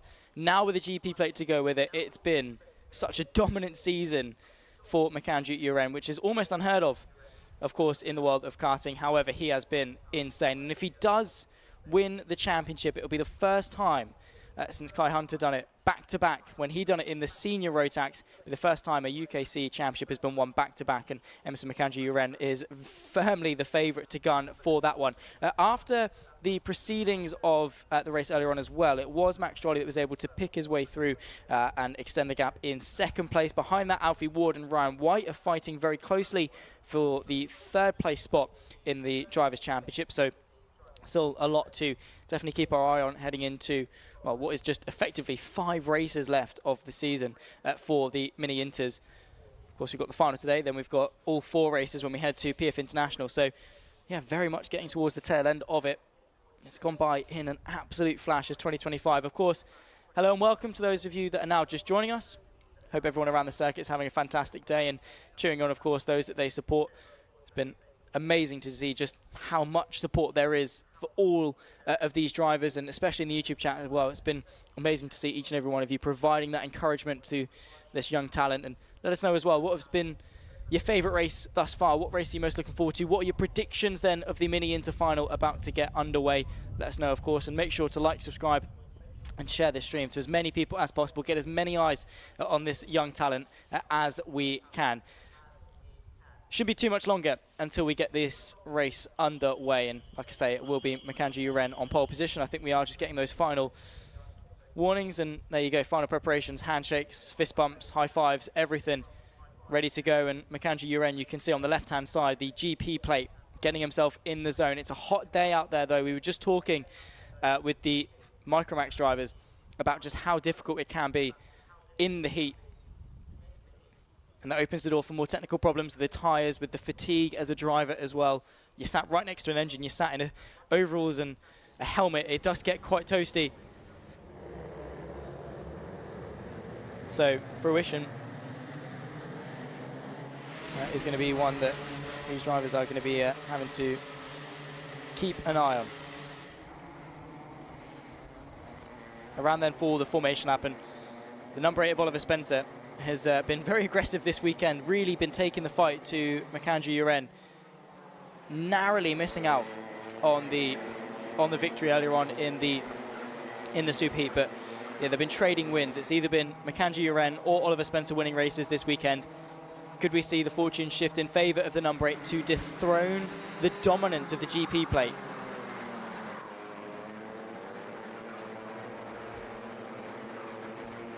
Be interesting to see, of course, with him starting on the outside, and we know that in the slightly slower karts, it can actually work to be on the outside and towards turn number 1. It all depends as to who gets the better jump, though, and sharing the front row. It's the green and black, the number 8 of Oliver Spencer, very closely alongside the GP plate of Emerson Mackenzie Uren, who could well be a champion in a couple of months' time. Already got the GP plate, taking it very slowly out of the final corner. The green flag will wave. They put their foot to the floor, and we go racing for the Mini Inter Final. 12 minutes plus the lap still to go. Oliver Spencer already over to the inside to cover it off. However, the 11, Austin Oman, tries to go to the outside, takes second place from Oliver Spencer. Nicely done indeed. Now is the one driving the charge ahead towards Emerson Mackenzie Uren. In towards the infield, and a couple of moves being made in the background as well. So nice to see that the drivers making their way through quite cleanly. Mackenzie Uren then leads from Austin Oman, who got an incredible jump from Oliver Spencer, who I think just covered off the inside. Maybe didn't quite get the jump that he'd have wanted and had to settle in behind Mackenzie Uren.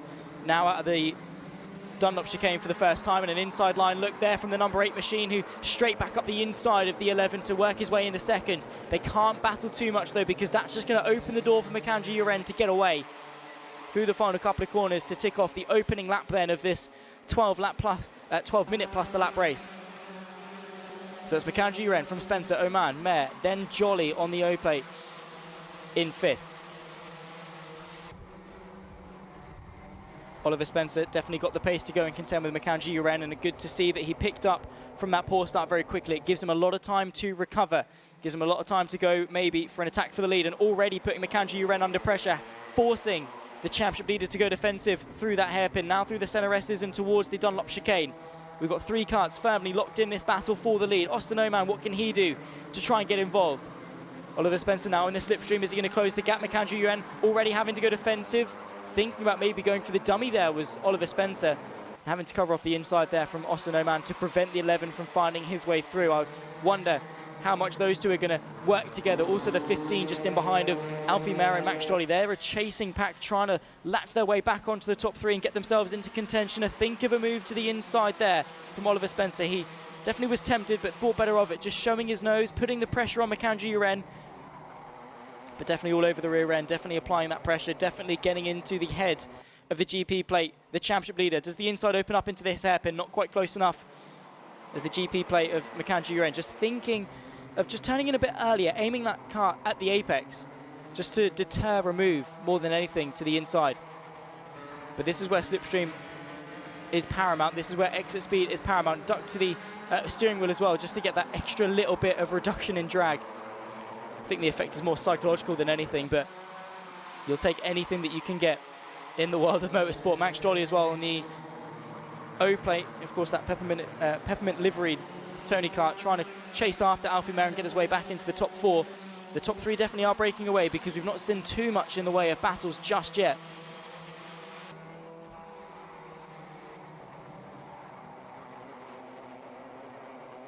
Towards the infield once more, and Microax Overview has just opened up that gap a little bit. It's not really much to be safe about. He's just sort of opened up a jar just to give him a bit of breathing space, maybe not have to defend for a couple of corners. There was some dust being kicked up in the background, maybe by the 43 of Stanley Stafford at the back end of the field. Some huge moves being there. Serene Gallagher launching the move up the inside.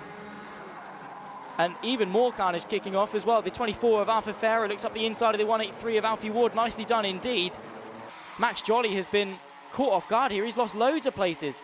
A mistake potentially from the O-plate, who's tumbled down a lot of places. The 41 of Serene Gallagher launching the move up the inside there. So Max Jolly has tumbled all the way from 5th to 8th place now at the back end of this train. So in terms of the fight for 4th, it's now Alfie Mare, Arthur Farah, Alfie Ward, then 4th, 5th and 6th. Serene Gallagher making his way through on Max Jolly. 8 minutes still plus the lap. Gap at the front, open to about a quarter of a second or so. Not really much in it at all. A small mistake from Microax Overview could open the door, and Oliver Spencer needs to be applying that pressure, not lose concentration, not lose that consistency, not lose that drive, and lose that momentum. Needs to be hammering some pressure onto the back end of the GP plate. Soon to tick off another lap. Ticking our way closer and closer to half distance in this race. Oliver Spencer in the slipstream is closing the gap. Microax Overview looks over his shoulder, thinks about defending, but knows he's safe. Oliver Spencer, though, using that slipstream to his advantage just to help close the gap. And the pair of them actually, I think, have just got the measure over Austin Oman, who is matching their lap times. But if, obviously, Spencer and Microax Overview start giving each other a bit of a slipstream and starting to break away, especially if they don't battle, could well become a 1v1 at the front. Austin Oman, though, doing his best job is to be there should something happen between the top 2. We saw it at Dungtwell. Ryan White was able to get underneath Microax Overview and Max Jolly both in one because they were too focused on each other. They forgot to see the 47 was coming through, and I think we could see something similar from Austin Oman. Back in the train for 4th. Alfie Mare still not really been put under too much pressure from Arthur Farah, who's thereabouts-ish, but very much is a top 3 breakaway. So the fight for the podium will sort itself out. Then it's the fight for 4th place in behind that. Austin Oman still over the rear end of Spencer, who himself is still over the rear end of Microax Overview. They've been locked in this battle. Microax Overview, though, not really had a mind about defending up until this point. So slightly offset through the hairpin, I think, turning a bit too early, carried a bit too much speed in just to try and prevent a look or a dive from the number 8 of Oliver Spencer. However, a bit of a mistake there from the number 8. Austin Oman now is the one to put some pressure on. Does he go for a move? No, thinking better of it. I think that definitely is the right decision. You do not want to be letting a driver like Emerson Microax Overview getting away. They need to work together. So the moment they start fighting for second, not only do they run the risk of those in the fight for 4th catching back up and getting involved, they also then completely lose touch of the leader. Another lap in the books. Couple of swaps being made. I think Hugo McCluxley and Eddie Duncan swapped a little bit further back in the fight for what is P13. So on the fringe of the top 10. And I think they're on a bit of a train, actually, a bit further back in the fight for the top 10. But our focus is here at the front of the field. Spencer just has a lap or two where he really closes the gap, and then we'll have a lap where he sort of drops back a little bit. Really needs to start pressing on, because there's going to be a point where Austin Oman gets a little bit impatient and says, well, if you're not going to be making some moves, mate, I want to be at the very least in second place. Side by side is, I think now we could well see a bit of pressure be mounted. Arthur Farah applying it to the 15 of Alfie Mare in the battle for 4th place. out of the final corner and towards turn number 1.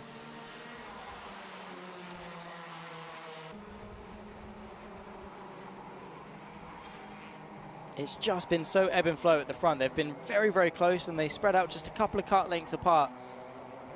But of course, like I've always been saying, it's a very short fuse. It only takes a little bit for a lot to happen. The 15 of Alpha Mare has been, well, completely thrown away here. The battle with Arthur Farrow has lost him the place to the 183 and the O plate. So Alfie Ward and Max Jolly both find a way through. Could we see a move here? So the 15 of Alfie Mare was in P4. He'll now break the beam on this lap down in P7. So losing 3 places in 1 lap. It's going to be hard for him to close that back up, especially with 4 minutes left to go. The top 2 breaking away from Austin Oman, who does have the fast lap of the race, but now a 7/10 differential between Oliver Spencer and Austin Oman.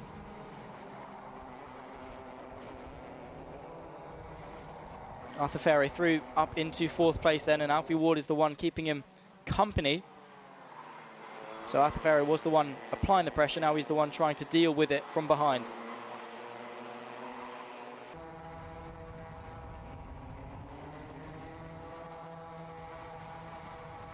And at this point, of course, the top 3 are just, well, they've just checked out, they're gone. So this is the best you're going to get realistically in this final, unless something dramatic happens at the top 3, which don't count out.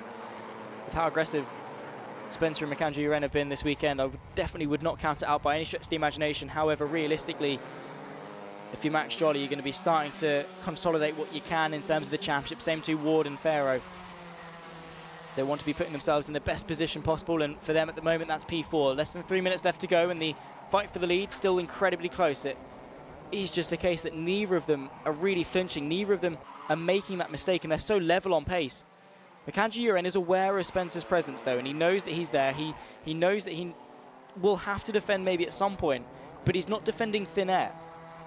He's not reeling Spencer in. He's still focused forwards. He have the occasional look back over his shoulder just to sort of assess the situation, see if he's in any trouble. But the main focus is forward, looking at his apexes, spotting his breaking points, seeing where he needs to be to try and drive away, because there's an incredible likelihood that his pace is at more than enough to get him away. I mean, they've absolutely gapped Austin Oman, who's just trailing off the back of the top 2 now, with what will be probably about 3 laps left to go as they cross the line.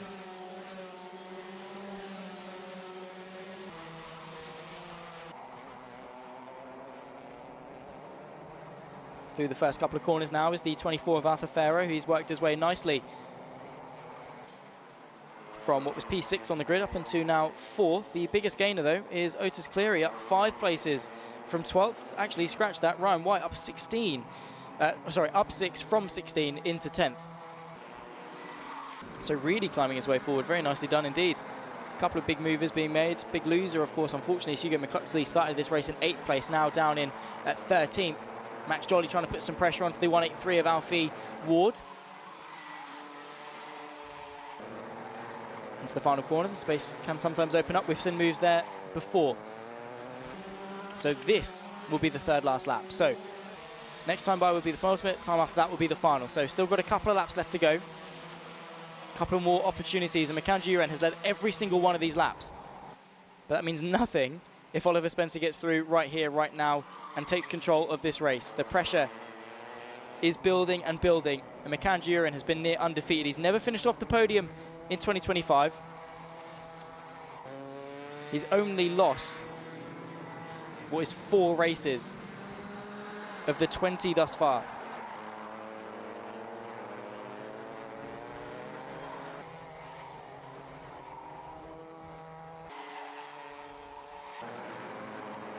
.30 seconds left on the clock.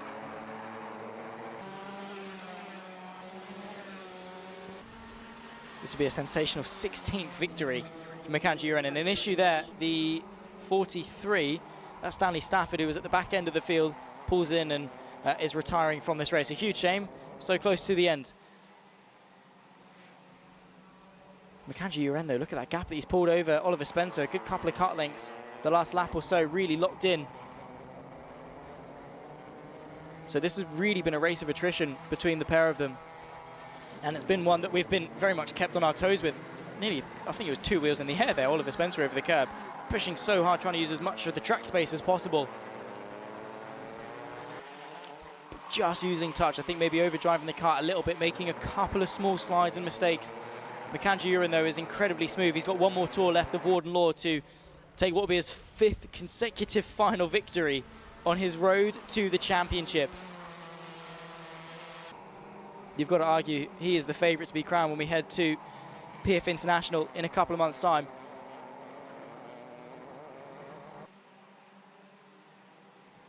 It's been a sensational performance for Mackenzie Uren this weekend. And this is the 20th race of the 2025 Ultimate Karting Championship season. And he's won, on course to win 16 of them.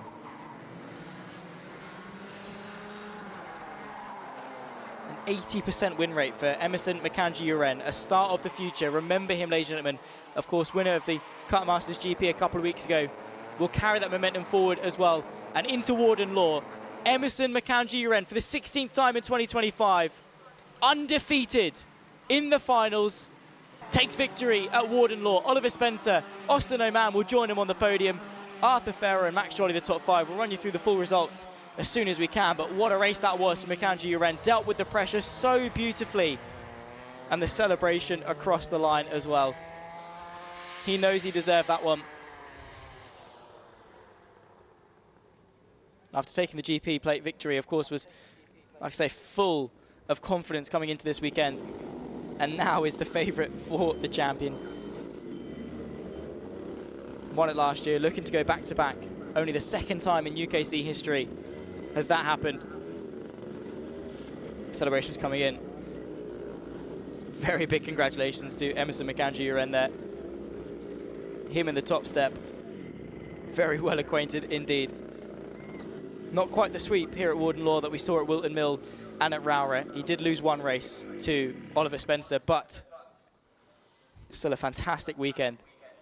His 16th victory of 2025 for Emerson Mackenzie Uren. Of course, Oliver Spencer joining him on the podium gave him a very good battle, one of the closest battles for the lead in the mini-inters that we've seen. Putting that pressure on from start to finish and giving it a good go. But when you're taking on a driver as good as Emerson Mackenzie Uren, you have to rise to such a level, and Oliver Spencer came so close. Austin O'Man as well joining him on the podium, stayed with the top 2 and gave it a very good effort all the way to the end, and with it taking the fast lap of the race as well. Be good to have a chat with the 3 of them, and we'll run you through the results then after what was 15 very hot and grueling laps, I'm sure, for each and every single one of those drivers. Emerson Mackenzie Uren once again takes victory in a UKC final. Oliver Spencer from Austin O'Man the podium, then comes Arthur Farrow and Max Jolly the top 5. Alfie Ward just in behind that from Otis Cleary, making up some places from a little bit further down on the grid. Serene Gallagher, Alfie Mayer and Ryan White the top 10. Behind that is the likes of Hamish Gordon, Rian Townsend and Hugo McCluxley. Ian Campbell, good effort for your first attempt here at Warden Law. Eddie Duncan from Hakeem Bart, Adam Bart and Stanley Stafford, the top 18. Unfortunately, a DNF for Stafford towards the end of the race sees him not take the checkered flag.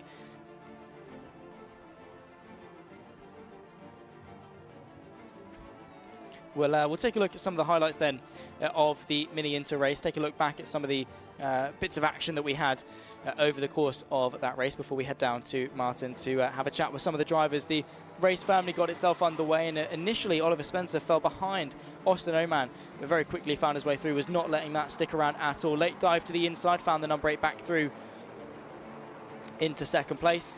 But of course the chase was always on. There was a huge move there. The 41 of Serene Gallagher on the inside of Max Jolly, really capitalising on Jolly's misfortune that lap. And then the 24 of Arthur Farrow found his way through in a 4th place in what was a very intense battle between himself and the 183 of Alfie Ward. It was an intense battle for 4th, an intense battle for the lead as well. And Oliver Spencer was applying that pressure from start to finish. And for the first half of the race, Mackenzie Uren was, well, looking over his shoulder, constantly trying to defend. But in the end, you can see the gap opened up, the consistency prevailed. And at the final corner, the GP plate, of course, it's been a season of victories, and the development that he's had, the improvement that he's seen.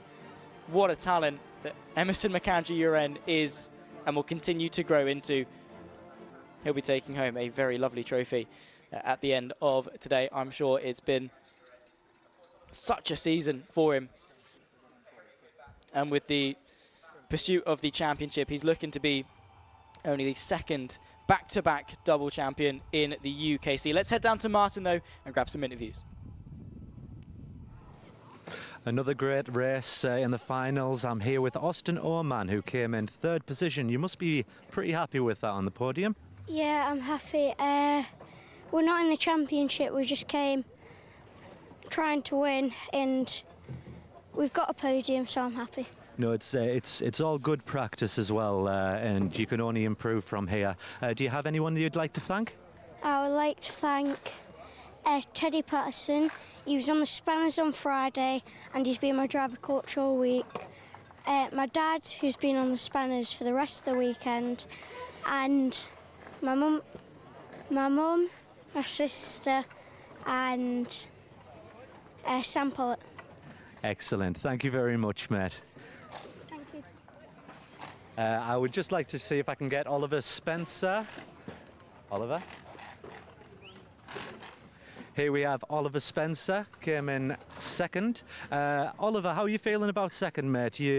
The 3 of you seem to run away with that at the start. Yeah, it's disappointing, obviously, not to take the win, but still a good result. So where does this put you in the championship now, Oliver? I'm not in the championship, I was just doing the run-off round. Okay. So again, good practice to get there. Is there anyone that you would like to thank you? Yeah, my nan and granddad and parents for watching, Lewis on the spanners, KR for the waft, and Robert Global. Brilliant, mate. Thank you very much. Emerson McAndrew, you can't get much better than 1st, so you must be absolutely over the moon. Yeah, it was a good race. Obviously, got into the lead early, had to defend a little bit. Then once I saw I had a gap, I had to get my head down, pulled a bit of a gap, and then it was just trying to not make mistakes from there. Yeah, you didn't seem to need to do a great deal in the way of defending. You managed to pull out such a good gap.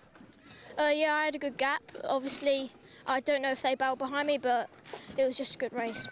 And where does this put you in the championship standings? Now I think I've won it. Well done, mate. So, a bit less pressure for the rest of the year, and then obviously celebrate time. Well, that's absolutely fantastic to hear, mate. Just quickly, would you like to say thank you to anyone? I'd like to thank Dan Holland Racing, Time Racing Engines. Massive thanks to Daryl Ross. Thank you very much. I'm sorry that I had to cut you off. We're going to go with our commentator Zach now for the next.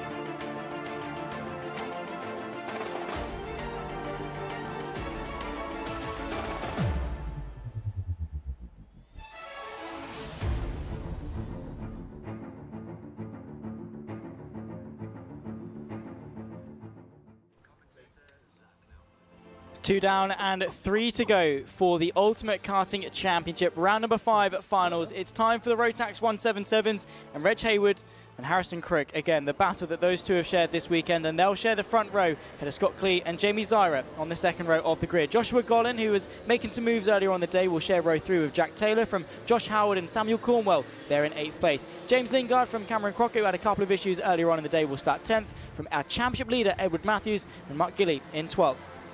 Matt Lear, a very lonely row 7 in 13th. Let's see if he's not going to be unlucky over the course of the next 14 minutes plus the lap. So slightly longer races for the slightly bigger karts as well. And on that note, yes, Edwin Matthews, while it hasn't been a dream weekend for him, he's not even broken inside the top 5 thus far. Still leads the championship. James Lingard trying to close that gap.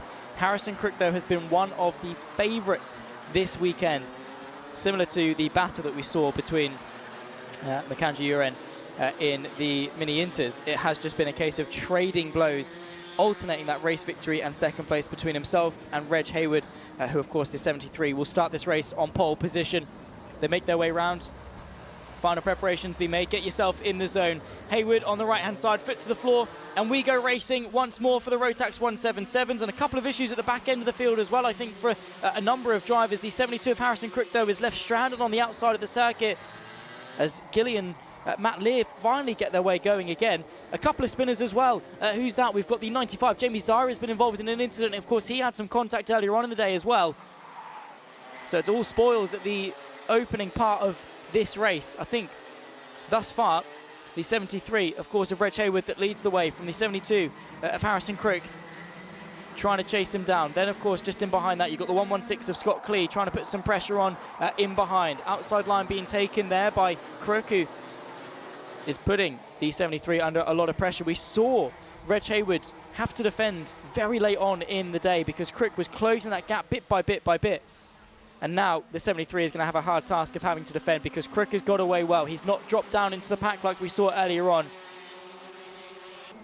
So now is the one from the beginning applying that pressure. So Reg Hayward is going to be looking over his shoulder, I'm sure, trying to prevent the 72 from finding a way past. In towards this hairpin, the inside opens up and he picks his way past. The up and under, though, is there. The drive is there for the 73, but another hairpin comes at you quite quickly. There's contact as well with Scott Clee.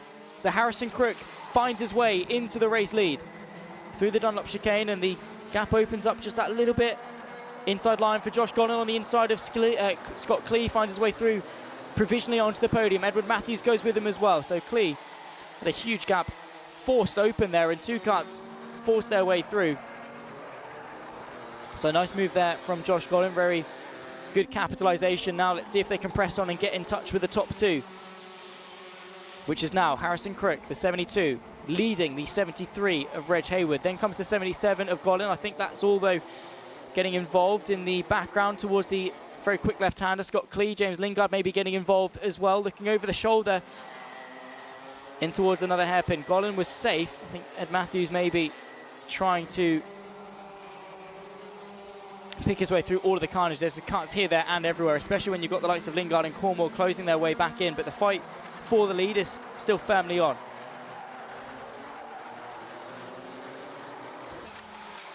Golan has been overtaken by Ed Matthews, I think, on this lap as well. So the championship leader, for the first time this weekend, finds himself in a podium position. It's been an up and down weekend. The pace was there earlier in the superheat, but of course had a bit of contact. Him and another driver ran off the road at the back end hairpin.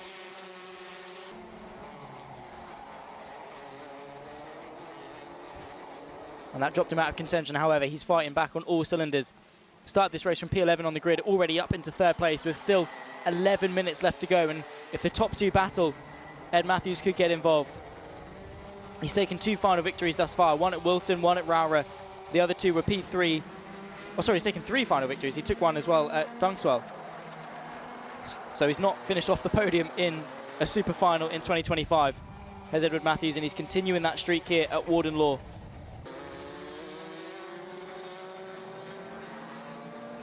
Reg Hayward, despite losing the lead, has definitely kept on tabs with the 72 of Harrison Crook. They tick past another lap in towards the very fast long right-hander at turn number 1, opening up turn 2. Up the hill through this right-hander at 3, then back into the infield section using all that curb. Then a bit of a dip, a compression in the surface as you make your way into the first real overtaking opportunity into this hairpin. What's the pace looking like for Ed Matthews? He's a couple of tenths of a lap slower. So Reg Hayward, that last time by, at the fast lap of the race.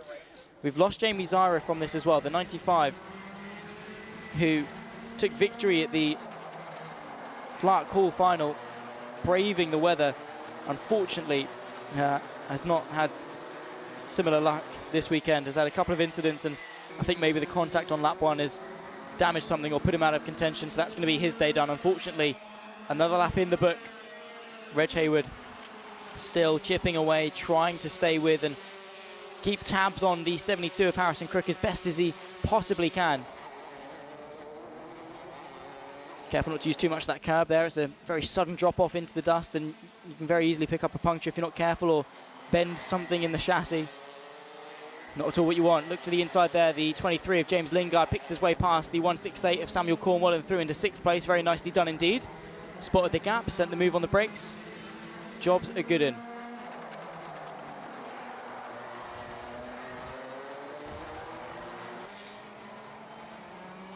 Through the very long sweeping final sector, that really long left hand that leads you into the final two corners. Very, very difficult for these drivers, I'm sure, to manage. All of that understeer, still trying to manage that rotation as best as possible. Harrison Crook at the moment doing the best job of it, though.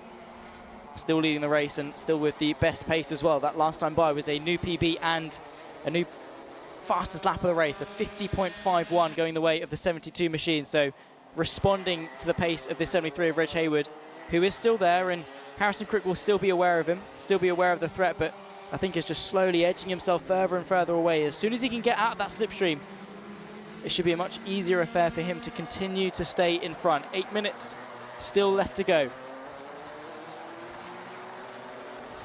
This race far from over. Edward Matthews and Josh Gollin, probably a close fight for the podium as well. We'll keep our eye on. So between the 79 and the 77.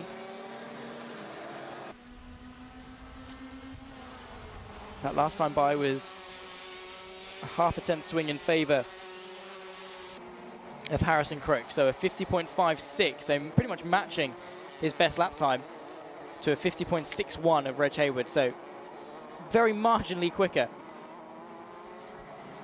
And you can definitely see the gap bit by bit starting to open up, and you can just see the commitment that 72 is taking, really lifting that inside wheel up through the demanding corners, just taking all of that load onto the outside tyres as best you can, and it actually just, because it's a solid axle, lifts up that inside tyre. Looks very scary, but that's exactly how these drivers want to wrestle these karts around circuits. If you can do that, you're close to the limit and taking a lot of speed through a corner.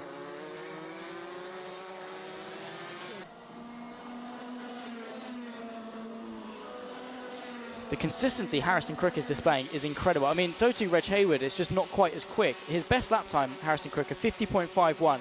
His last two lap times have been a 50.56 and a 50.53.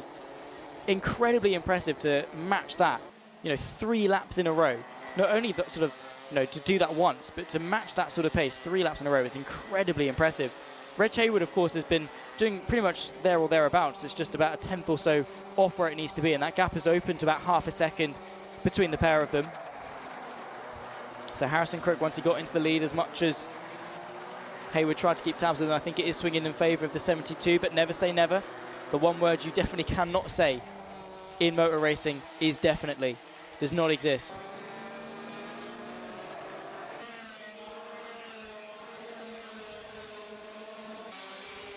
Any moves being made further back through the field. We can see Scott Clee versus James Lingard. So Lingard, of course, worked his way through Samuel Cornwell a couple of laps ago and has now set his sights on working his way inside the top 5. And towards the hairpin, lifting up that rear left tyre. Lingard really putting in some decent pace. That last time by was a 50.87, matched by Samuel Cornwell. But importantly, quicker than the 2 in front of him. So definitely got the pace to close. And with the slipstream now towards the heavy braking zone, you can see very aggressive. That OTK machine, of course, usually can be quite aggressive with them. They're very sharp on the brakes if that's how you like to set them up. So almost instantly getting that rear locking, getting that rotation. Opens the door for some pretty nice sends if you're brave enough to go for it, go in sideways, get a bit of opposite lock going. 5 minutes and 15 seconds left on the clock. Still Crook from Hayward. That gap still extending from Ed Matthews, Josh Gollin and Scott Clee, the top 5. We're following a lovely little battle here. 3 karts in the battle for 5th. So the lead kart of this train, the LN kart, is the 116 of Scott Clee. Then comes James Lingard. Then comes the 168 of Samuel Cornwell. Keeping each other honest.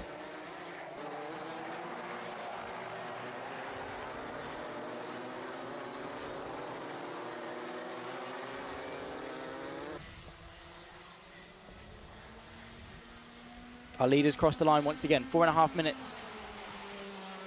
So probably going to translate into 5 or 6 laps or so left of this race. Not really much at all. 11 laps completed thus far. And we've only lost one driver. We lost Jamie Zara, unfortunately, a few laps ago. An issue, I think on the opening lap, a bit of contact, saw him firmly out of contention from the get-go. Of course, let me know, of course, those... your thoughts and feelings in the YouTube chat. I'm definitely keeping an eye on it. I can see Motorsport Magpie dropping some things in the chat about Jamie Zara's championship hopes. So initially they were very slim as is, but I think after this weekend you are right in the sense that it will drop him out because the maximum points score that you can get for a weekend is 157.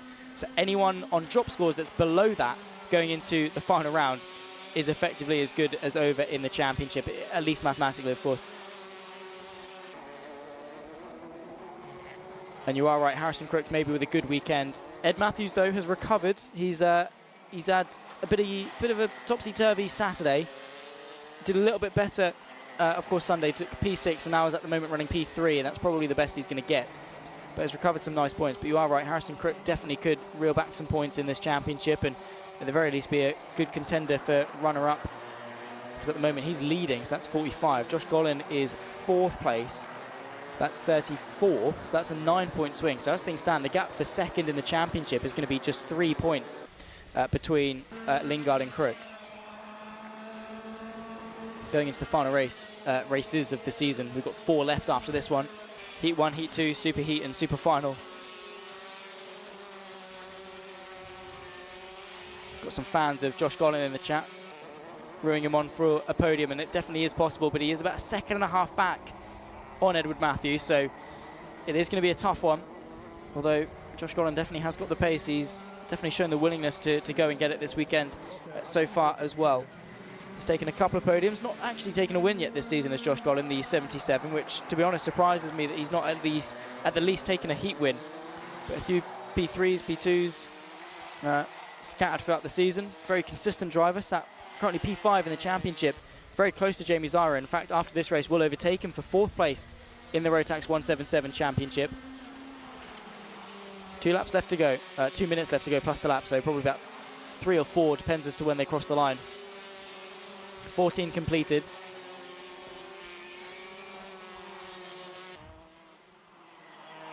A couple of laps ago, Reg Hayward did set the fast lap of the race. That was a 50.45, but since then has been dropping off a couple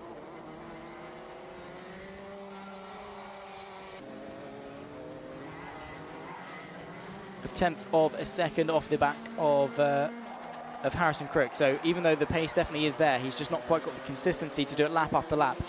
Similar to what Harrison Crook is doing, who himself set a PB of 50.46, but still running in the low 50.5s, lap after lap. So Hayward has got the 1 lap raw speed over him.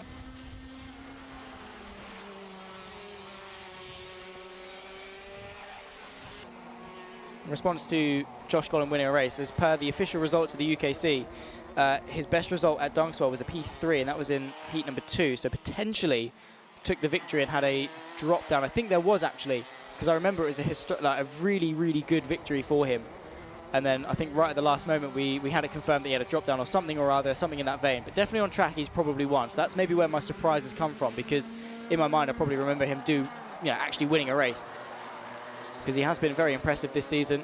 And at the moment, like I say, if he crosses the line where he is, he'll be taking P4 in the championship heading into the final round of the season. And incredibly close still between himself, Harrison Crook and James Lingard, that it could still swing any which way, provided you don't have any issues when we head to PF International. 18 seconds left on the clock. So this is the penultimate lap of the race. 2 to go. Harrison Crook has chipped that gap away nearly to over a second. It's been a very marginal increase. Virtually nothing each lap, but it has added up. It's compounded lap on lap on lap. And just the thought of victory slipping away from Reg Hayward. A bit further back, though, we've still got a battle. Scott Clee versus James Lingard, who, like I said, very brave on the brakes. Still has an opportunity to launch something in the fight for working his way inside the top 5.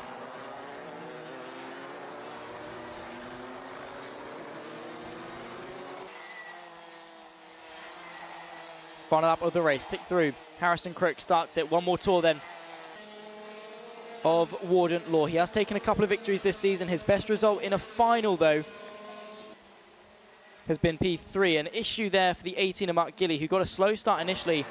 Will have to retire on the final lap of the race. Nonetheless, there is our race leader, Harrison Crook, whose best result this year in a final has been a P2. He has delivered as one of the favourites here at Warden Law, battling head-to-head with Reg Hayward, and it has been a mighty battle through yesterday. This morning's action between the pair of them as well. Crook was closing and closing, and in the final has just found the edge. He got the lead and he didn't look back. The gap compounded. He exits the final corner. The checker flag waves. It's Harrison Crook for the first time in 2025. He will take victory here at Warden Law. And we'll take round number 5 of the Ultimate Karting Championship with it as well for the Rotax 177s. Reg Hayward and Edward Matthews. A good podium there for our championship leader, carrying that forwards into the final round at PF International in a month and a half's time.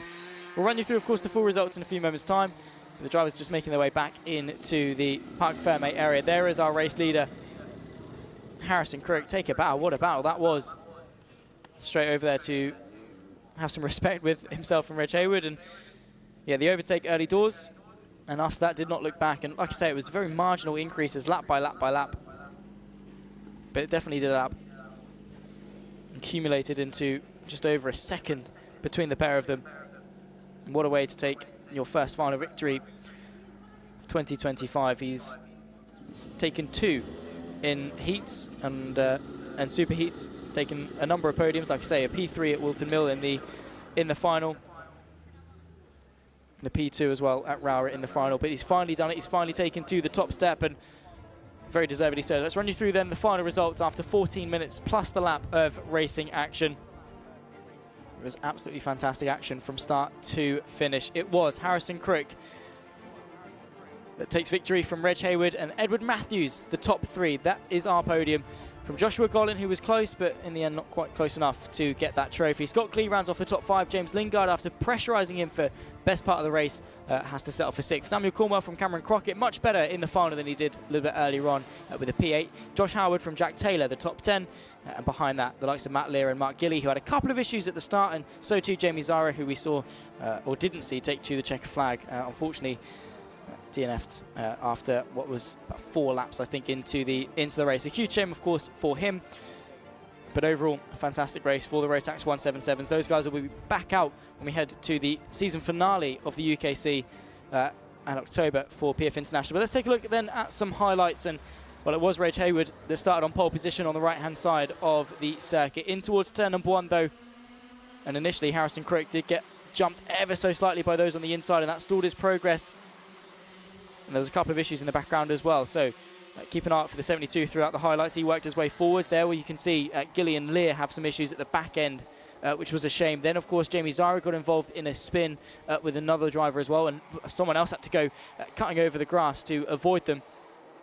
But no issues, no dramas for the front lot. So the 73 was being chased down by Harrison Crook, who immediately saw the inside line, took the lead of the race, and after that point did not really look back at all. The 73 tried some form of a counter-attack, but from that point on, it was just enough to creep away bit by bit. Josh Gollin was making some moves as well, so he made a move to the inside of Scott Clee, and that invited himself and Edward Matthews to go through. Of course, Scott Clee would find his way back through on one of them. Edward Matthews would go on to finish on the podium. So all kicked off in the background. Of course, we were focusing on the top 2, but it was that, wow, goodness me, Josh Gollin riding on the, James Lingard riding on the rear end of a cart in front of him.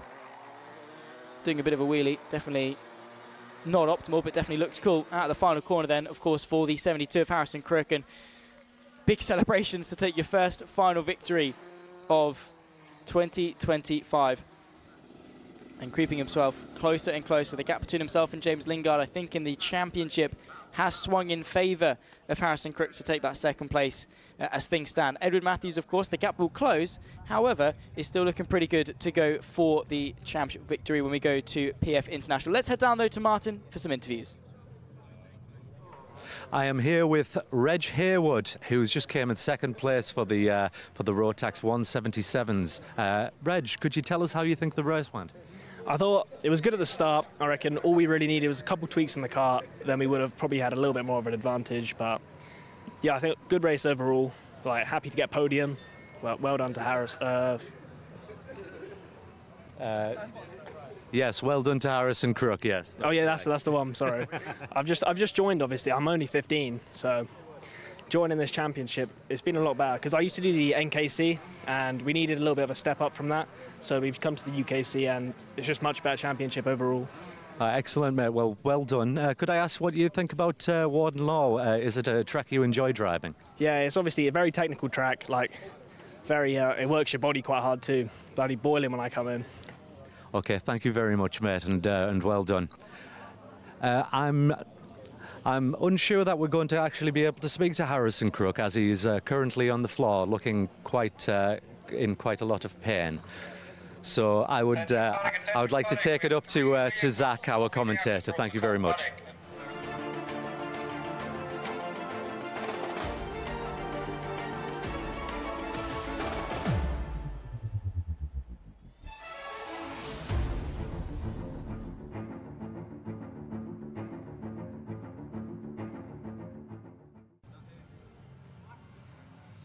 The Junior Rotax Super Final is upon us, ladies and gentlemen, and this is one I think we've all been looking forward to. The battle at the front end of the field. Jacob Ashcroft coming into this, Kai Clark as well, showing some impressive pace as they share the front row. Charlie Wolfert from Ray and Gandor will share row number 2 as they're all getting themselves ready to take to the start of this race. Matteo Palazzo will start this race from 5th ahead of new GP plate winner Albie Lapper. Josh Smith from Daniel Kilpatrick, who was making some moves earlier on in the day, will start this race from 8th and will have to make some of those moves to work his way forward. Rory Armstrong, Blair Smith, the top 10 from Lewis Radcliffe, and Finley Buck in 12th. Big grid all the way down to P34 after the repechage. So behind that will be the likes of Luca Holmes-Balak, Eli Baden sharing row 7 from Finley Smith, and Sebastian Clark there in 16th position. Again, a lot of work to do from that place. Thomas Jackson, Riley Bishop, Daniel Minto and Alex Lynn will round out the top 20 from Lloyd Palmer and Lewis Sumner, who had some issues earlier on in the day, however still here, still firmly inside the super final grid. John Buchan and Lucas Howe there sharing row number 12. Sam Mott from Leon Hasty in 26th place. Look out for him as he carves his way forward. Joseph Mills from Cody LePoutrel in 28th place. Jake Rafferty from Loman Wilcox, the final driver to work his way through after just the superheats alone. And then we get to those that had to fight through the repechage. Alex Goodson and Alfie McBain, P1 and P2 in the repechage, will share row number 16 from Max Colbert and Thomas Harper, P33 and 34 respectively. They've got a lot of work to do from the back end of the field, and it's going to be a tough ask to fight all the way forwards from that far back on the grid. But anything is possible, especially on a hot day like today. Track definitely is a very difficult one to drive. We just had there from Reg Hayward. Only 15, by the way. I didn't realise that. He's showcasing a lot of experience then for such a young age and fighting with some very experienced people with some remarkable pace as well. Came very narrow to the victory of the Rotax 177s. Of course, these drivers similarly aged in the junior Rotax, a lot of them under 15. Jacob Ashcroft, of course, only 13 and already won a world championship in the world of karting. And at the moment looks favourite to do the Ultimate Karting Championship in 2025 for the junior Rotaxes. Have to wonder when he does take that step into seniors in a couple of years' time or into car racing, just how much of a menace he is going to be and how much of a talent he is, because you know, we've got it in bucket loads here at the UKC. You can see so many drivers that just display such high levels of maturity and racecraft and pace.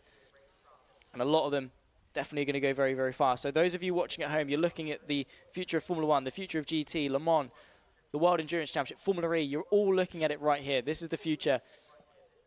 A lot of these drivers have definitely got the ability to go very, very far if things go their way in their career. Could be seeing them very much on a world stage. Final preparations ahead then, of course, of the Junior Rotax Super Final for round number 5 of the Ultimate Karting Championship here at Warden Law. Let me know in the YouTube chat what you guys think. Who's going to come out on top in this race? Kai Clark has looked very, very quick. Jacob Ashcroft, though, of course, you can't really ever count him out. He took victory, did the sweep at Wilton Mill.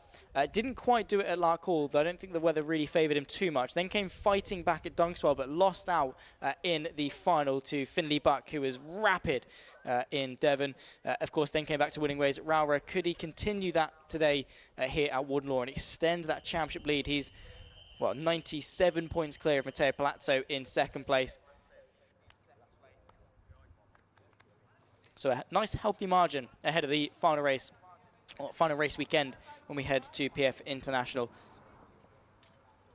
Of course, after round number 2, those that were leading the championship got themselves that free ticket to the RMC International Trophy event, and a couple of our drivers obviously took over there. Jacob Ashcroft was the championship leader after round 2. He got that free entry. He then converted that into victory. Kai Clark was there as well. The driver he shares the front row with, he finished P3. So a lot of talent on that front row of the field, and a big grid as well to go with it. So 14 minutes plus the lap, just waiting for the drivers to get the signal round, which they obviously have. They're now making their way onto their formation lap. Got to get that temperature into the tyres. Shouldn't be too difficult to do that on such a hot day like today. We just have 2 spinners on the grid as well, so a bit too aggressive, I think, on the tyre warming skills. Of course, Ashcroft is going to be very tough to beat, but just getting word in the YouTube chat as well of just the battle behind for points. Albi Lappa, Matteo Palazzo separated by just 6 points. Also Wolfett and Sumner by 3. Finley Buck not a million miles behind as well. Very helped by his incredible standout performance when we took to Dunkswell for round number 3 of this championship. Did make a point of it saying during the grid, but Leon Hasty down in P26, what can he do as he tries to carve his way forward through the pack? He's not a driver that's going to settle for a P26, let me tell you that. After fighting for victory at Larkhall, missing out, oh my goodness me there, the 282. Somehow spinning on what should be a straight line, but just trying to warm up the tyres there. Was a bit too aggressive, found their way sideways and probably caught the driver there off guard. That was Daniel Minto, will be starting this race from last. However, we get this race underway. Jacob Ashcroft will lead us in towards turn number 1. Of course, Kai Clark has to settle for second place. 14 minutes plus the lap to go. And the Junior Rotax Super Final gets going. And a couple of spinners already. That's the 251 towards the back end of the field. That's Sebastian Clark that's had an off. So already drama before and during the opening lap of this race. Inside line for the 16 of Matteo Palazzo as he picks his way past and up now into 3rd place. A couple of moves being made from these drivers as they funnel their way through the opening lap. It's always exciting because you've got 34 cars all trying to squabble for the same bit of track space. The 24 there, Ryan Gandor, trying to again make amends for not the best of starts in the world, and again all of them just trying to pick their way through, find their bit of tarmac and try not to get involved in too much carnage and chaos in the opening lap because it's very easy to happen. A couple of carts running wide as we tick off the first lap. It's Jacob Ashcroft from Kai Clark and Matteo Palazzo now the top 3. Palazzo up 2 places on the opening lap. Started in 5th, used the inside line to barrel his way up a couple of places, and now we've got a breakaway between the top 3. So Ashcroft going to be difficult to beat, but if they can continue to bridge that gap, it's going to be isolating him, and Kai Clark will be loving an opportunity to go for a victory. Just in behind that, you've got the likes of Wolfett and Ryan Gandor, who didn't get the best of starts, but will be looking to make up for that. Still inside the top 5, still firmly in the contention for this, and Jacob Ashcroft now have to go defensive. Here comes Kai Clark up the inside, opens the door nearly for Matteo Palazzo. Jacob Ashcroft unsighted by the move there from Kai Clark, who picked his way through and now is into the lead of the race. Ashcroft, of course, with a driver of his caliber, comes into every round with a target on his back. Everyone wants to beat him because the 246 is the one that sets the standard, and now Kai Clark goes through. Still got 12 minutes of this race left to go though, so effectively we've still got a super heat left of this final. Drivers now settling their way into their rhythm. Kai Clark, I think, has got the measure, has got the pace to start pulling away, especially if Palazzo puts some pressure on his championship rival. Not the best of lines through that second hairpin there for Jacob Ashcroft, and that's allowed Kai Clark to get a kart length or so extra in his favour. Some moves being made a bit further back. That's the 24 of Ryan Gandor, I think, getting overtaken. I think Rory Armstrong, Daniel Kilpatrick, those two around you is not really what you want by any stretch of the imagination. He's now tailed by Luca Holmes-Ballock, so I think dropped to the back end of the top 10 is the 24 of Ryan Gandor. Out of the final corner once again, we'll see what the situation is as they break the beam, but Rory Armstrong and Daniel Kilpatrick really making the most of this race thus far. They are some of the big movers this weekend. There's a couple of moves there. You can see Gandor under pressure still, maybe even at risk of falling outside of the top 10 as he's got a swarm of cars all chasing after him. The 31 dropping out there, that was Finley Buck, who of course took victory at Dunkswell in the final. Not quite swinging his way this weekend in terms of having to carve his way inside the top 10. Look for Leon Hasty as well on the O plate, already up into 16th place, up 10 in the opening couple of laps, really riding the wave of when everyone's bunched up and just slowly but surely picking his way through. The 116, Thomas Jackson versus Finley Smith, the 34, sweeping his way around the outside. There you can see the 24, Ryan Gandor, trying his best just to stay on touch with those inside the top 10. Still 10.5 minutes left to go.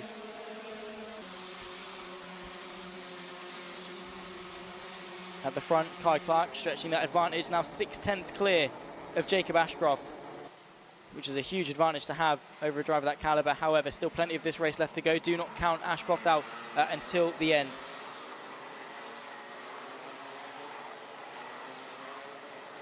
That hairpin has definitely been the site of a lot of drama, and a lot of people are using it as a good opportunity to go for some moves. You've got to be so careful though, because the next corner is a long right-hander, and that can again open the door for a double switchback. The O-plate Leon Hasty picks off another kart, up another place. Where is he now? He's worked his way into 16th, so now into what would be 15th if he's worked his way past Thomas Jackson.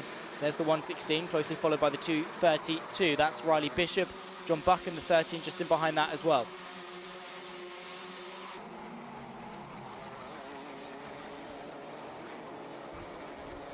Blair Smith is the one with a fast lap, actually, because of just how chaotic this race has been thus far. Kart going over the grass there, taking an interesting interpretation of track limits there. I don't know if it was a mistake or whether or not the driver was forced out there. Kicking up some dust and definitely some dirt on that tyre.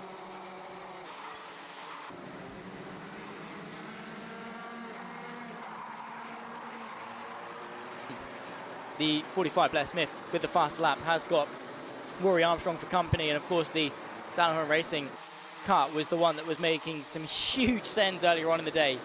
Really brave stuff. Same to Daniel Kilpatrick, the 20, so look out for those two teammates as they try and work their way together to go forwards. They're inside the top 10 already. Up a couple of places are the pair of them, and I'm sure they're going to look to continue that theme. Kai Clark now leads 3/4 of a second clear from Jacob Ashcroft, who now might have to turn his attention looking backwards to Matteo Palazzo, his championship rival, the kart number 16. Look to the inside there, that's the 82. Further down the field, that's Lewis Radcliffe. So that's the fight for 15th.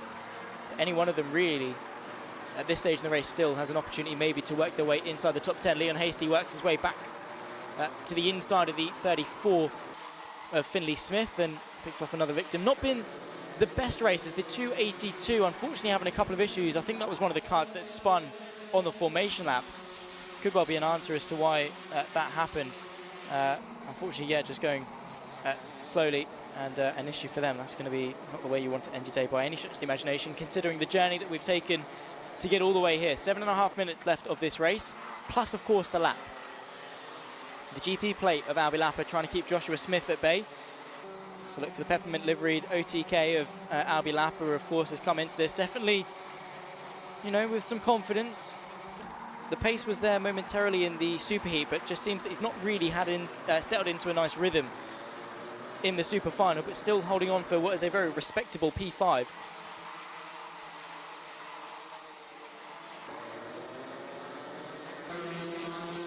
Taking over half distance in this race then.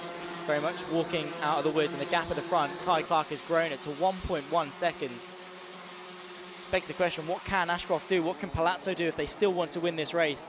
Or are they just going to have to settle for their own respective battle in the fight for second?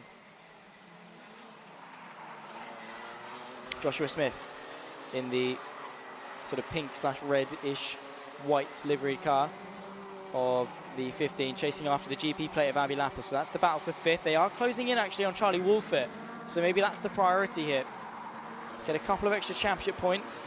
Also look out for Rory Armstrong, Daniel Kilpatrick, Blair Smith and Ryan Gandor, who's just able to stay inside the top 10, nearly 3 wide as the 13 of John Buchan tries to get involved with this battle with Thomas Jackson. And the 228 of Luca Holmes-Ballock just in front of him as well. Into the final couple of corners, and it does get very, very busy indeed.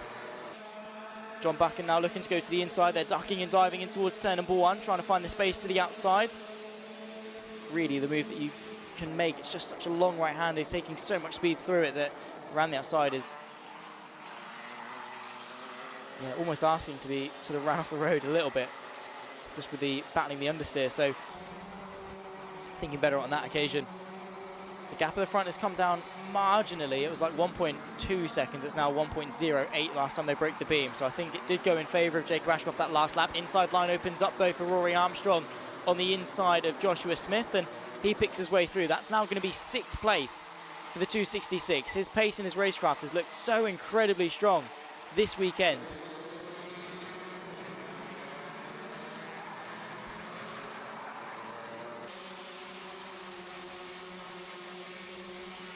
Leon Hasty, he's up into 11th place, by the way, so up 15 places from 26th on the grid.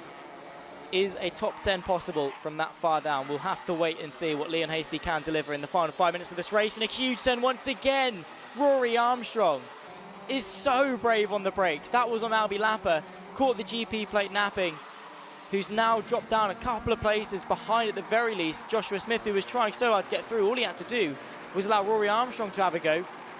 The 45 of Blair Smith there tries to be late on the brakes to keep Daniel Kilpatrick at bay, and that's going to allow him to close the gap. But what a move that was from Rory Armstrong. He loves that move to the inside of that first hairpin. Late on the brakes. It was touch and go. I mean, if Albie Lapper wanted to continue turning in, they would have had a crash, but wise of the GP plate just to think better and turn out of it. But an absolute launch there from Rory Armstrong. Very nicely done indeed.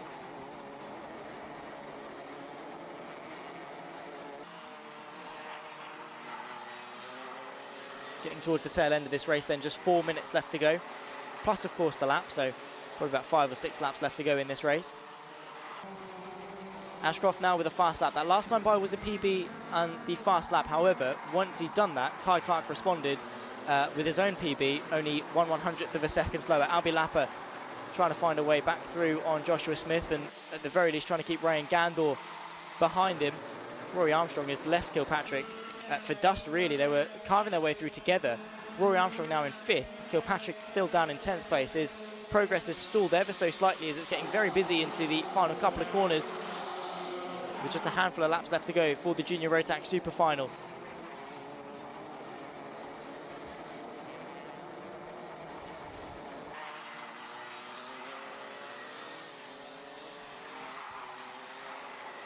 Mechanical flag coming in for the radiator of kart number 19, Lucas Howe. I think it was a similar issue to what we saw Jamie Zyra have in the 177. So, yeah, mechanical flag means the stewards have noted it and it almost forced to come in and effectively retire.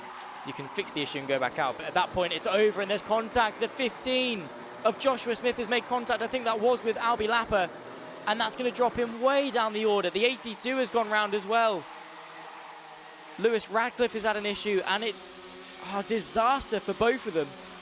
All of that hard work and a chance for a very decent position for the pair of them now over. That promotes Leon Hasty, though, inside the top 10. Albie Lapper drops outside. He goes to P11 after the contact. He still got better off. Still was able to continue on, but you have to feel for the 15, who again just had to sit there and wait effectively for the entire train of karts to come through because you can't rejoin. So unfortunate for Joshua Smith there, who goes from fighting for P5 down to P29, and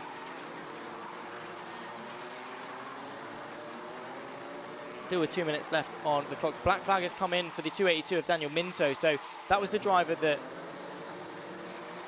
spun on the formation lap, worked up a couple of places, I think had an issue going slowly. I think maybe that's what caused the mechanical flag for the radiator. Maybe didn't come in and has thus been black flagged to tell them you have to be coming in because it needs to be sorted. Unfortunately, I think maybe still out there running. 1 minute and 40 plus the lap still left to go. Just getting word that Leon Hasty running anew the Haase chassis this weekend. So new equipment, maybe explaining why he's not been on the pace that we're really used to seeing. And I say on the pace that we're used to seeing. He's still running inside the top 10. He's still made up, 17 places from where he started. But considering he used to be fighting for wins, maybe just adjusting to that chassis. And to be fair, he's done a fantastic job to race as well as he has been. It's been mightily impressive for the Scottish driver, who we saw perform very well and take that home victory, of course, at Larkhall after the penalty for Jared Fox-Whiteley. The 282 of Minto is into the pits and unfortunately out of this race. Same too, is that the O-plate of Leon Hasty? Potentially could be, I think it is, yeah, he's out of the top 10. So just thinking about how good he was doing, he is out of this race. He stopped and out of the car. Huge shame there for the O-plate of Leon Hasty right at the end of the race. Some really bad luck there for the Scottish driver again. Just when you thought he was returning to form and fighting his way back forward, it's the case. Another car has stopped as well on the just on that run in towards the heavies breaking down on the circuit. So the very fast section there, you definitely need those double wave yellows. 20 seconds left on the clock. Kai Clark breaks the beam once again. He starts the penultimate lap of the race. big, big shame there for Leon Hastie and for all the drivers at DNF, because it's a lot of hard work that's now been unravelled right at the depot, but still some valuable experience, and especially for Leon Hastie as well, a driver of his calibre, adjusting to that new equipment on a day like today as well, where it's hot and not easy to drive. He's been, you know, he's got a lot to be proud of. He made 18 places before he had some technical problems, so some really big positives to fall back on. Nonetheless, Rory Armstrong is on the rear end of the 95 of Charlie Wolfert. This is the battle for 4th place as we almost tick our way onto the final lap then of the Junior Rotax Super Final. Kai Clark is gunning for that victory.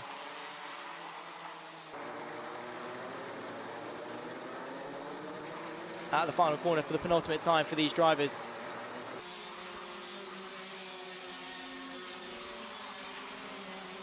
Kai Clark 22nd in the championship, purely because, not because he's been slow all season, but because he's missed 3 rounds. The rounds that he has been here, he's taken victories, and he's on the final lap of this race. He just set a PB and a new fastest lap of the race that last time by as well. To outclass a driver as good as Jacob Ashcroft, a world champion and the comfortable championship leader, Kai Clark is a talent for sure.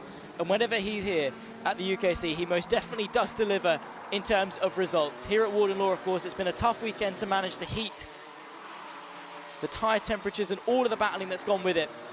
Out of the final corner for the 67 of Kai Clark. He shines here at Warden Law. The checker flag waves and he sees it first. He takes victory for round number 5 of the Ultimate Karting Championship. Jacob Ashcroft, Matteo Palazzo, Charlie Wolfert and Rory Armstrong, who came very close to taking 4th place, unfortunately has to settle for 5th, but still a mighty effort there from Rory Armstrong, starting in P9, up 4 places from where he started this race. Incredible stuff as they peel their way into Parc Ferme. Very deserved win there for Kai Clark, and a big congratulations to him. Some respect being shown as well between himself and Jacob Ashcroft, who had to settle for 2nd. Still a fantastic result for him, and he'll still extend the championship lead. But after winning all of his heats, the expectation coming into the final was that maybe there's an opportunity that he can go all the way. Kai Clark, though, put an end to that dream with the fast lap as well. Let's talk you through the results then of the penultimate final of the day.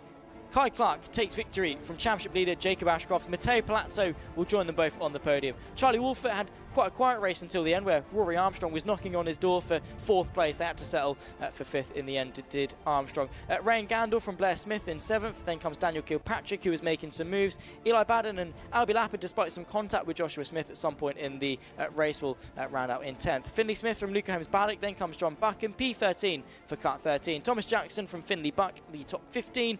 Then comes Riley Bishop and Lewis Sumner, recovering well after car issues earlier in the day. Alfie McBain from Repage to P18. Then comes Lloyd Palmer and Sebastian Clark in 20th place. Of course, behind that, got Cody LePetrel, Alex Lynn, Joseph Mills, Sam Mott and Joshua Smith, after contact and been sat stranded on the outside of the circuit, waiting for an opportunity to rejoin, finishes 25th. From Thomas Harper, Jake Rafferty, Leon Hastie, an unfortunate retirement for the O-Plate from Lucas Howe and Lomond Wilcox, the top 30. A couple more drivers behind that, the likes of Daniel Minto, Lewis Radcliffe, Alex Goodson and Max Colbert, of course, all of whom who couldn't quite take to the checkered flag. But all in all, a very good way to round off Junior Rotax for this weekend. Let's take a look then at some of the highlights of the race. The race very quickly got itself underway, and Kai Clark establishing a nice run in towards turn 1, just tucking in behind the 246 of Ashcroft and minimising the opportunity of being taken to the inside by the likes of Matteo Palazzo, who himself worked his way nicely into 3rd place. Then the pressure was on. The 67 of Kai Clark saw the inside, did not hesitate one bit to make the move. Matteo Palazzo tried to follow him through as well. And from then on, Kai Clark was the measure of the field. He bridged his way further and further. Then it was a battle between Albie Lapper, Joshua Smith, then the 266 of Rory Armstrong, who looked to go to the inside and slowly but surely picked his way through the field. Started 9th, got a bit of a slow start, then worked his way back forward again. What a race it was for a very aggressive and very hard-charging Armstrong. In towards the hairpin, there was some contact, I think, between Albie Lapper, and it was. Albie Lapper went straight into the back end, you can imply from that shot of the 15. Sent them both round, and the 15 definitely did get the worst end of that. Nonetheless, out of the final corner for Kai Clark, he put his foot to the floor. He saw the checker flag first, and he took victory after a very hard-fought battle here at Warden Law. And what a race it was for the Junior Rotax Super Final. Let's head down to Martin to have a chat with some of the drivers. So, Matteo, 3rd place, well done. Can you tell me how you feel your race went? Went alright, started P5, held possession at the start, got up to P3 and then just had my race from there. Just kind of stayed P3, it was all spread out at the front, but good race, P3 not too bad. Yeah, very good race indeed, mate. How was it driving out there? Obviously, it's very warm. Yeah, it was difficult with the heat, made it physically challenging, but got it done in the end.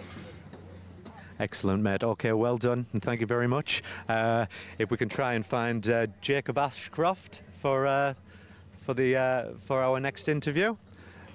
Jacob seems to have disappeared, so we might have to go with our first place, Kai Clark. Kai, if you could make your way over here, please, mate. Thank you very much. Well done, first place.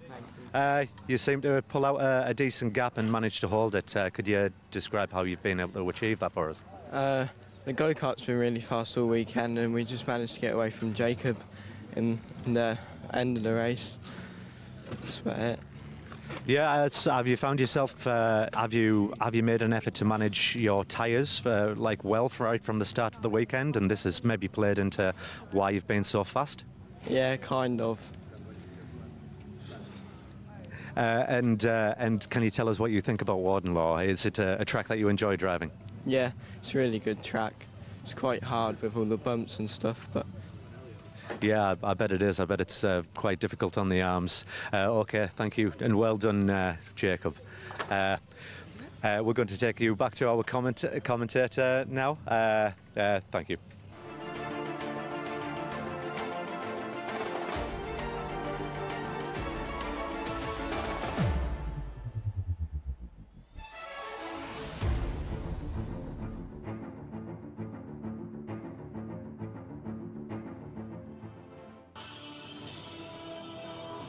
One last time then for round number 5 of the Ultimate Karting Championship in 2025. It's time for the Senior Rotax Super Final. And I, for one, cannot wait for it at all. We saw some brilliant battles earlier on through their superheats and into the repechage as well. We get plenty of Senior Rotax action out there on circuit, and as you can see, they're making their final preparations. And let's talk you through the grid. Macaulay Bishop has been the star of this weekend. He'll be joined by Gabe Fairbrother, our championship leader, on the front row. Jack West and Joshua Turnbull keep each other company on row number 2. From Alexander Cole and Jack Lilly, they're in 6th. Ewan Sharman and Jake Perrelli will keep each other company on row number 4. Behind that, Max Taylor, Angus Scrivener rounds off the top 10 from Adam Wooden and Neo Clark in 12th. Jack Baker alongside Kean Geraghty in 14th place. The ex-championship leader will need to work his way forward very quickly. Harry Hertzgrover and Tristan Rene as well, dropping down to 4th place in the championship after the superheats.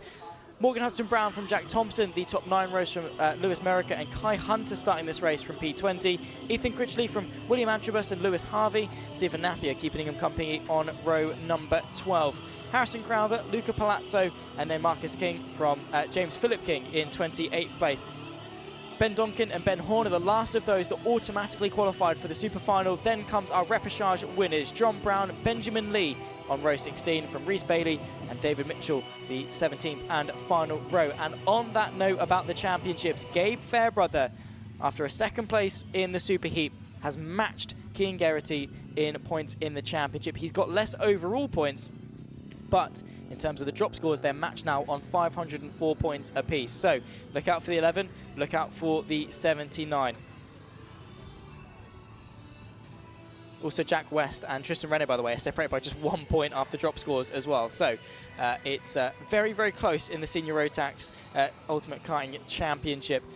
Looking forward to this one then, because there's a lot at stake. And Kean Geraghty, by the way, starting all the way down in P14, where Gabe Fairbrother is starting, quite far up on the front row of the field. So he's got a very, really hard task as Kean Geraghty. His consistency has been there or thereabouts all season long. Was the championship leader after round 2, of course, got that invitation to the RMC Trophy and did very, very well over there. Of course, races MX5 and things, has definitely got the caliber to win this championship. But a couple of poor performances here or there. Kean Geraghty has dropped down ever so slightly. It's mainly been this weekend, in all honesty, that's sort of let him down. It's been a weekend where he's not actually finished inside the top 3. The only weekend that's happened for him other than that, it's been, you know, quite consistent for King Geraghty. So he really does need to find a way to carve his way forward and limit the damage to Gabe Fairbrother to give himself the easiest chance possible going into the final race at PF International in a couple of months' time, where we'll have a standout championship finale. Same two, by the way, the 192 of Jack West and Tristan Rene, all of whom have taken race victories this season. Macaulay Bishop as well, by the way. He's up in 11th place in the championship despite missing 2 rounds and is the one on a absolute blinding win streak. He has taken the last 7 victories on the bounce in the UKC, and of all the races that he's competed in thus far this season, he's lost 2 of them. He did also, he was at Larkhall, which of course was a very difficult weekend in of itself. He took 2 victories there, and then since his return last weekend at Rowra, he's been winning everything. So let's see if Gabe Fairbrother from the front row or anyone else can challenge him. Let me know your thoughts in the YouTube chat. Of course, thank you for keeping me company. I've been all by myself in the commentary box. No Kev, he's been off at Laguna Seca, and of course with you know, doing some fantastic stuff over there. We saw from him a bit earlier on with all the Formula 1 cars and stuff, but has meant that I'm all by myself. So thank you to everyone for keeping me company in the YouTube chat. Have been reading all your messages and stuff, and thank you for all the information that a lot of you guys have been giving. Let me know who you're cheering for at home, who's the one that you're supporting, maybe your friends, maybe your family. Let me know where you're watching from as well, and make sure, of course, you have liked and subscribed to the Alpha Live and to the UKC YouTube channel to stay up to date with all things just motorsport generally, but the UKC, of course, specifically, as we approach towards our final round of 2025 already. We went to Wilton Mill, then Larkhall, Dunkswell, Rowra, here today at Warden Law, and then in a couple of months' time we'll be taking to the legendary PF International to crown a lot of our champions. Very much looking forward to that, and like I said, it's been an absolutely amazing season of racing. Just waiting for the final sort of bits of preparation and green lights to go ahead before we can get these karts going around on the circuit for roughly 15 more minutes of racing. 14 minutes plus the lap, of course.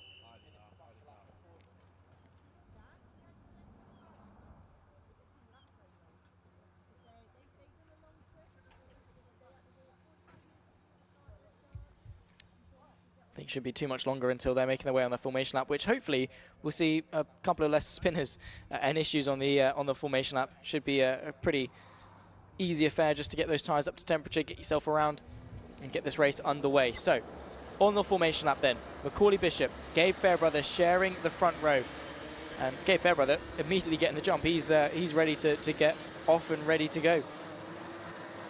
But you can see frantically weaving around, trying to get some friction into those tyres, trying to get some temperature into them. Already an issue for the 92. A shame there for them. Are they able to get that kart restarted and get themselves out onto the circuit? I think so. So they will join this lap. That's Ben Horner. Should start from P29. I think we'll just be rejoining the back end of this queue. Sort of one of those positions where it is awkward to settle yourself back into. P1, you know, it's quite easy to see as to where P1 is, but you know, P29, one of those awkward positions. So, yeah, a shame, but still in this race.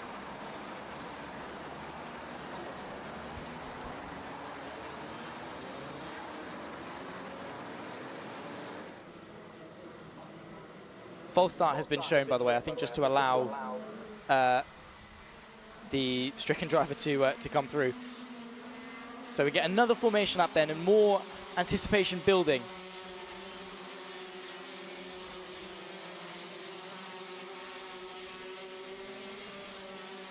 For the final race of the day.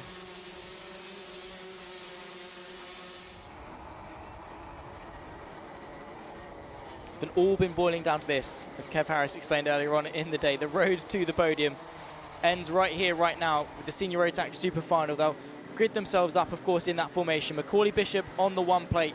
Alongside him, the 11 of Gabe Fairbrother. Jack West and Joshua Turnbull just in behind on the second row of the field. Let's see who's going to come out on top here at Warden Law. The championship battle is tied on points after drop scores, with just 5 races left of 2025 for Senior Rotax. Now making their way into that Noah's Ark 2x2 formation. Crawling pace for Macaulay Bishop. He controls them as they make their way around the final couple of corners. 14 minutes plus the lap. And for the final time for the Ultimate Karting Championship here at Warden Law, it's foot to the floor and we go racing towards turn number 1. Good start then from the number 1. The pole sitter Macaulay Bishop gave Fairbrother side by side with him as he now gets tipped by the 192 of Jack West. There's carnage in the background. The 79 of Kean Geraghty has gone off. He's round. And at the back end of the field, that's drama for the driver that came in to this round as the championship leader, now last in the super final. All tame at the front though, as Macaulay Bishop is able to hang firm onto that race lead.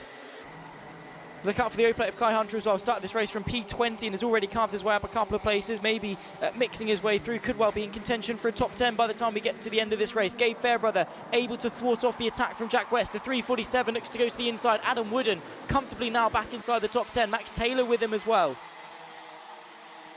What a dramatic start to this race then, and lap 1 is in the books.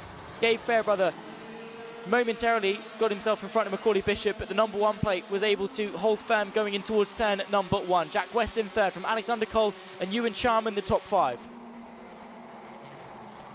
Look out then for the 11, look out for the 192.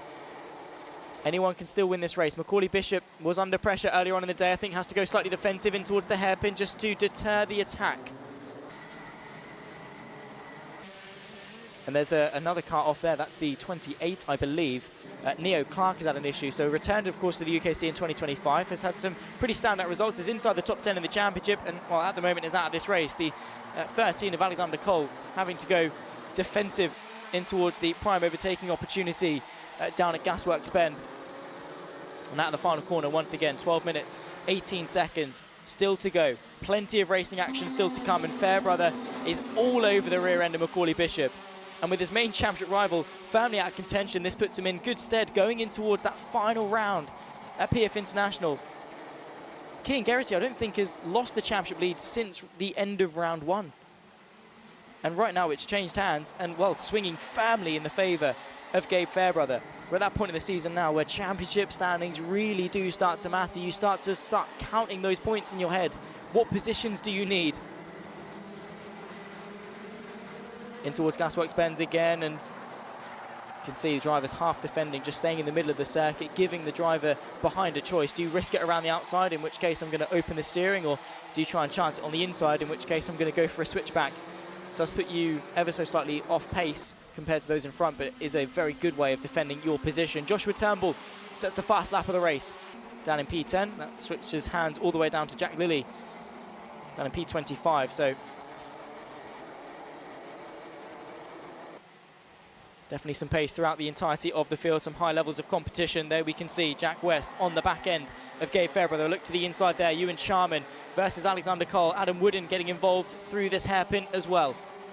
Charman leads this train, trying to chase after the top 3. He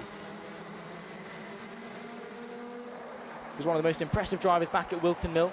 Really stand-up performance to kickstart the season and has been there or thereabouts for the entirety of 2025 as the 4-2-1.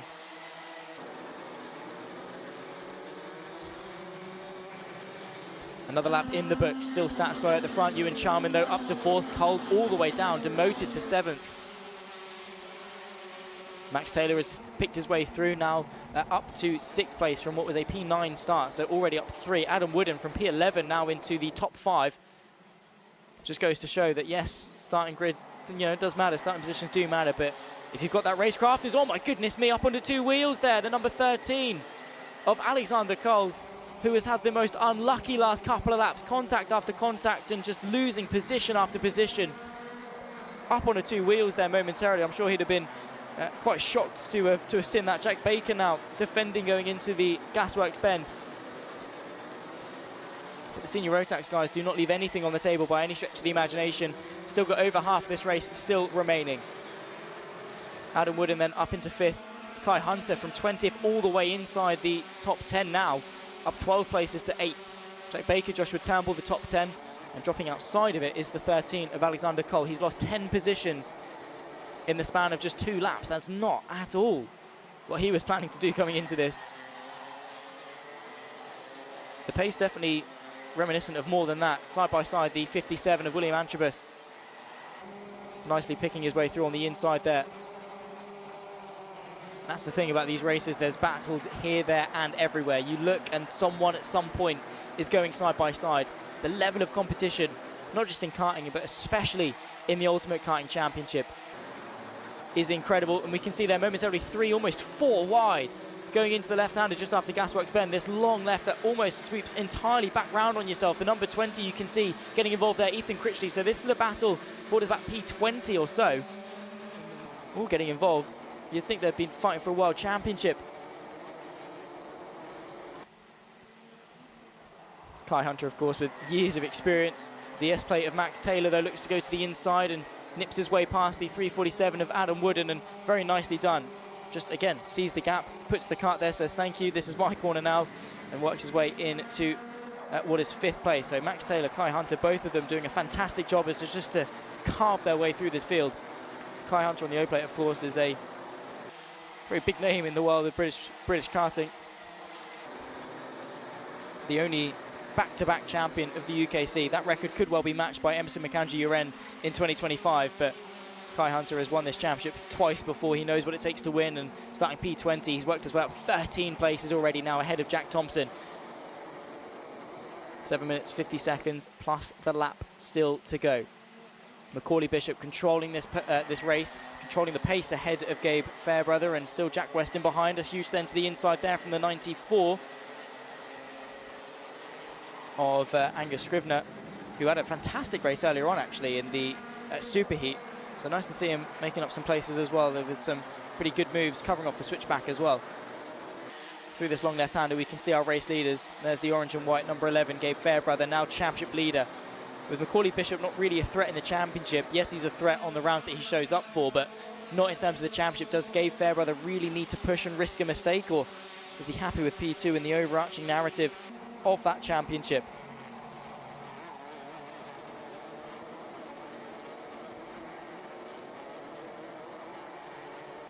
Ticked over the first half of this race then, and already had some drama and excitement. I'm sure there's still more to come.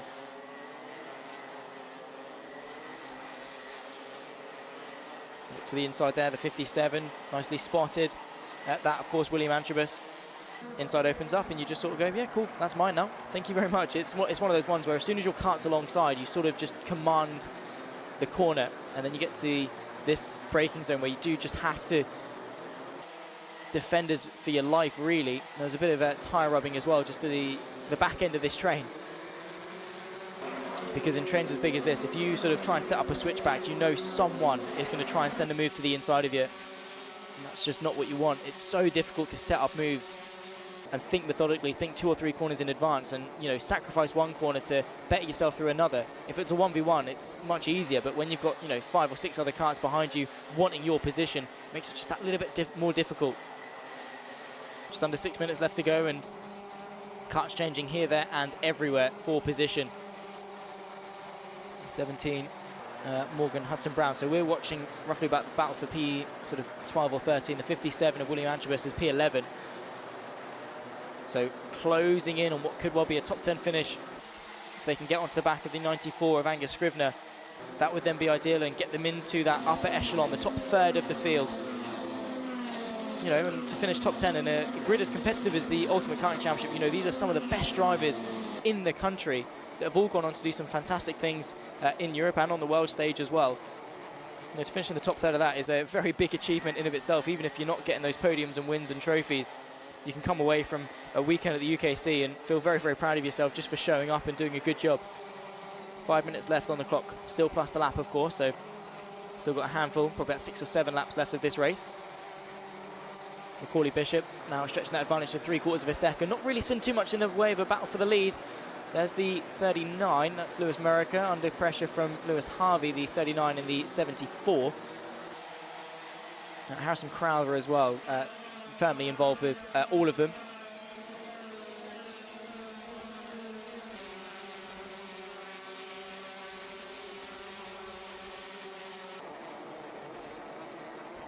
So at this stage of the race, of course, where your tyres are absolutely knackered and you yourself are absolutely knackered. It's been long days. Like I said earlier, they've probably been here since Thursday evening to get set up, then Friday for testing, Saturday and Sunday racing. It's been a very warm weekend. We're in the peak of summer, really, in terms of temperature. It's a long weekend. It takes a lot out of you physically, and the bumps as well. Speaking to the drivers, the bumps around Warden Law, it's undulating. There's a lot of long corners where you're putting a lot of load laterally, and that, you know, wears down your neck, your core, your forearms. The bumps as well definitely do not help. It's a physical circuit. It's probably the warmest that it's been today as well, so these drivers really get in the brunt of it, and you've got to then push for the longest race of the weekend. There we can see one of the Guy Cunnington Racing bumpers, and we can then see one of the Guy Cunnington Racing carts off the road, the 26. Just going to confirm as to who that is as soon as I can. Yeah, that's them with a front bumper off, and them firmly not competing in this race any longer. Huge shame there for Marcus King, the 26. Who's now stranded in the infield section of the circuit, and yeah, with some yellow flags being waved, then it just puts an end to this overtaking opportunity into Gasworks Bend. Of course, as soon as that yellow flag is waved, you do have to acknowledge it. You have to lift to show that you're prepared to slow down, change direction, in some cases stop, because there could be a marshal on the road or what have you. And of course, no overtaking. Carries too much risk, so especially in that sector of the circuit, for drivers, it's going to be quite frustrating to see the yellow flag, because it means you just cannot go for one of the prime overtaking opportunities on the circuit. So they're going to be hoping that that gets cleared and back to green as soon as possible to open the door. Ewan Charman still in 4th place for the 421. Still has an opportunity maybe to close the gap to the 192 of Jack West, as you can see just in front, making their way now into the Dunlop chicane. It's only a couple of kart lengths or so. So if Max Taylor and Adam Wooden get the memo and want to work together for the final couple laps of this race, it is still possible for one of them to get themselves onto the podium, but they all have to be on it. It could be very easily the case that Max Taylor goes, you know what, I want to go for P4. I'm sure wielding the S-plate definitely not going to be the case. He's a driver of high caliber, knows the racecraft, knows the message, and knows that probably there's a bigger battle to be fought than just for P4 at the moment. Macaulay Bishop versus Gabe Fairbrother, that gap has stayed about the same. Bishop did open it up to about 0.8 of a second. It's now close to about 6 and a bit. So only about a kart length or so. Jack West, and then comes this chasing pack. So still very close. It's just not close enough that they're really going from any sense. So as has been pretty much the tell of the tale for all of today, it's just a very short fuse that needs that spark to ignite it in what could be an absolutely legendary race. But Macaulay Bishop just doing exactly what he needs to, which is driving the kart very quickly, lap after lap after lap. Gabe Fairbrother, though, is keeping him honest. We're going to come with 1 minute and 27 left on the clock. The third to final lap then. Next time by will be the penultimate lap. Kai Hunter still up into 7th place. Still with opportunity to go forwards if he's able to close the 1.4 second gap to the 3:47 of Adam Wooden. But Ewan Charman has had a mightily impressive race, up 3 places from 7th. Same to Max Taylor, up 4 places from 9th. Kai Hunter, of course, up 13 from 20th, side by side as well. As here comes Max Taylor to the inside of Ewan Charman. That's going to open the door. Here comes as well Adam Wooden trying to nip his way on the inside of Max Taylor. That was a battle where the pressure was building, and now Ewan Charman knows he needs to defend. The dream of a podium is over. The switchback is there from the 3:47 of Adam Wooden, but just runs out of steam on that run in towards the long left-hander. 2 laps left to go then, and it's settled for a fight for 4th. Max Taylor tried to find the space. Ewan Charman defended it brilliantly. Has to go defensive towards the opening corner. Positions the kart really nicely, but all this battling, yeah, Jack West is going to feel safe for that podium. Really good stuff from Adam Wooden to get involved. This is going to allow Kai Hunter to close in. And with just a lap and a half left to go, this could be a really standout finish for the fight for 4th in the senior Rotax in towards the hairpin. Max Taylor goes with him to defend. The up and under is there, but Charman is not giving him any look of space. There's the think from the Adam Wooden. But just getting your nose to the inside of the Dunlop chicane, not going to work. White lining it effectively is, oh my goodness me! They're giving each other a lift. The 95 and the 31. That's John Brown and Harrison Crowther giving each other a lift, and a clap of a very sarcastic clap, I'm sure, there from Crowther in the 95. Nonetheless, on to the final lap of the race. It boils down to this. We've had thrills and we've had spills for round number 5 of the Ultimate Karting Championship. And the Senior Rotax Super Final has kept us on the edge of our seat in terms of suspense. Yellow flag's being waved, of course, so that's going to rob Max Taylor of an overtaking opportunity. Macaulay Bishop just has to bring it home for a sensational victory here at Warden Law. Only a mistake can rob him now, and Gabe Fairbrother has given it everything. But at least he'll have the solace of knowing that he's taken the championship lead going into the final round of 2025. Then the fight for fourth comes through. Into the final couple of corners, there's contact as the O-plate of Kai Hunter makes contact outside of the final corner though. It's going to be the number 1 plate. It's Macaulay Bishop that takes victory here at Warden Law for the Senior Rotax Super Final. Gabe Fairbrother and Jack West will join him on the podium. Ewan Charman holds off for 4th place, and contact right at the death of it, I think that was between Kai Hunter and Max Taylor, robs them of chances of the top 4. So Jack Thompson capitalises up in a 5th place. What an end to the Super Rotax Super Final. What an end to racing action today. There you can see Macaulay Bishop peeling his way.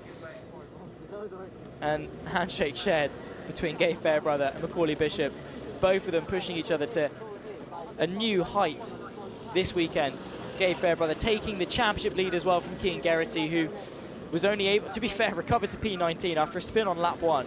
Not bad going to salvage some points from this weekend, but that is going to put him on the back foot for the championship into PF International, and it is going to hand the torch to allow Gabe Fairbrother to potentially be the favourite. It's also going to bring in the likes of Jack West, who with a P3 today is firmly in contention for that championship. Just 4 races left to go, 4 championship point scoring races left to go for the Ultimate Karting Championship in 2025. Should be good to have a look once we've done the results when we go down to Martin. Let's run you through then the results of the final race of the day.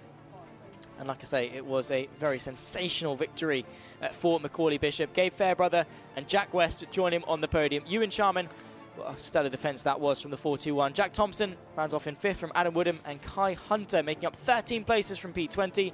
Jack Baker from William Antrobus and Max Taylor, the top 10. Behind that, of course, a very close battle all the way through. Joshua Turnbull from Alexander Cole, who went from 4th to 13th and recovered to 12th. Jack Lilly from Morgan Hudson Brown. Then comes Lewis Harvey and Lewis Merica. Reese Bale from the last chance qualifier all the way up into 17th place. Stephen Napier, Keane Geraghty, P19, not at all what he'd have wanted, from Ben Donkin rounding up the top 20.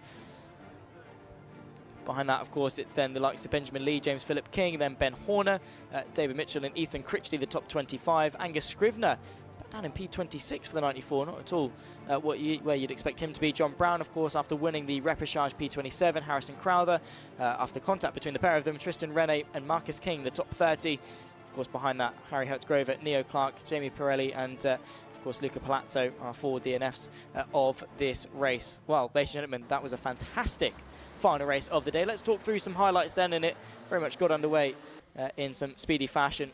Gabe Fairbrother giving Macaulay Bishop the squeeze towards turn number 1, trying to limit the damage of Jack West on his inside, and the 192 did give it a go. And there you can see the 79 rolling backwards off the exit of turn 1, which is the last thing that he'd have wanted, and trying to recover some damage. Sent to the inside, the 347 Adam Wooden started his comeback drive very, very strong indeed, sending the move to the inside of the S-plate of Max Taylor.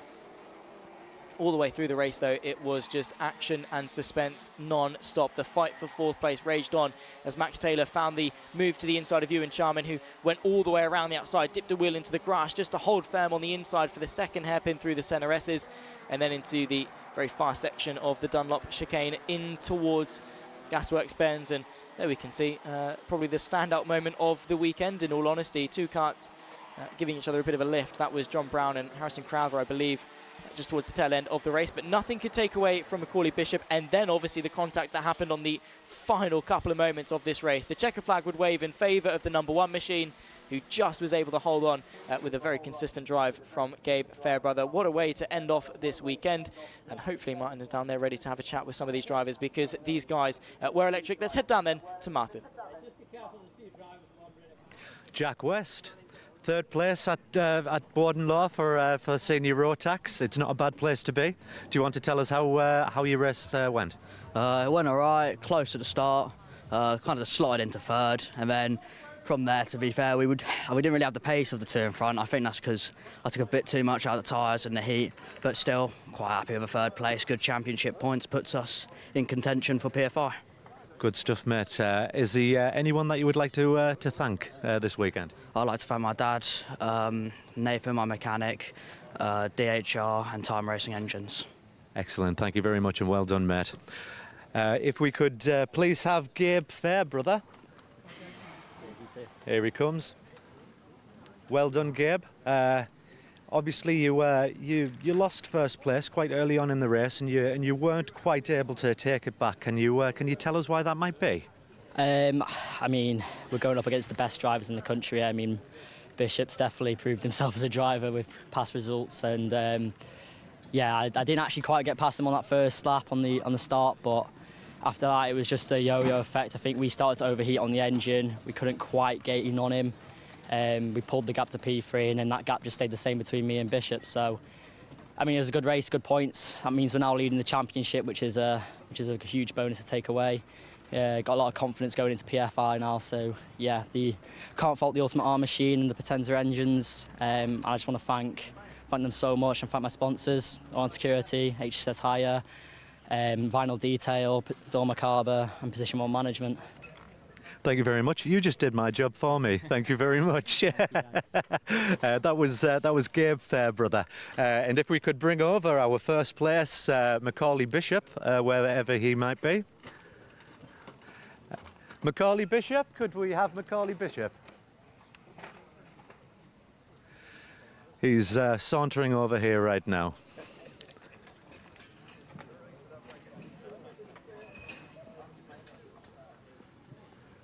Macaulay, excellent race, mate. Obviously, as I said to Gabe, you managed to take first place quite early on in that race and then didn't seem to have a problem at all holding on to it. Can you tell us how the race unfolded for you? Yeah, I mean, going into the final, we sort of knew how it would play out if I stayed in the lead at the first corner. We're just a bit different on the setup to everyone else, so we was quite weak in the first part of the race, but as soon as the tyres got going, yeah, just managed to bridge the gap, and then with about 3 minutes to go, just backed off a little bit to about 80%, and then yeah, just managed the tyres nicely and just brought it home. Excellent, mate. Anyone that you would like to thank for this week, and anyone specific from Dan Holland Racing? All the DHR, I mean, they're all amazing. My dad for on the tools, Time Racing Engines, and Darryl for tuning up the cart. Okay, mate. Congratulations, and thank you for taking the time to talk to me.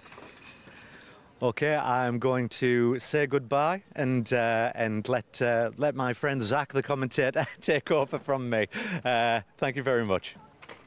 Yeah, mega job there from Martin. Kev Harris's shoes are not easy to fill by any means, but you've done a brilliant job, and it's been a fantastic weekend here for the penultimate round of the 2025 season of the Ultimate Karting Championship. Thank you, of course, to everyone here this weekend for making it possible, all of the UKC staff, all of the Warden Law staff, the medical crew, and all of the marshals as well. Thank you to the entirety of the Alpha Live crew as well. All of the camera work has been impeccable. And thank you to, of course, everyone at home watching along and giving your support this weekend for the next generation of talent. My name has been Zach Sweeney. I've been talking you through all of the action here circuit side for the penultimate round of the 2025 UKC Championship. We'll be back then for the season finale when we take to PF International. It's goodbye for now.